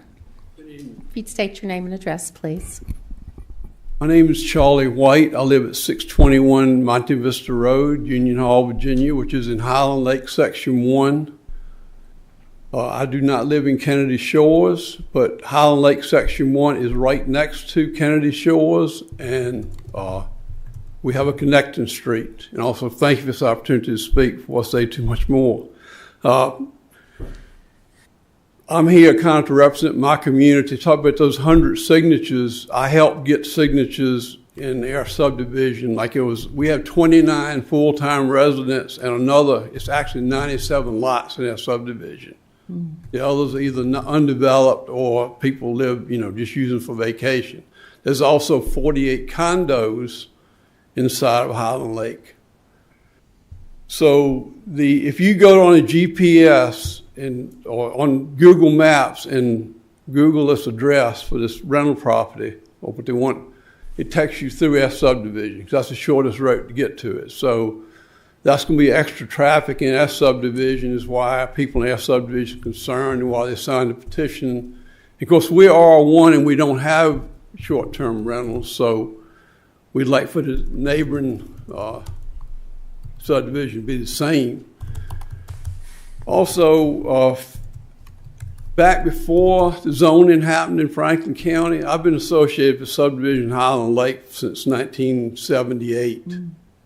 And there's a property now on Alpine Drive, which is almost within sight of this, it is within sight of this house. And my best friends in Danville owned it. I lived in Danville at the time, and they let me use this house, and I helped take care of it. And then when the owner died, his heirs wanted to keep it, but they needed money, so they wanted to rent it. So I managed it for 20 years doing short-term rentals. I never advertised it. I mainly rented to people I knew, tried to screen them, and the headaches I had from that, I would never do a short-term rental again. I had somebody I knew, the last night they were there of a week rental, had a band there and had 40 people. Of course, I'm fortunate today that I still live in a subdivision. Those two neighbors on each side of that are still friends because I apologized and did the best I could. But short-term rental people are there. They're paying all this money, and for a week they want to have the most fun they can have. But you can't. But it is going to cause problems. I mean, no matter how hard you try, I know from my own experience of 20 years of doing it, there will be problems if you do short-term rentals. So for that reason and the fact that our subdivision is next door to them, our subdivision overwhelmingly supports a rejection of this permit. Thank you very much. Thank you for the opportunity to speak. Indeed, thank you. That's all I have. That's all you have? Okay. Is there anyone else that did not sign up that would wish to speak? Yes, ma'am. If you'd come forward, please. If you'd state your name and address, please. Thank you. I'm Kristen Swenson, and I live at 249 Alpine Drive. And as a point of clarification for Mr. Kovarik, adjacent neighborhoods will be affected by the STR as his lot is in the same cove as my home. We are zoned R1 in Highland Lake, and essentially, like I said, we're in the same cove and will experience the renters. And as you know, renters on a lake are in the water all the time. It will definitely increase the water traffic in the cove. So I am against the short-term rental. Thank you very much. Thank you very much. Anyone else? We're happy to hear from you. Okay, hearing none, I will close the public hearing. I will open up a roundtable discussion with the board. Supervisors, if you have any questions, feedback, now's the time. Let's have that discussion. Mr. Quinn. I'll start it off, Gloria. Thank you. Please. So this has been a very difficult decision for me. It's the first time where I've been on the board and we're considering an SUP for an STR where the STRs are expressly permitted in the HOA covenants. The neighbor opposition is always really important to me, and in this case, it's significant. However, the HOA language expressly permitting STRs is compelling to me. The applicant based his purchase decision on the HOA text, and all of the homeowners had to receive a copy of the HOA text and purchase property knowing this provision. Should we consider approving it, I would like to add two additional conditions. And the first one, I'll really give credit to Lisa and the county attorney for helping me to come up with this as a way of alleviating some of the concerns. And the first condition would be, this is the additional condition to the 6 that are already provided. The STR shall be limited to 2 years from the Board of Supervisors approval. After the 2 years, the Board of Supervisors will evaluate to determine if the STR has been following the regulations in Franklin County Code.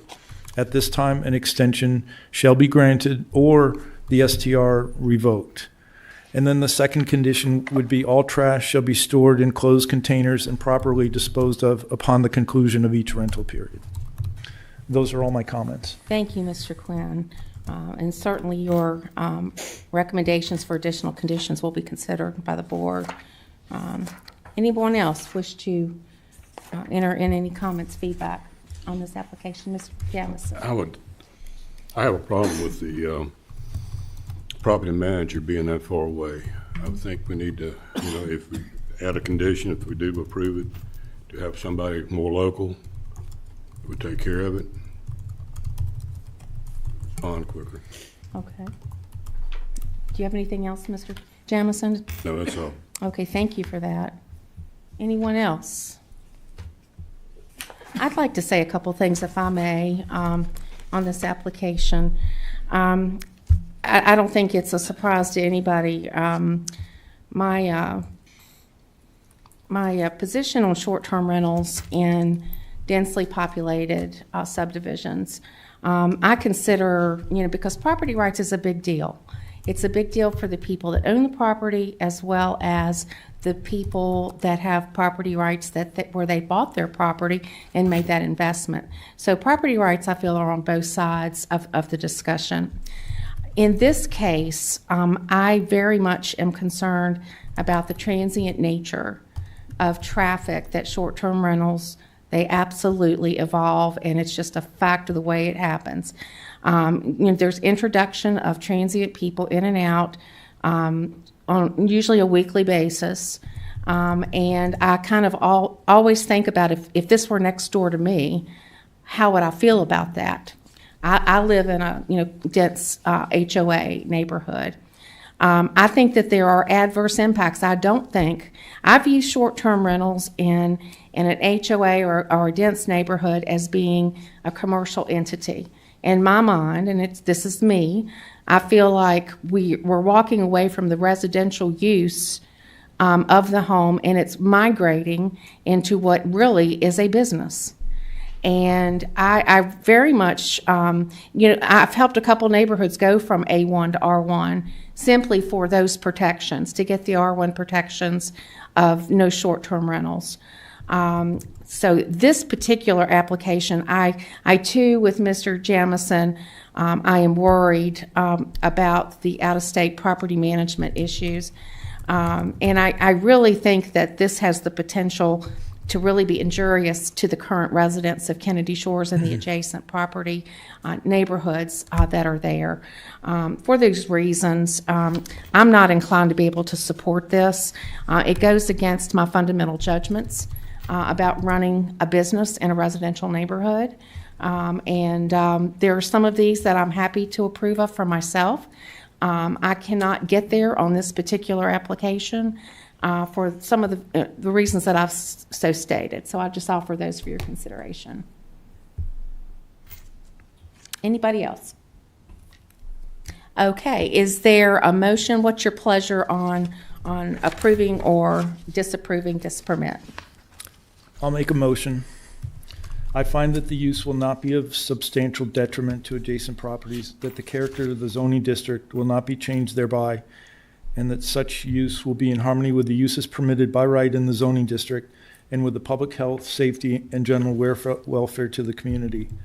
Therefore, I move to recommend approval of the applicant's request for a special use permit to allow for short-term tourist rental of a dwelling on the property with the 6 conditions as recommended by the Planning Commission, plus the additional 3 conditions we discussed tonight, the 2 that I brought up, and then the 3rd that Marshall brought up, which would be forcing the property owner to have a local property manager. Okay, thank you, Mr. Quinn. Is there a second? A second. Thank you, Mr. Jamison. Madam Chair, from a Please. clarification standpoint, can we define local a little better? Do you want it to be in the county? Do you want it to be within a certain radius? Do you want? I'm not that familiar with the property owners there now, or managers. Somebody that's used there already, around the lake area. I don't know no particular name, Jim. I really don't. But for 2 hours back from Greensboro, if I call, there's got to be somebody much closer there around the lake that they use. And Mr. Glenn, I think history, just in my recollection, when supervisors have that concern in general, it's more or less, and this is a general statement, it's more or less they want somebody that is in Franklin County and much more desirable within a close proximity, but it's not ever been a measurable statement that's been made. So I would say at a minimum, Franklin County. I think that should probably be the more defined standard if you want us to define that. I just think it might prevent misunderstandings down the road. I don't disagree. Is that perhaps? I like that. I like the addition. Marshall, you're okay with that too? Yes. Okay. Okay. So a local property manager that has their business in Franklin County. Is that suitable? That's fine. Okay. Did we get a second on that motion? Mr. Jamison, thank you. Okay, all those in favor of the motion to approve, Madam Clerk, if you do a roll call. Supervisor Quinn? Yes. Supervisor Tatum? Yes. Supervisor Meredith? Yes. Supervisor Jamison, Yes. Supervisor Mitchell, Yes. Supervisor Carter, No. and Chair Smith. No. Okay, so that is 5 yeses and 2 nos. Okay, very good. Thank you, and thank you to all the speakers that came this evening. We very much appreciate it. Okay, well, we will move on to the next item, last public hearing of the evening. Applicants and owners Leonard Capital LLC in search of a special use permit for STR, address 500 Blue Bend Road in Rocky Mount. Ms. Cooper. Yes, ma'am. Let's see if I can do this better.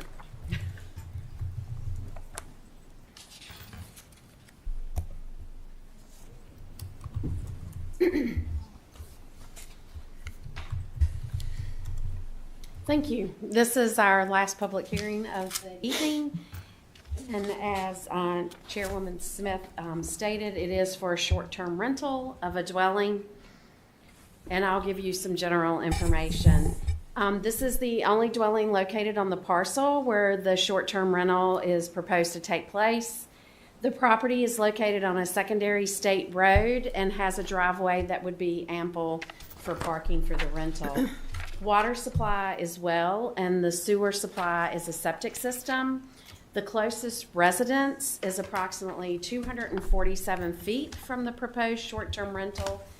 And according to the county records, the dwelling is a one-story, single-family residence with a certificate of occupancy issued in October of 2025. It consists of 3 bedrooms, 2 full baths, with a total living area of approximately 1,338 square feet. The septic permit was issued by the Virginia Department of Health in 2024 for a 3-bedroom home. The septic tank and drain field is located on the right side of the home, and the short-term rental can be rented for a maximum of 6 adults. The applicant, Mr. Leonard, stated in his letter of application that he and his wife built the home for their retirement home, but are not quite ready to retire and move in. He also stated that he will use a local individual managing the short-term rental. It's a Jennifer Chapman of Evolve Vacation Rental Company. With her and her team nearby, they are familiar with rules and regulations of this area. Staff has received 2 phone calls, 1 email inquiring about the application.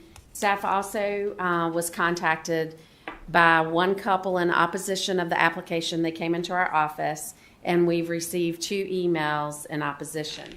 There were 5 citizens that spoke in opposition at the Planning Commission public hearing. We like to give you a vicinity map of where it's located, and this one is, located in the Rocky Mount election district. We also like to give you a map of showing where, an aerial showing you where the property is located on Blue Bend. It's in the blue area. We also like to give you your zoning map. It is agricultural, A1. You can see this orange color area here is RC1, which is your residential combined subdivision. And then over here, the green is your R1. We also like to give you your comprehensive plan map, and this is rural county. We also like to give you a diagram or a conceptual plan of the map. You can see the location of the house that was constructed, and you can also see where the drain fields are located with the tank and the pump. One of the planners in the office did take some pictures just to show you some of the area and the steepness of the slope. However, we did not get a picture of the driveway for the parking, and I apologize for that. This proposed short-term rental is on a lot consisting of just a little over 4 acres. It's very well vegetated, and as stated before, it is 247 feet from the nearest residence. Both sides of the home offer offer screening between the proposed short-term rental and the adjoining properties. There is a single-family dwelling to the right side of the proposed short-term rental. as well as across on Blue Bend Road, along with a vacant lot that appears to be farmland or pasture land, and a single-family dwelling to the left on a large lot, and the dwelling is approximately 1,700 feet away. The remaining area for the subject property is residential properties being close in lot size or larger than the proposed STR. We do feel that the property, the driveway, does allow ample parking for the STR. We do believe that the traffic generated by the short-term rental would be similar what is generated by the single-family dwelling if not rented. The noise of the rental should not be more than normally expected in a rural residential neighborhood. The comprehensive plan designation for this property is rural area county. Rural area county in your comp plan, rural patterns of development. You will find farmland housing consisting of single-family dwellings on a variety of large lot sizes. This particular area of Blue Band Road could support the STR and have minimal impact on the surrounding area due to the size of the lot and being located in a wooded area. The STR should not generate any more traffic for this rural community or disrupt the surrounding neighbors. The Planning Commission did hold their public hearing, and they felt that there would be minimal impacts to the surrounding area due to the location, the area having large lots that are wooded to protect the STR being disrupted to adjacent property owners. The character of the A1 zoning district would not change, and the STR would be in harmony with the purpose and the intent of this chapter. I did fail to tell you when we were talking about the individuals that spoke at the public hearing of the Planning Commission. A lot of them was worried about the road.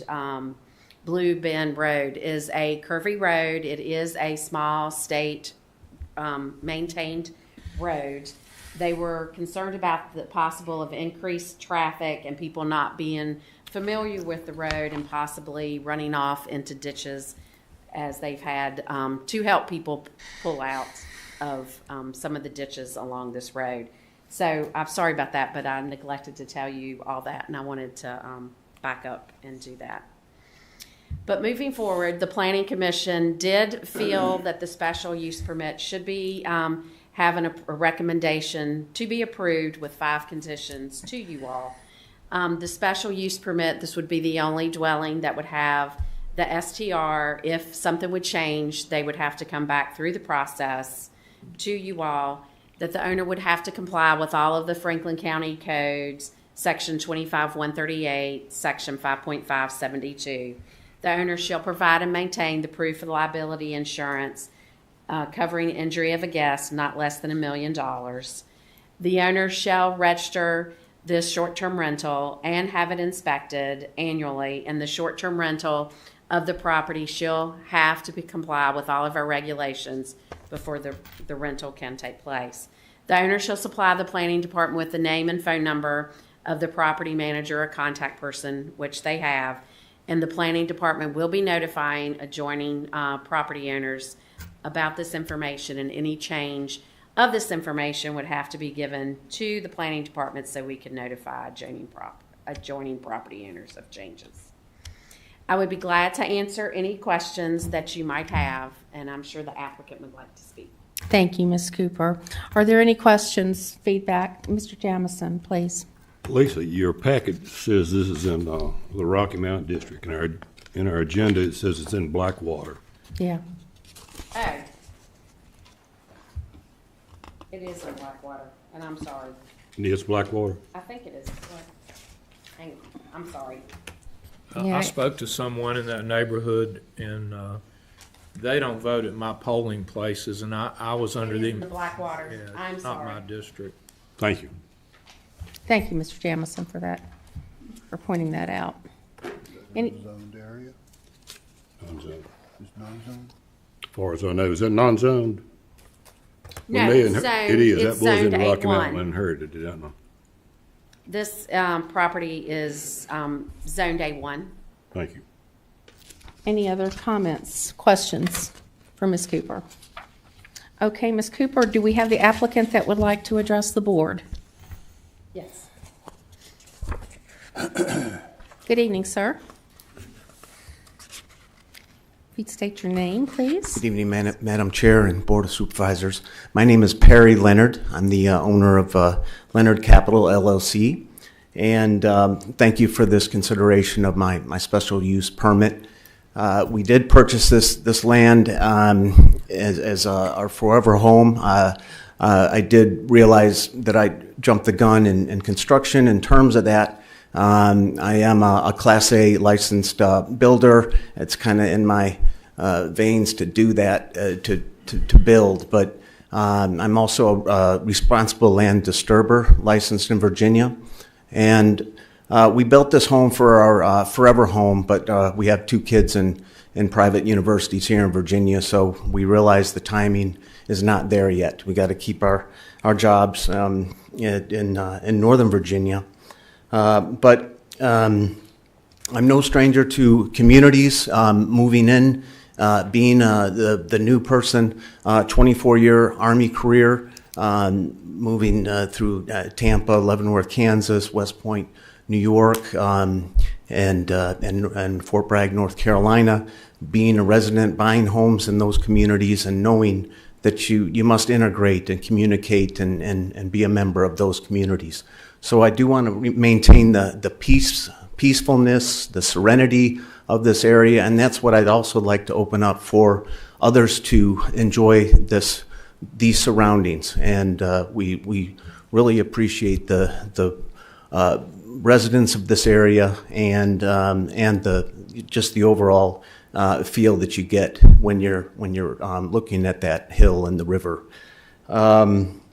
This wooded property has on the Rambler home fully 3-tank septic system, safe water supply, and it's suitable for guests to use and approved.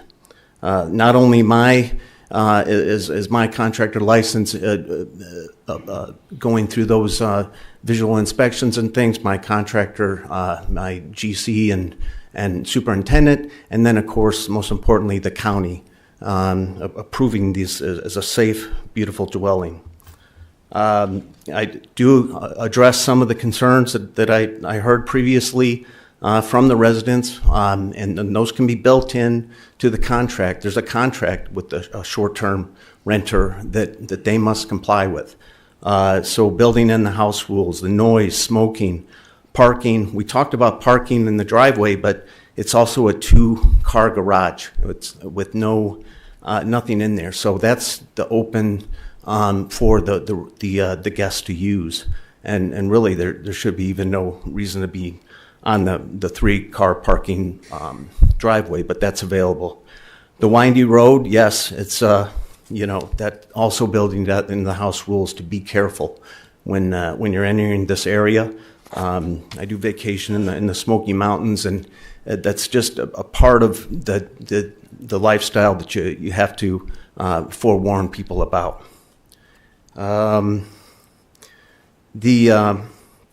With the forest and the buffering noise, I hope we can alleviate that, but I do also want there to be more of a positive and a welcoming of guests, rather than just assuming there's going to be loud parties and destruction and garbage.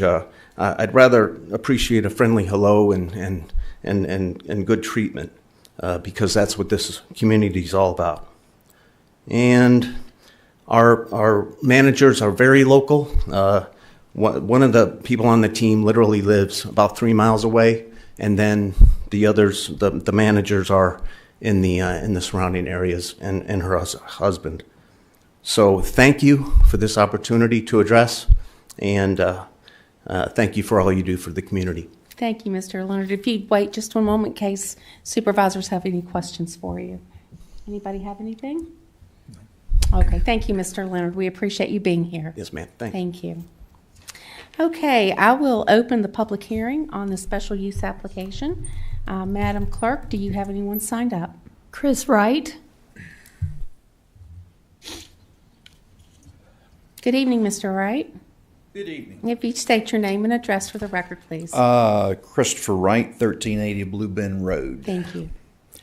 I am one of the oldest residences there. We built our house about 40 years ago. I actually named the road. That area has been known as an area of retirees and a lot of grandkids. There's a lot of people walking that road on a daily basis, including my little 5-year-old grandson. I am concerned about the increased traffic because I invite any of you to go on that road. It's the other side of the mountain from Kentucky Fried Chicken, and I think everybody knows where it is. The road's a nightmare. It is state maintained, but not very well. I think each of you have a copy of the covenants of the subdivision that John and Linda Leffler put into place. Linda was a vet in Rocky Mount for many, many years. John was a teacher up at Ferrum College. It's a very small subdivision, but they wanted it to be for families. They put some restrictions in. One of them on page 3 is single-story dwelling should not be less than 1,600 square foot. They also put in there that it is not to be any businesses in this little subdivision. So my position is I am not a direct neighbor, but I'll look at the back of the property from my house. I can look out my bedroom window and I'm looking at the back of it. I can't imagine that anybody would want to vacation there with all the other options that are out there. That's his business. But that makes me suspicious of who would go and rent it.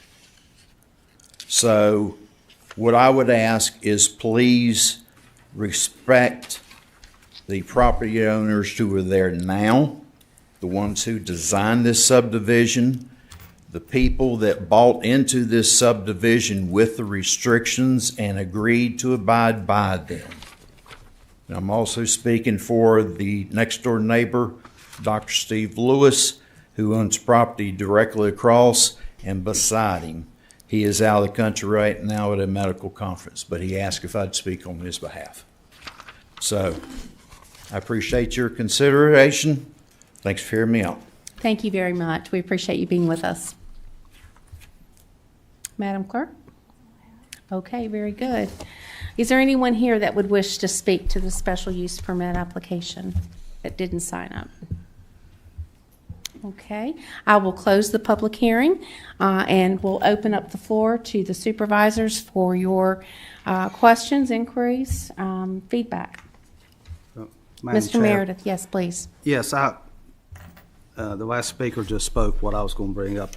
I was looking at the covenants and restrictions that was recorded, and that was something I forward to everybody, hopefully. But in this situation, it's not quite a gray area where there's two different things listed as we just witnessed.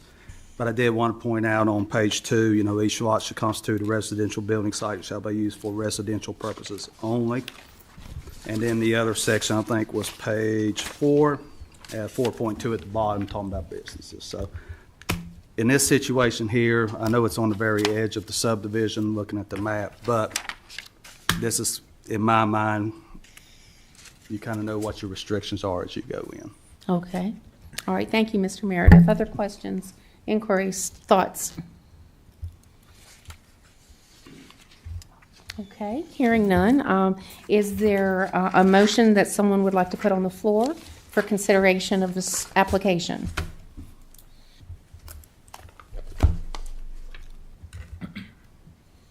No motion?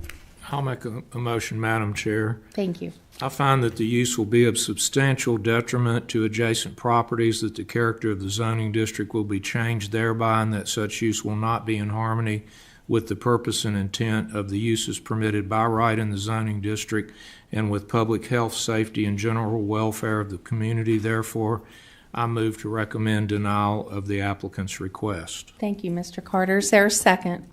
Second. Thank you, Mr. Meredith. Madam Clerk, if you would do a roll call vote to affirm. Yes, and so a yes note is to deny. A yes vote is to deny, correct. Supervisor Jamison? Yes. Supervisor Mitchell? No. Supervisor Carter? Yes. Supervisor Meredith? Yes.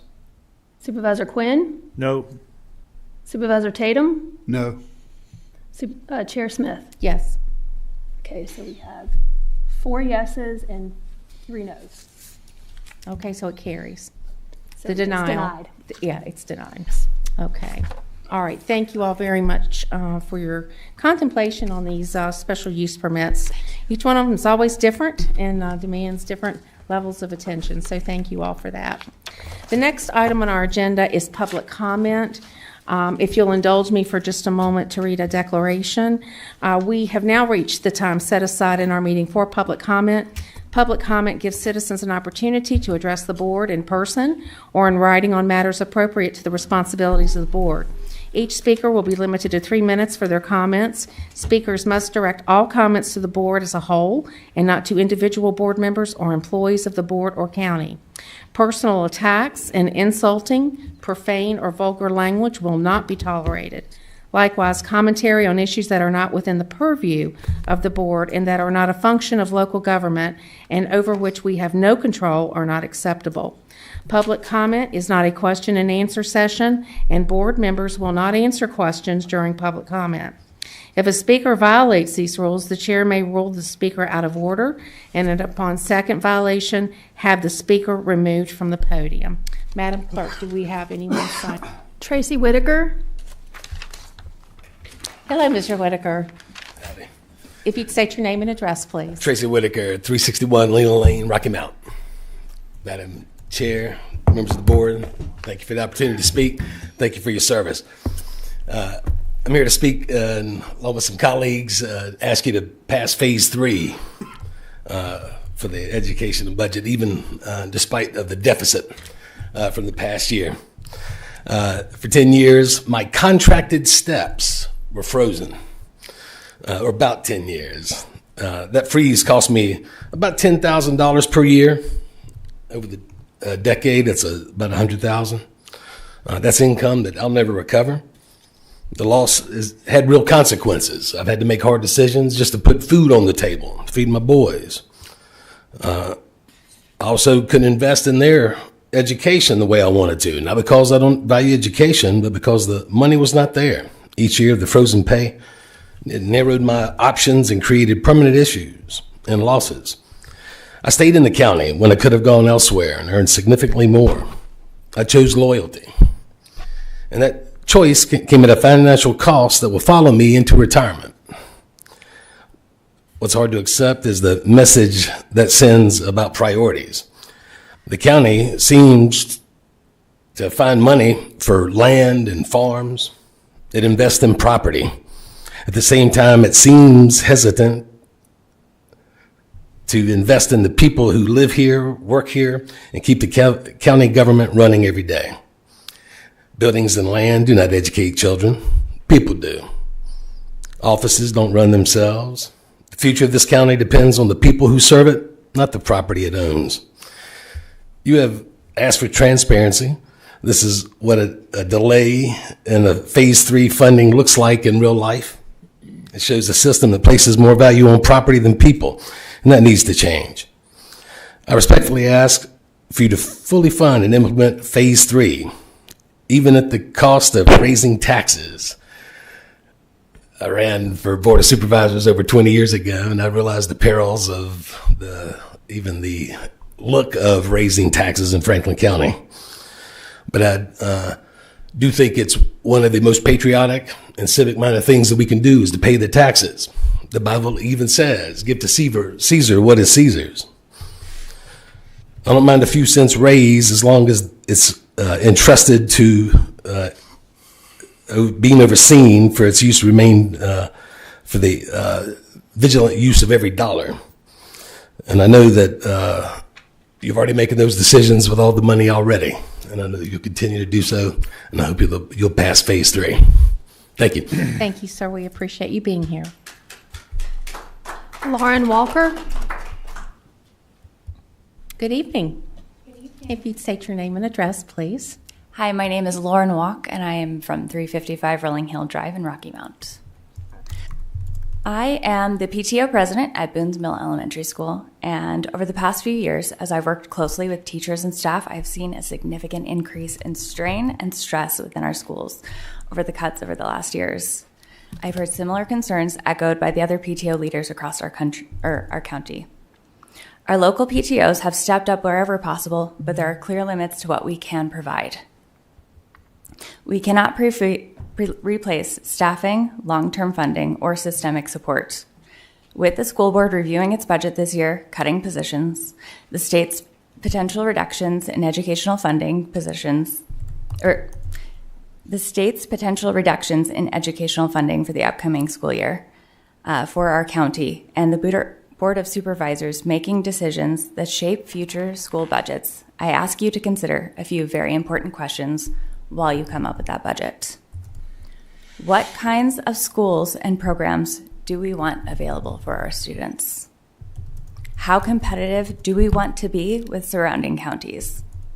How can our schools retain quality teachers and instructional aides when our pay and insurance offerings are not competitive?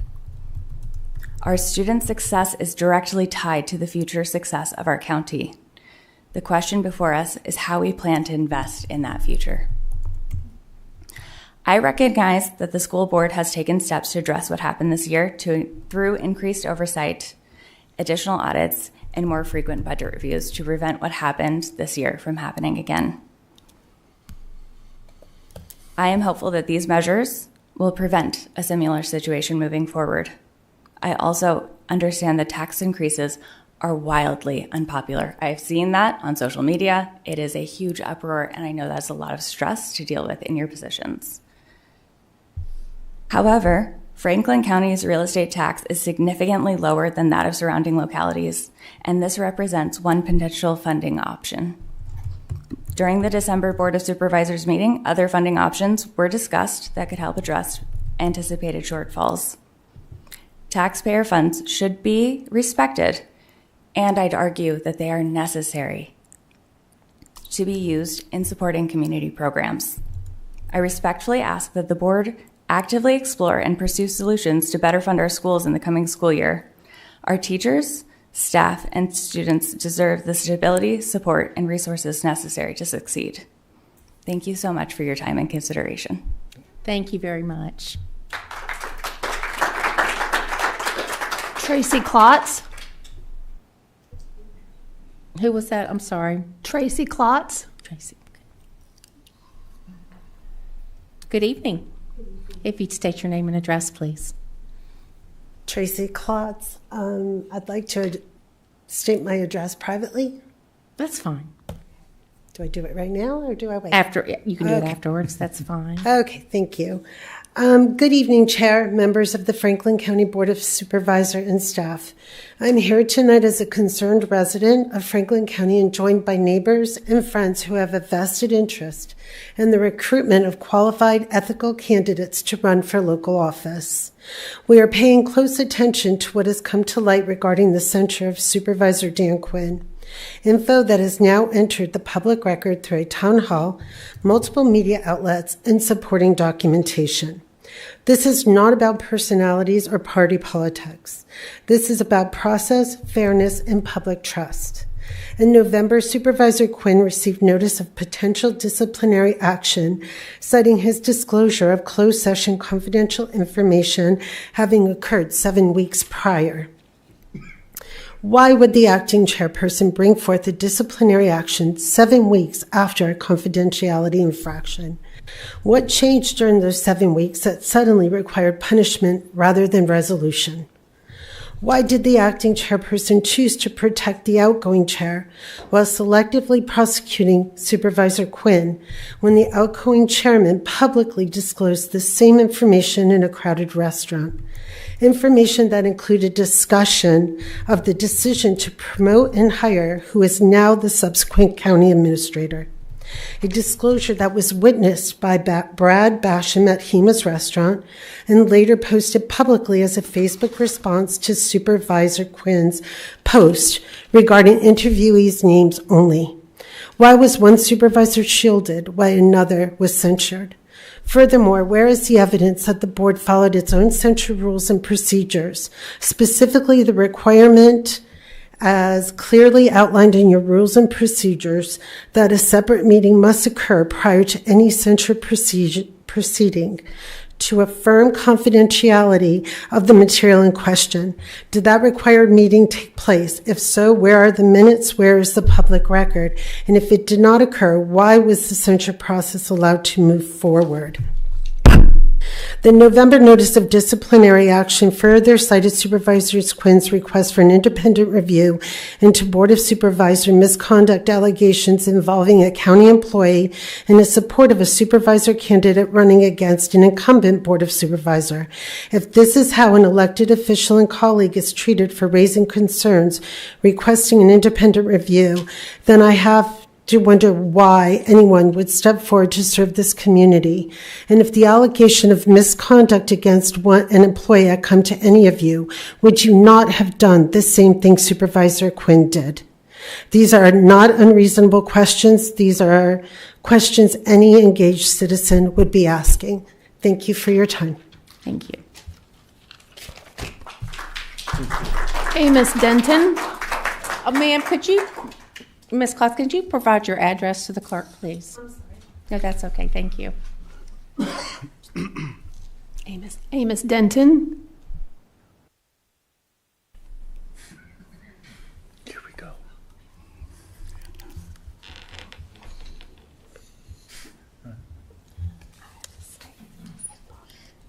Amos Denton, 81 Mockingbird Road, no, 550 Mockingbird, I'm sorry, I just moved. Boonesville, Virginia. I was at the school board meeting on Monday night and listened to the proposals. Now, I understand that y'all don't oversee the school board. I understand a little bit how this works. I didn't make it through high school, but I did learn a few things. But y'all kind of do oversee them because y'all hold the power of the purse.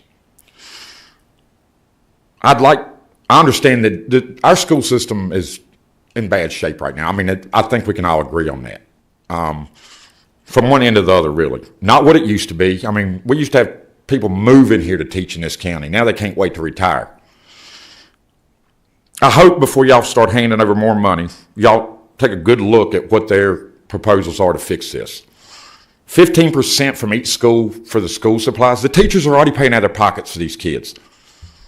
Suspending the DSIP program, I mean, that's something that we probably should keep in there. It lets retired teachers come back and work a little bit here and there. I didn't see anything in there about admin costs. Now, I'm pretty sure our school system is admin heavy. Money's heavy on the admin side. And best I remember, y'all gave them what they asked for this past year. Y'all gave them their money, told them to spend it, and they did. A little too good, apparently.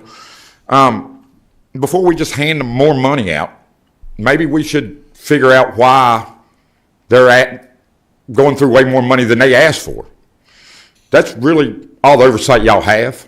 But I hope that some way, somehow, we can hold somebody in the school board, or just whether it's the school board, the school system, somebody has to be held accountable for this. Because, you know, you give me $100 and I come back and say I spent $110, how's that possible? I mean, it's pretty basic. And I wasn't going to talk about some other stuff, but I think I am now for about a minute. All the stuff on social media about censoring one of the board members. Obviously, he broke a code. I mean, he fairly admitted to it. I don't care what later problems down the road have been or in the past. Don't matter. Break a code. I mean, it is what it is. But then, after the fact, to go on social media and try to redeem yourself and blame other members of the board that don't like him as the reason he got censured. I mean, man, a team of mules that pull together get a whole lot straighter line in the field. Now, I mean, start pulling apart.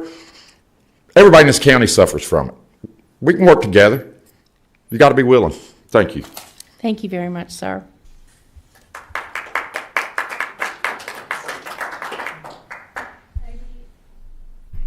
Peggy Efrith.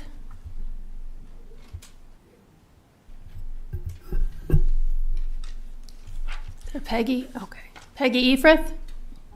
The silence were a little messed up. She Okay. and 3 other people are in my group. I'm going to speak on behalf of that group. Okay. So 5 minutes, hopefully. I have no problem with that. Okay.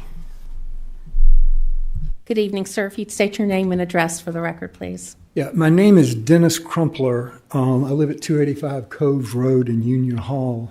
I'm here today to talk about a problem you and the businesses in this county and all the citizens face, and it has to do with public perceptions of this government.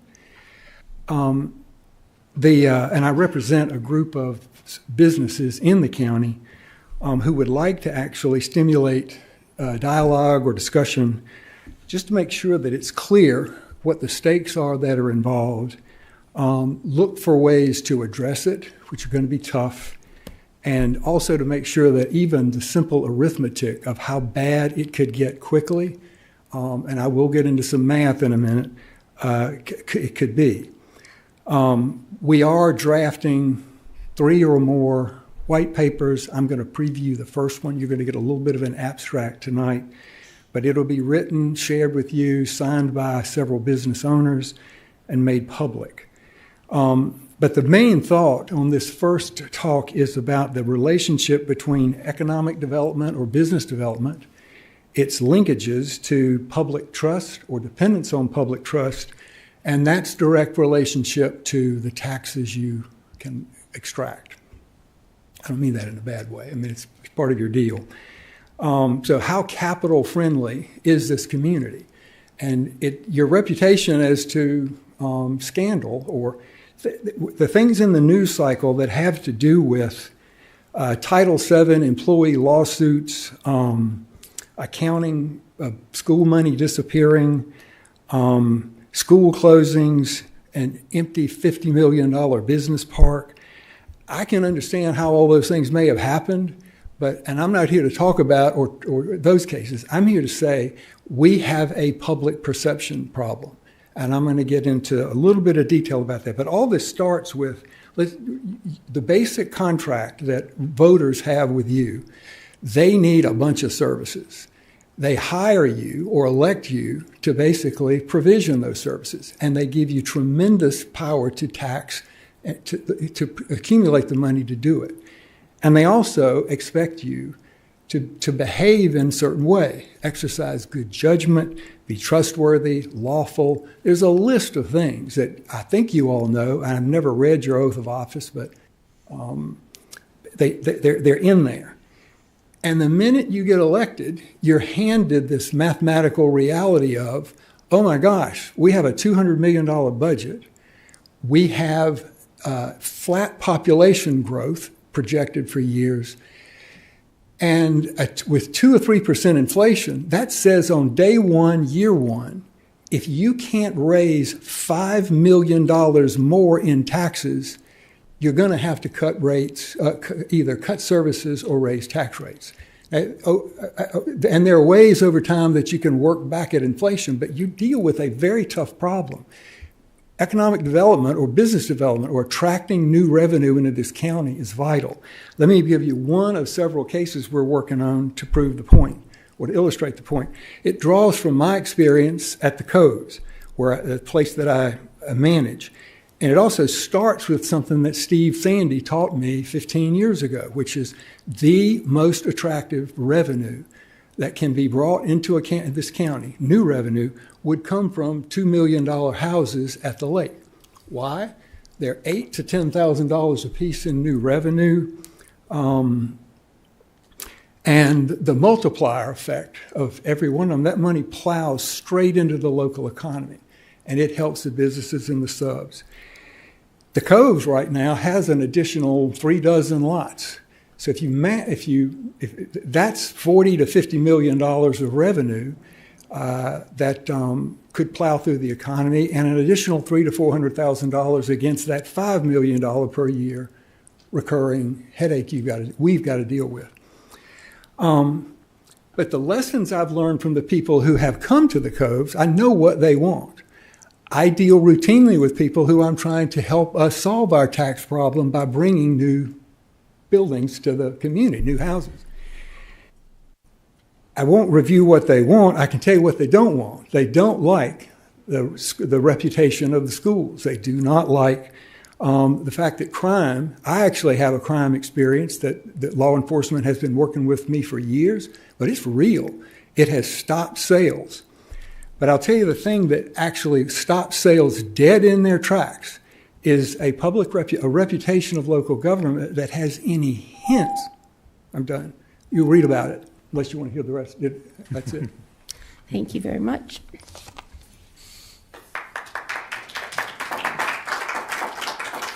Barbara Board. Ms. Board, nice to see you again. Yeah, how's it going? I'm doing well. If you'd state your name and address for the record, please. My name is Barbara Board, and I live at 133 Leisure Lane in Union Hall. In my career, I spent a 37-year career in public service with cooperative extension in both North Carolina and Virginia. And in those 37 years, I ran search processes, HR processes, hiring processes for county, at the county level, because I was the county director. I ran at the district level because I gave oversight to several county positions. As at the state level, I oversaw county positions throughout the state, as well as hiring of state positions for the state level responsibilities.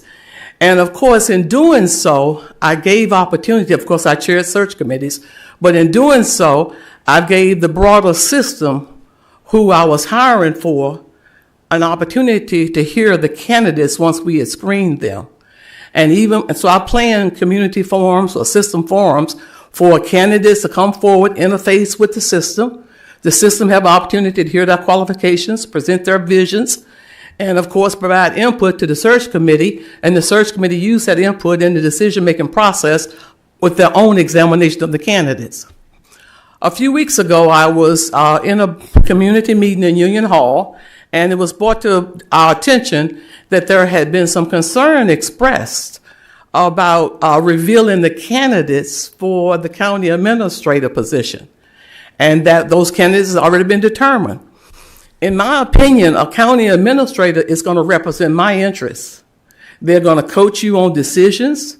They're going to coach you on guidelines and policies. And therefore, I like to know the background of the kind of people that you're going to be considering. And I'd like to have the opportunity to give you input on a candidate that you're considering. And so my concern is that there was, when those candidates were revealed, there was adverse reaction to revealing those. And so all I want to say is please consider your HR practices and how you're doing business. And when you do business for a position that I'm going to be affected by as a taxpayer, please give me the opportunity to have input. Thank you. Thank you, Barbara. Mm-hmm.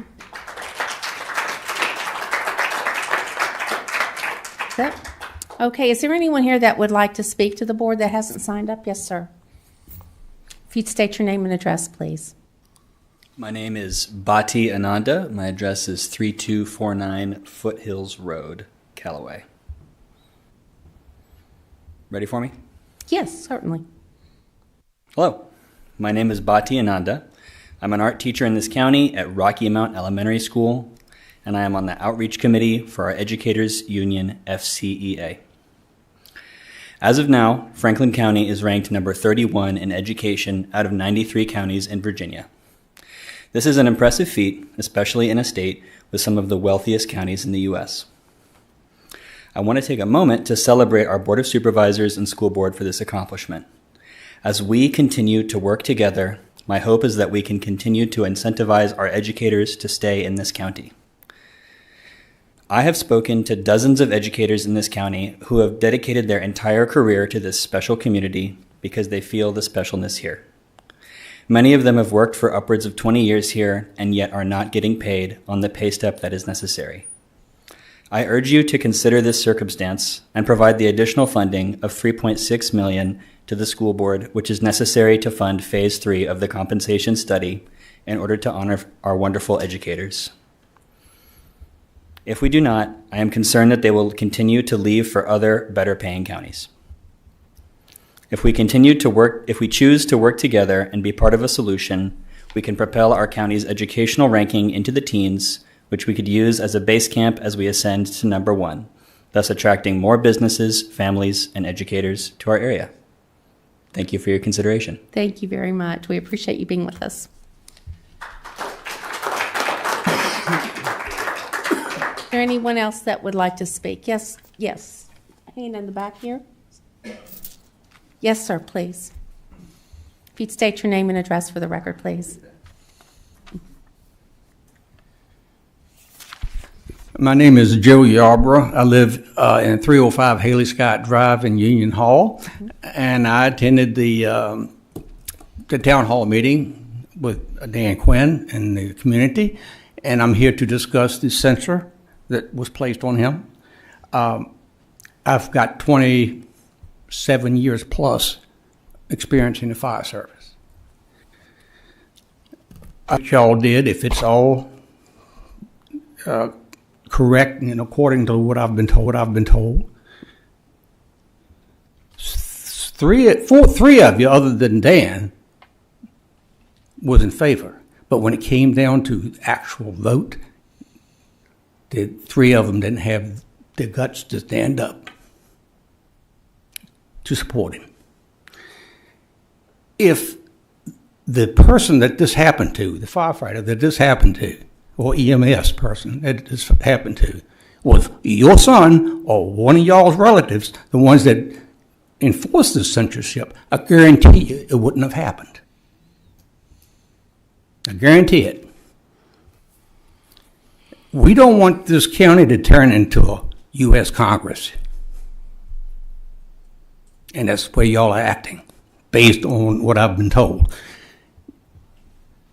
The county is... I went through, like I say, the fire service for a long time. Now I went through a career of transitioning from volunteers to career. It's a difficult thing, but it can work.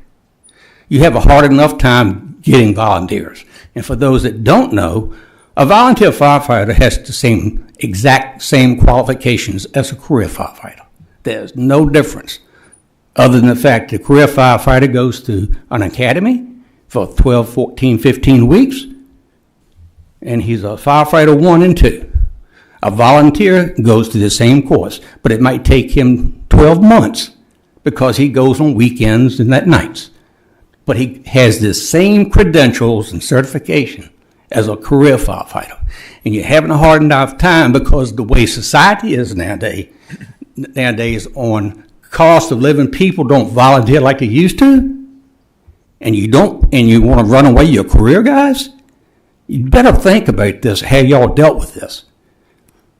Because what was done was not right. Thank you. Thank you. Any other? Yes, sir, please come forward.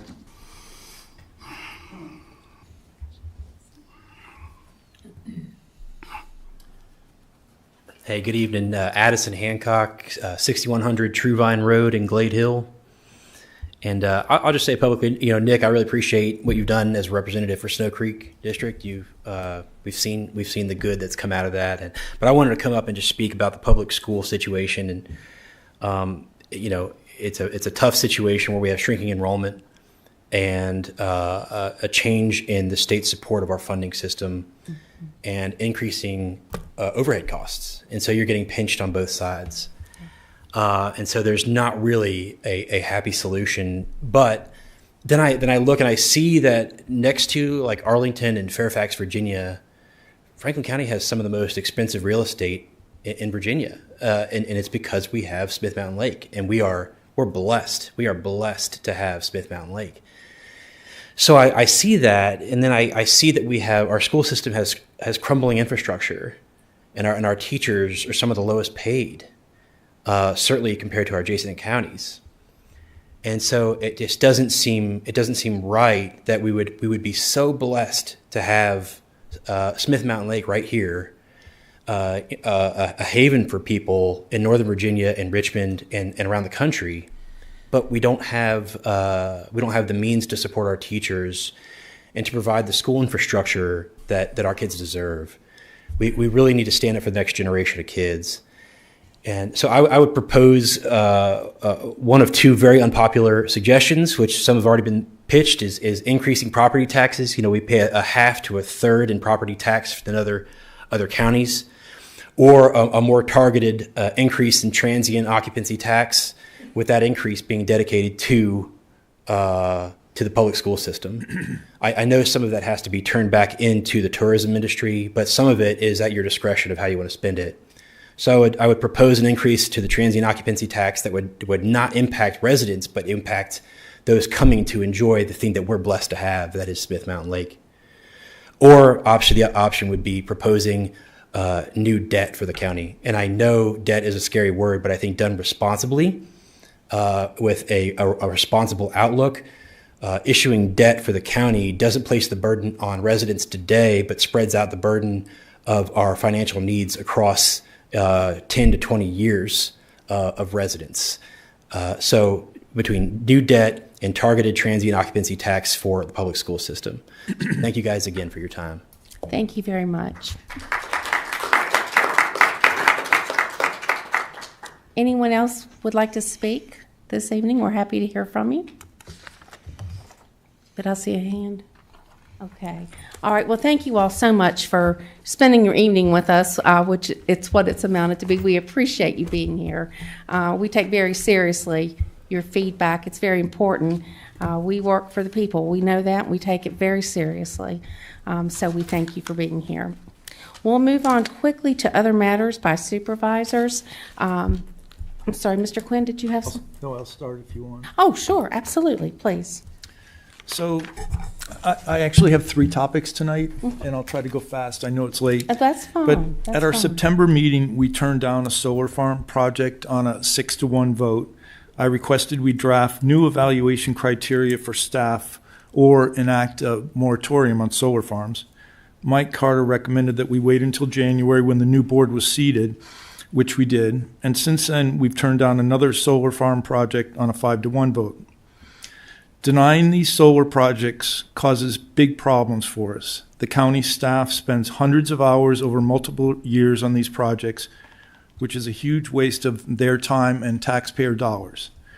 Denying these projects that conform to plans and exceed requirements without any rationale from supervisors is demotivating and debilitating to county staff.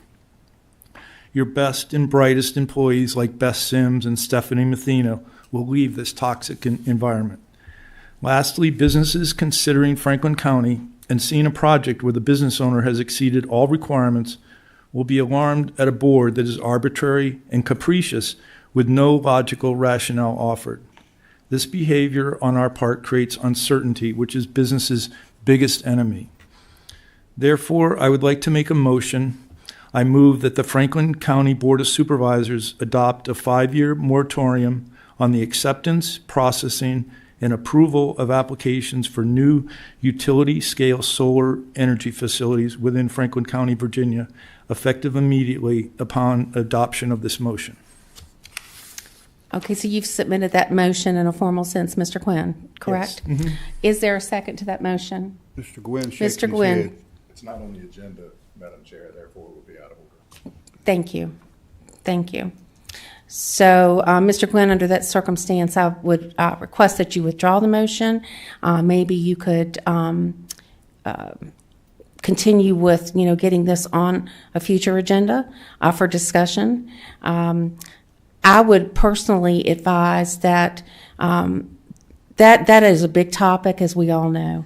And I think that in order for the entire board to opine on that, I think that there's going to have to be some homework done by individual supervisors with guidance from a staff report, perhaps. I'm guessing at that. I'm not sure that this board would be prepared just to make a motion on the table and get the thing passed. I might be wrong about that. But that would be my recommendation at this point. So if I'm required to withdraw the motion, I'll withdraw the motion. Is that a requirement, Mr. If Mr. that's a Quinn? requirement. I don't think y'all can act on it. No. You can put it in the record and let it die. Okay, so let it die by taking it to a vote? No. No? You can't vote on it.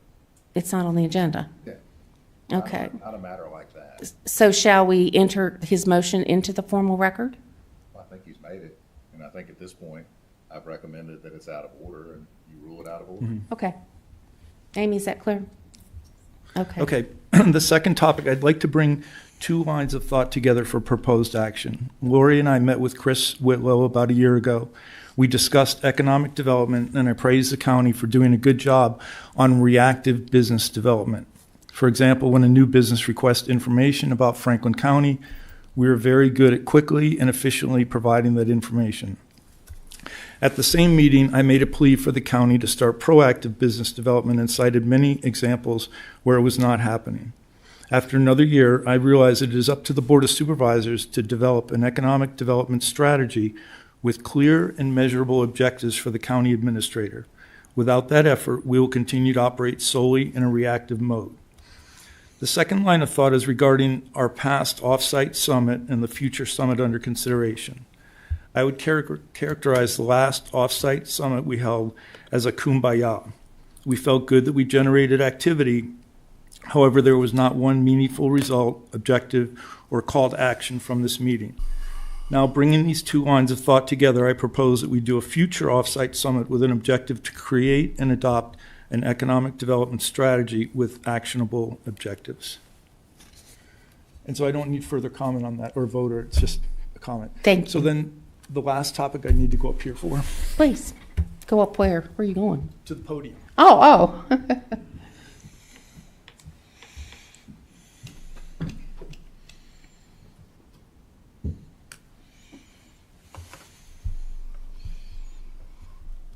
Oh, perfect. Thank you, Amy. So, like most of you, I was able to go to the Patrick and Henry Met. This is about 6 months ago, and I was just blown away by their offerings. So both the sophistication of their curriculum, which included AI, manufacturing automation, as well as the teaching techniques that they had. For example, you first had to become an expert at virtual welding before you became an expert at stick welding before you worked with robotic welding.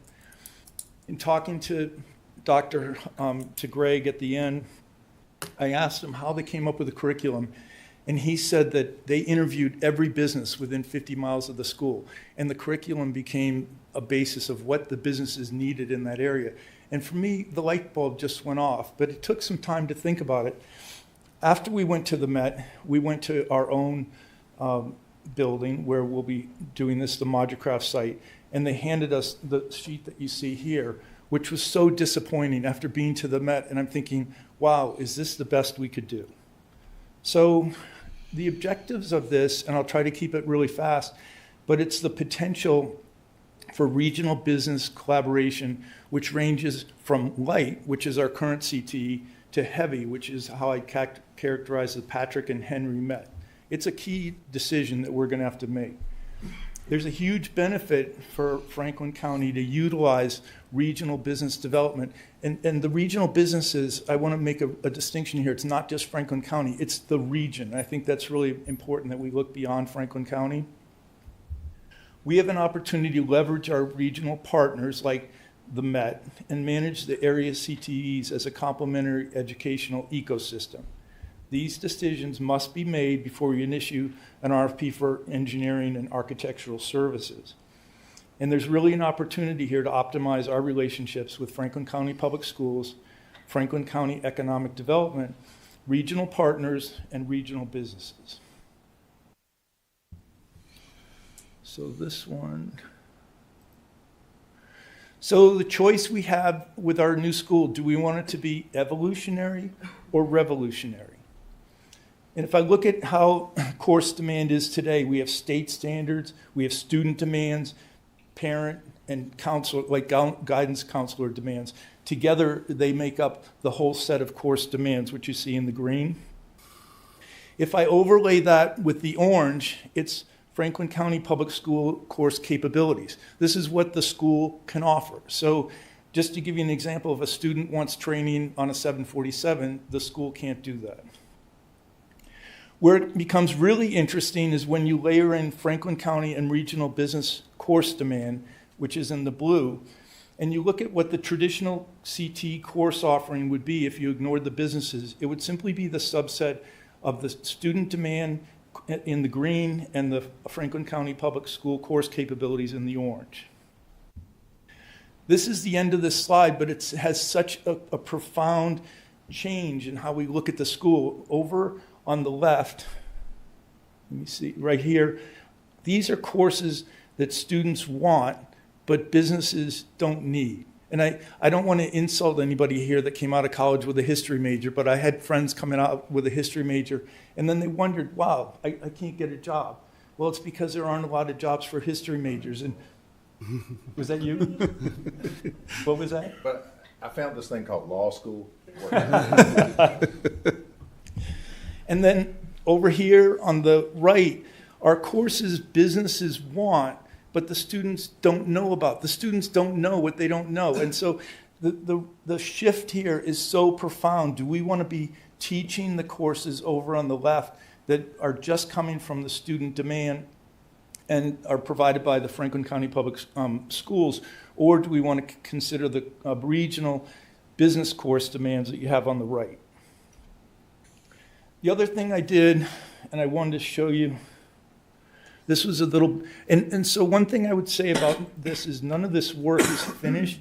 I see this all as a straw man for us to work on.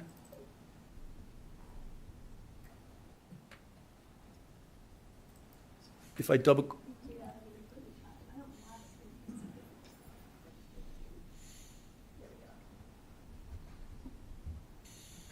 So I identified all the CT functions down the left-hand side that need to be done to run the new CT, and over to the right in the darker green, I identified those groups that will be responsible. And I just wanted to show you on this Excel spreadsheet that I have detail for each one of these major areas. So number one, student-focused services is one of 8 major areas, and then the detail below that. So now I can go back to the other one. Can you open the...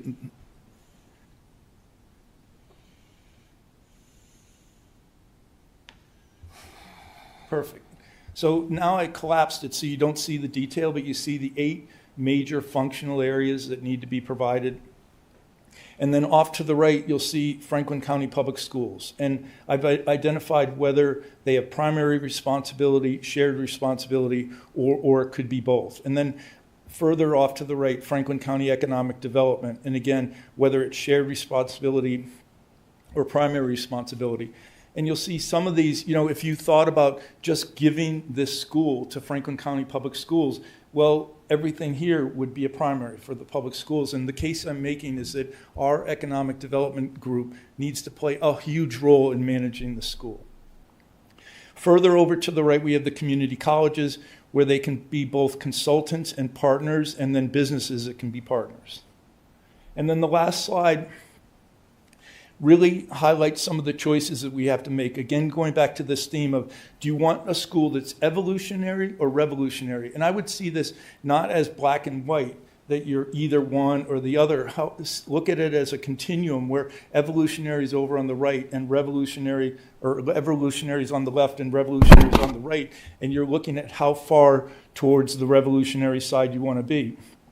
But just to illustrate the differences, if you look at how am I going to manage this facility?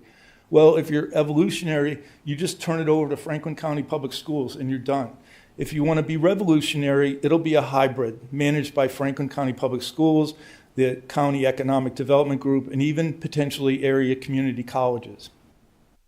The regional business participation influence, well, evolutionary, it's going to be light, and revolutionary, it'll be heavy.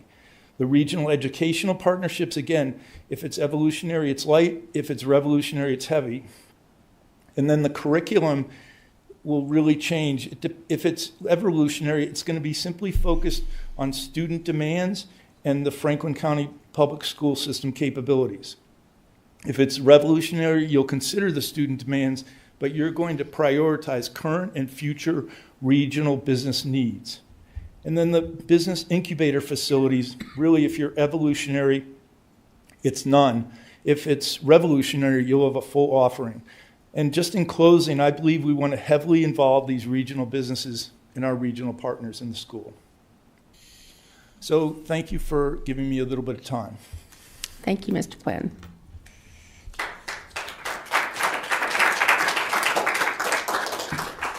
for Mr. Quinn, you've probably heard me say this.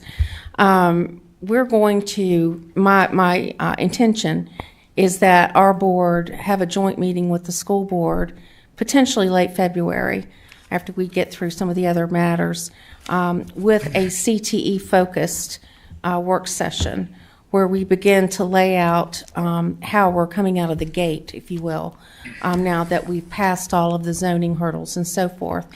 And what I would tell you, because you and I talked about your Venn diagram a year ago probably, and I think that a lot of what you have in to be revolutionary has been part of the conversation since day one. Status quo, I don't believe this board will have buy-in. I'm sorry, Mr. Tatum? Before you finish, I just want to let you know, if possible, if I could go next, so I need to get back to work. Of course, of course. So anyway, we're going to get into all of that, Mr. Quinn, and thank you for your feedback. Mr. Tatum. Okay, thank you. I'm Madam so Chair. sorry. That's quite all right. Just one thing, I've been on this board for 10 years, and every year we hear from our teachers, and I'm going to tell you straight up, Tracy, you're darn right you're underpaid.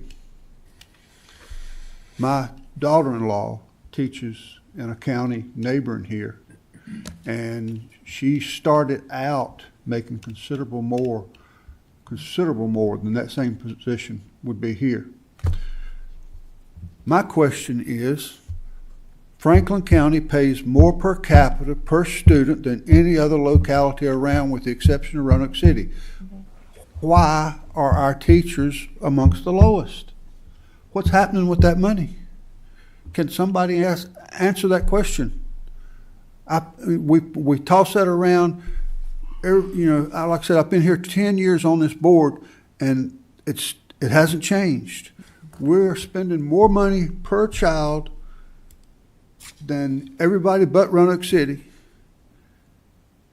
but yet our teachers are way down the list when it comes to pay. I mean, my daughter-in-law, she teaches in Henry County, and the same position in Franklin County, and she teaches high school ag. She started down there making $8,000 more a year than what the position paid up here, because the reason I know, she interviewed for both of them. How is it that Henry County can pay their teachers so much more, but yet the county level is spending less money than what we are? What's happening with the money? I know we saw some issues tonight with our auditors, some numbers with the school's budget and everything. Tracy, I hope like heck we can help y'all, but I tell you, with everything's going on, it's not looking good.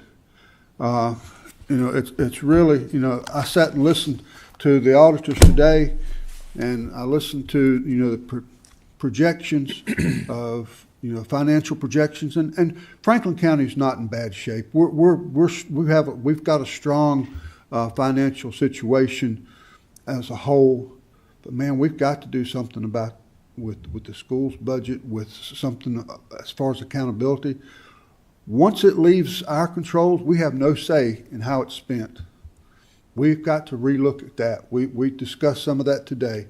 That's going to come up. We're going to work on some solutions. I think it took the last couple weeks with these issues, auditing issues, to bring it to a head. And it's time we sit down, roll up our sleeves, do the hard job, and fix some of these issues that's been going and going. Again, my question is, we're spending more money than anybody around us, but yet we're not paying our teachers what these other places are paying. I mean, Patrick County and Floyd County, the only two counties around here that are below what we're paying. I mean, it don't add up. But thank you, Madam Chair. Of course. If anybody knows how to answer that question, let me know. That'll be the $1 million question. Absolutely. That might. We'll write a book, and we might be able to sell it and pay some of these shortfalls we got coming up. Thank you. Thank you, I Mr. gotta get to Tatum. work. I appreciate it. Take care. Okay, Mr. Meredith. Yes, Madam Chair. I just got three things real quick. Number one, I would ask the board, Madam Chair and staff, maybe hoping maybe the next board meeting in February, if we could do a time slot for the town of Boone's Mill. I've been working with them. They've got some great things going on. They actually just did a study with the old Continental Homes property. They actually have a drawing of some housing, how they could develop it. The town actually owns that. I know up around Westlake, we're looking at affordable workforce housing. Correct. And with us promoting the Summit View Business Park, right now, I think they have a capacity of 60 to 70 homes there. And I would just like them to present that to us, just some of the things going on right there, especially with budget season coming up and, partnership. And they're able to get some grants themselves that might help, offset. So that's number one. I'd like to see if we could get them a time slot on the agenda. Sure. And I'll let them know to be prepared. I've kind of gave them a heads up. Sure. I was going to see. So, absolutely. Number two, Steve Sandy, he followed up on about the EMS Fire Advisory Committee. Thank you so much for getting that to me. I would like for the board and staff to consider, looking into this a little deeper. I'd like to see why it was recommended in the past. Why not maybe look at starting an advisory board or something to help out? It is our biggest part of the budget, as we mentioned earlier. Sure. It is one of the biggest needs in our community.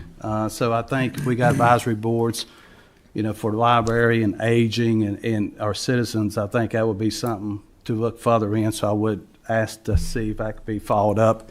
And my last thing, and I'll make this quick, and please be patient with me on this. I am 100% in favor of a stock tanker truck for Boone's Mill Fire Department. I will say it starting off. I would like for us to still think about the sale of the tower, and I'm going to explain why. That tower still has 20 years of life on it. It is paid for.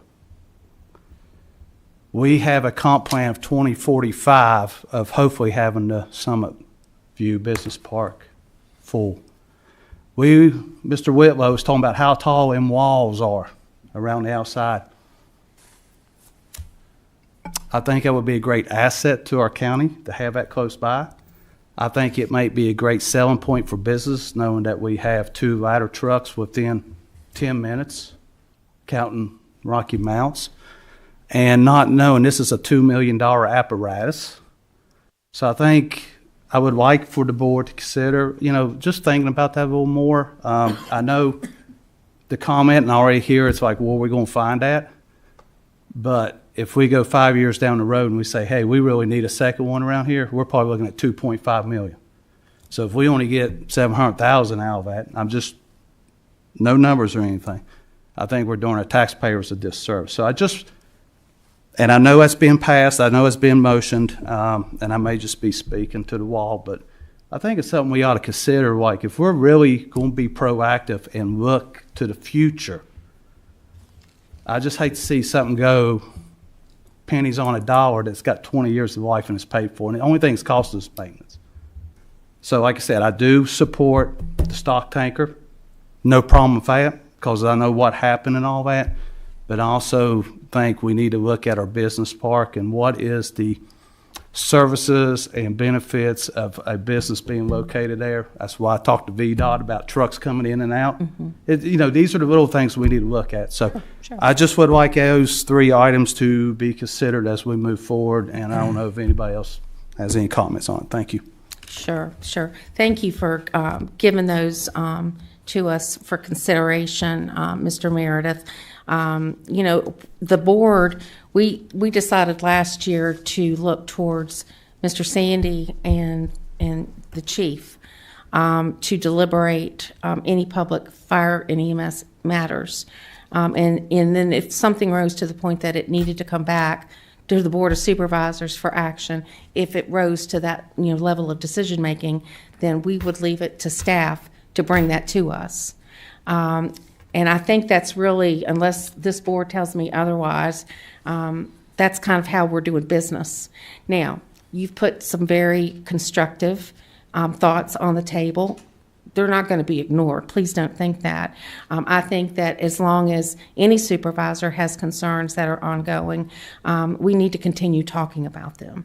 And we need to continue making sure that staff and the board are having good communication about the ins and outs, the ups and downs, and all of that, pros and cons of these matters. So I do commit that to you, sir, and I hope that that's satisfactory to you. I appreciate the opportunity to express them. Like I said, those are some facts that I think at the end of the day, we always need to look at our citizens first and our community first and how we're going to grow this county. And that's the reason I wanted to present it that way. I do understand it was passed in December. And I'm gonna just leave it at that. But thank you for listening. Oh, of course, we appreciate you sharing your thoughts with us. Mr. Mitchell, other matters? Well, we've had a whole lot of good conversation this Yeah. evening, a whole lot of talk of how to spend money. To the note of when you add up the schools, you've got 1.4 million in the deficit. You've got possible 2.3 million that we're losing due to the LCI, which is 3.7. And then when you look at the step 3 of the teacher comp, and I'm not giving my opinion one way or the other, but you're looking at almost $7 million, which is 7 cents on the real estate tax. So we can have talks what, Steve? You just started looking at me when you said But we can have these talks all live long day. He's going to be the new boss, right? But, the coming months is going to be the hard talks about how we pay for it. And we can talk about fire trucks and we can talk about everything, but there's some hard conversations coming. They're diverse. I mean, we're a large county There's some hard with talks. a lot of need. There's some hard talks coming. And I'm not leaning one way or the other as to what we should do. But I can ensure future conversations are going to be how to come up with this money and not talking about how we ought to be spending it. Well, and other than that, if you got livestock, get them fed up because it's going to snow this weekend. Mr. Carter. I don't know what to say after all that. I'll start on a positive note. If you all haven't been out in Summit View Business Park, drive up in there past the silos and take a look at the new traditional medicinals building that's going up. It's pretty fantastic, and I think it's an economic driver that's going to be in the neighborhood of $52 million. You can say all the negative things you want to about Summit View, and I was one of the very ones that thought it was a bad investment. I thought they spent too much money on it, but I've sort of shifted gears, and it took Botetourt County 30 years for theirs to start developing. We've had this for 8 years, and we've got 3 businesses in there, and hopefully more coming in the future. But drive out in there and look at that building. The other thing I'd like to mention, a real citizen of Franklin County passed away a couple weeks ago. She was a leader. She did a lot for Smith Mountain Lake, Miss Dee Dee Bondurant. So, but you all please remember her family in your thoughts and prayers. And I think one of her greatest achievements, she formed this group called the She Doos, S-H-E Doos, and it was a group of women that rode around the lake on sea doos. It was pretty interesting. Yeah, they had their own little club. That's all I have. Yeah, thank you, Mr. Carter. Mr. Jamison. Got a couple of things. Yes, sir. I would like for the board to consider reaffirming the December 2019 resolution declaring Franklin County as a Second Amendment sanctuary county. And if possible, maybe put it on next month's agenda, if we possibly could. Tying on to Dan's presentation, he's talking about what's happening with the CT. He has some good ideas, I think, on how it's going to go forward once it's built. I think the board needs to look at how we're going to construct this thing. We got some options here now ahead of time, and I think they need to be discussed and set some time apart for it. I don't know where we stand and school stands as far as the engineering going so far this way, but I'd like to understand it and get a feeling for it. There are some possible opportunities to save some money and how we construct it. And I don't know if we turn all this money over to the school. If we are, shame on us. After the problems we run into today, we need to be involved in the construction of this thing and have some oversight in it.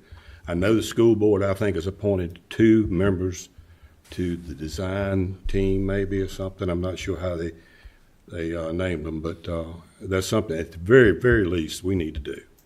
And I think there's some options there for us, and we need to look at them and talk about them. If I can maybe partially respond to that, Marshall. Sure. As I said, it's my, I'm going to be very deliberate about making sure that we have a joint meeting with the school board on CTE and not clutter that agenda up with other stuff. Because I said last year, once we get past the rezoning and all of that business we had to go through, it's time to start pulling the trigger. But before we pull the trigger, we've got to have a meeting where we talk about expectations. We've got to have a meeting where we talk about what the school board, what their expectations are, and more specifically, what the Board of Supervisors' expectations are. That's got to be first and foremost on the table, in my humble opinion. And then when it gets to who's making decisions for what, that discussion, in my estimation, needs to be very detailed and articulated and no room left for ambiguity. This is a very important project, and we've got to get it right.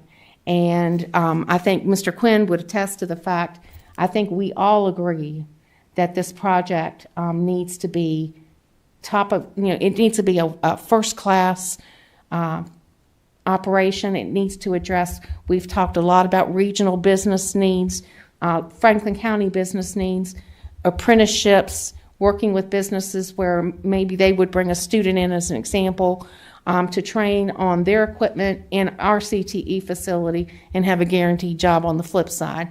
So there's a lot of creativity that's been injected into this conversation. But from my perspective, we've got to have that very intentional discussion with the school board about what is this, who's doing what, and who's responsible for what. And I would encourage my colleagues here to be thinking about that. I'm thinking we'll probably be able to have that meeting, I'm hoping, in late February. But I'm going to be thinking about how we're going to structure that conversation, and I'm certainly open to any of your feedback on that. I think if you think about this, the inception of this, for instance, 6 years when I got elected, this is a school board project. The Board of Supervisors shouldn't be dictating a school board project. It's our responsibility to fund it. Well, I think we've come full circle away from that. And so for that very reason, I do not see and I do not sense the feedback that I've received from you guys that we're going to turn this project over and walk away. I don't see that happening at all. And so we've got to determine how we're going to proceed and under what conditions. And Mr. Jampson, I hope that gives you some confidence in what you've expressed. It does. Do we need to have a conversation among the board? Like I said, do we need to look at options how this thing can be built? I know there's some schools, some counties have built schools where they turned the Board of Supervisors turned it over to the IDA. Yeah. The county built the school. Here's it is. It's yours. Yeah, and that's going to be another category of conversation. About the A&E piece. Where are we? I know the schools have been doing some A&E already. Mm-hmm. Where are we with A&E? And then to talk about pulling the trigger on things like PPEA, design build. Yeah. Standard bid, design bid. We have nothing in it. Just like down south, there's a school, there's the money, take it and go. I don't want to see another Windy Gap built. Well, it's a beautiful school. Mm-hmm. But it's a lot of waste as far as money goes that could have been gone to the education part of it, the way I see it. I mean, right now, if the county decides to get rid of it, hang a Cabela sign out front. You got all the rock there. I mean, it's a beautiful building, but it's a lot of waste and a lot of cost, extra cost in operation that's not needed. Right. Well, I think that we will have a very robust conversation, which I look forward to. We've got to get through this meeting Thursday night. We've got some things to work through to get to that conversation, but that conversation, in my estimation, has to be as soon as we can possibly get it scheduled.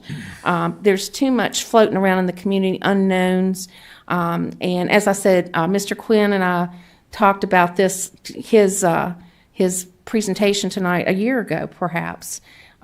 We've been on the same page since day one about this project. Dan, would you agree with that? Yeah, I think it was back in September. It wasn't a year?